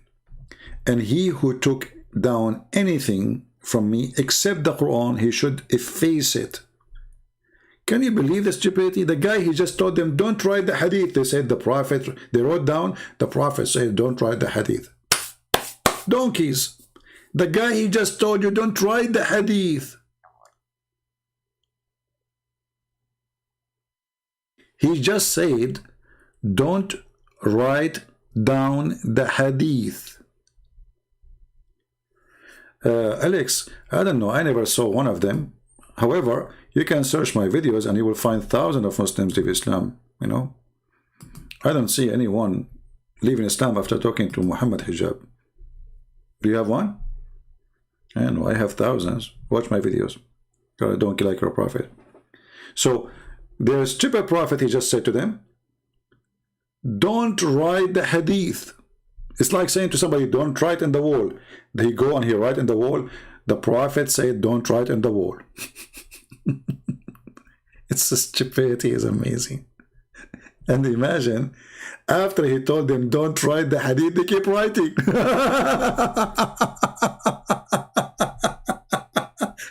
Like, you're a stupid donkey. He just told you, don't write it, efface it, efface it. He knew he's stupid. He knew that people are laughing at him at that time still. He don't want it to be remembered. He want to forget about it. And you idiot, you write it down. And now they wish that they never wrote a word. They wish. Wish. Keep wishing. Wish. Washa wisho. Washa washa. Shushu ashishu. Shasha shushi. Shishasha. Alhamdulillah. We Muslim, we preserve everything, including the fart of the Prophet. Imagine those people. The Prophet, he fart. They write, the Prophet, he farted 3 farts and then he coughed. What the heck? Imagine in their book it says that when the Prophet, he do poo-poo, the earth opened her mouth and swallow his poo-poo. Like, what? The earth opened her mouth and swallowed the poo-poo. And then they write, the Prophet, his pee smell like musk. Like, what?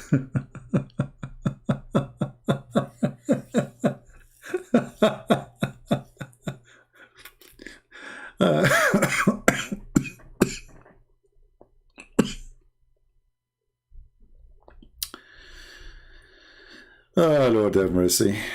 I better go and do poo-poo and see if I can convince the earth to swallow it. I will not use it to the bathroom, you know. Just let us see. I mean, give it a try. Maybe the miracle will happen. I'm an Arab at the end of the day. And the Muslim, they say I am illiterate. So, I mean, I have many things qualify me to be a prophet. You have to be, you know, illiterate and then Arab. And then you have to be dumb. I will be dumb for some time. And in the top of that, you have to be filthy. I did not take a shower for a year, okay? I mean, there's many. I'm close to be there. I will keep trying. And this is the sign to know that you are a prophet. If you do poo-poo and the earth is swallow your poo-poo, that's mean you became a prophet. Okay? You do not need any proof. Just, you know, and that's it. You are there. Okay? Can you please tell me the name of the Islamic movie about Muslim fighting over the poo-poo of camel? Yeah, I can. There's no need for the name. Let me find you the video. Hold on.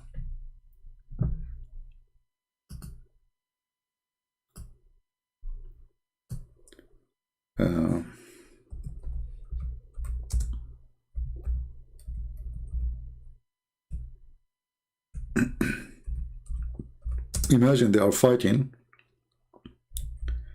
over the poop of Aisha.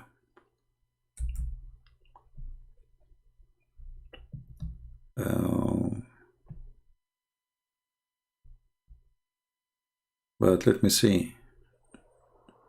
Yeah, here we go. The movie is long, really, by the way. But the part, here we go, this is the part. Okay, we can play it actually here. And remember, this video, this movie is made by Muslims. This is not made by Christians or Jews or Hindus, you know. I will give you the link.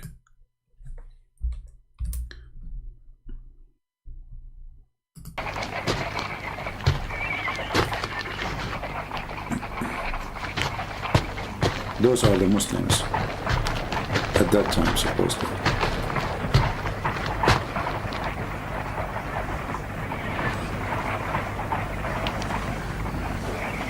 ماذا تريدون من البصرة؟ أنا أشتري كل شيء. Let us see when they go to the camel thing. Hold on. Let's move the video. Here we go. This is Aisha. Supposedly she is on the camel.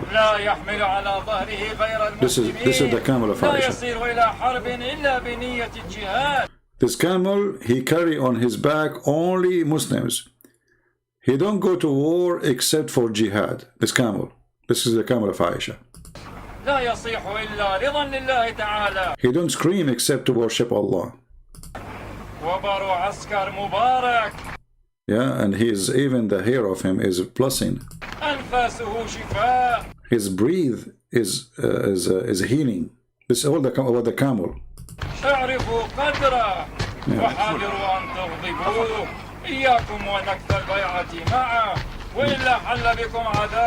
Yeah, he's warning them to respect the camel, otherwise he will be punished.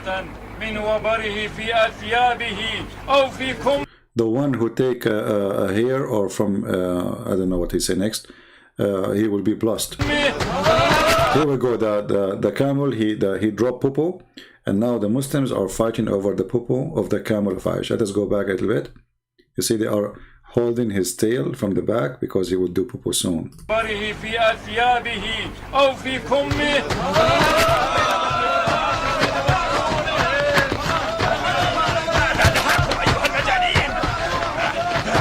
And now this guy, this Muslim, he got some popo in his hand. He will sniff it and he will say, Allah, how great it is.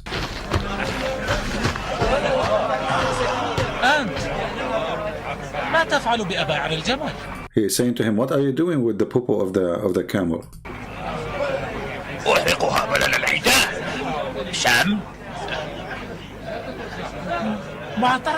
Smell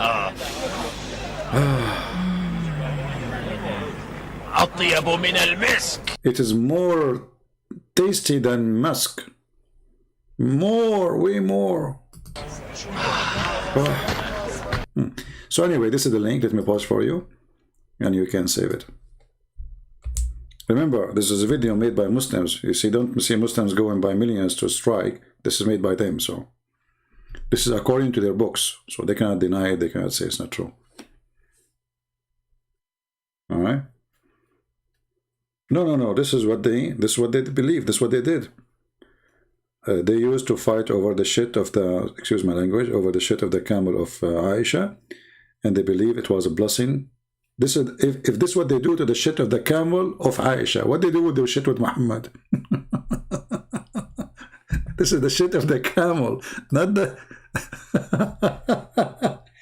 And even this is not the camel of Muhammad. This is the camel of the women who Muhammad used to sleep with her.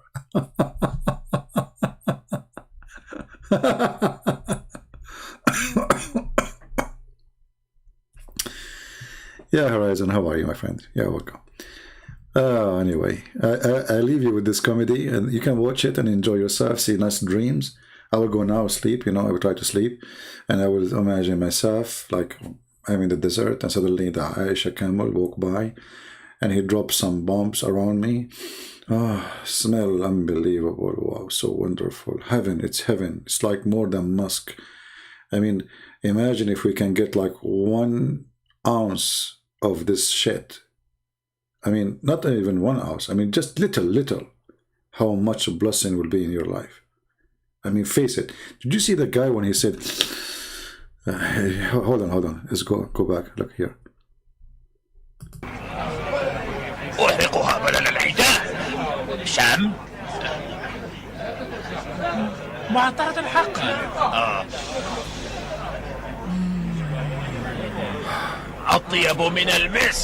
It's more tasty than misk.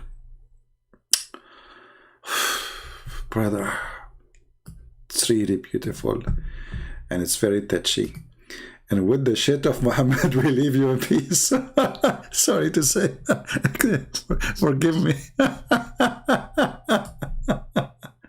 What a shitty cult. Take care, people. I'm not going to say the name of the Lord after this. I wish you a great time. Have a great weekend.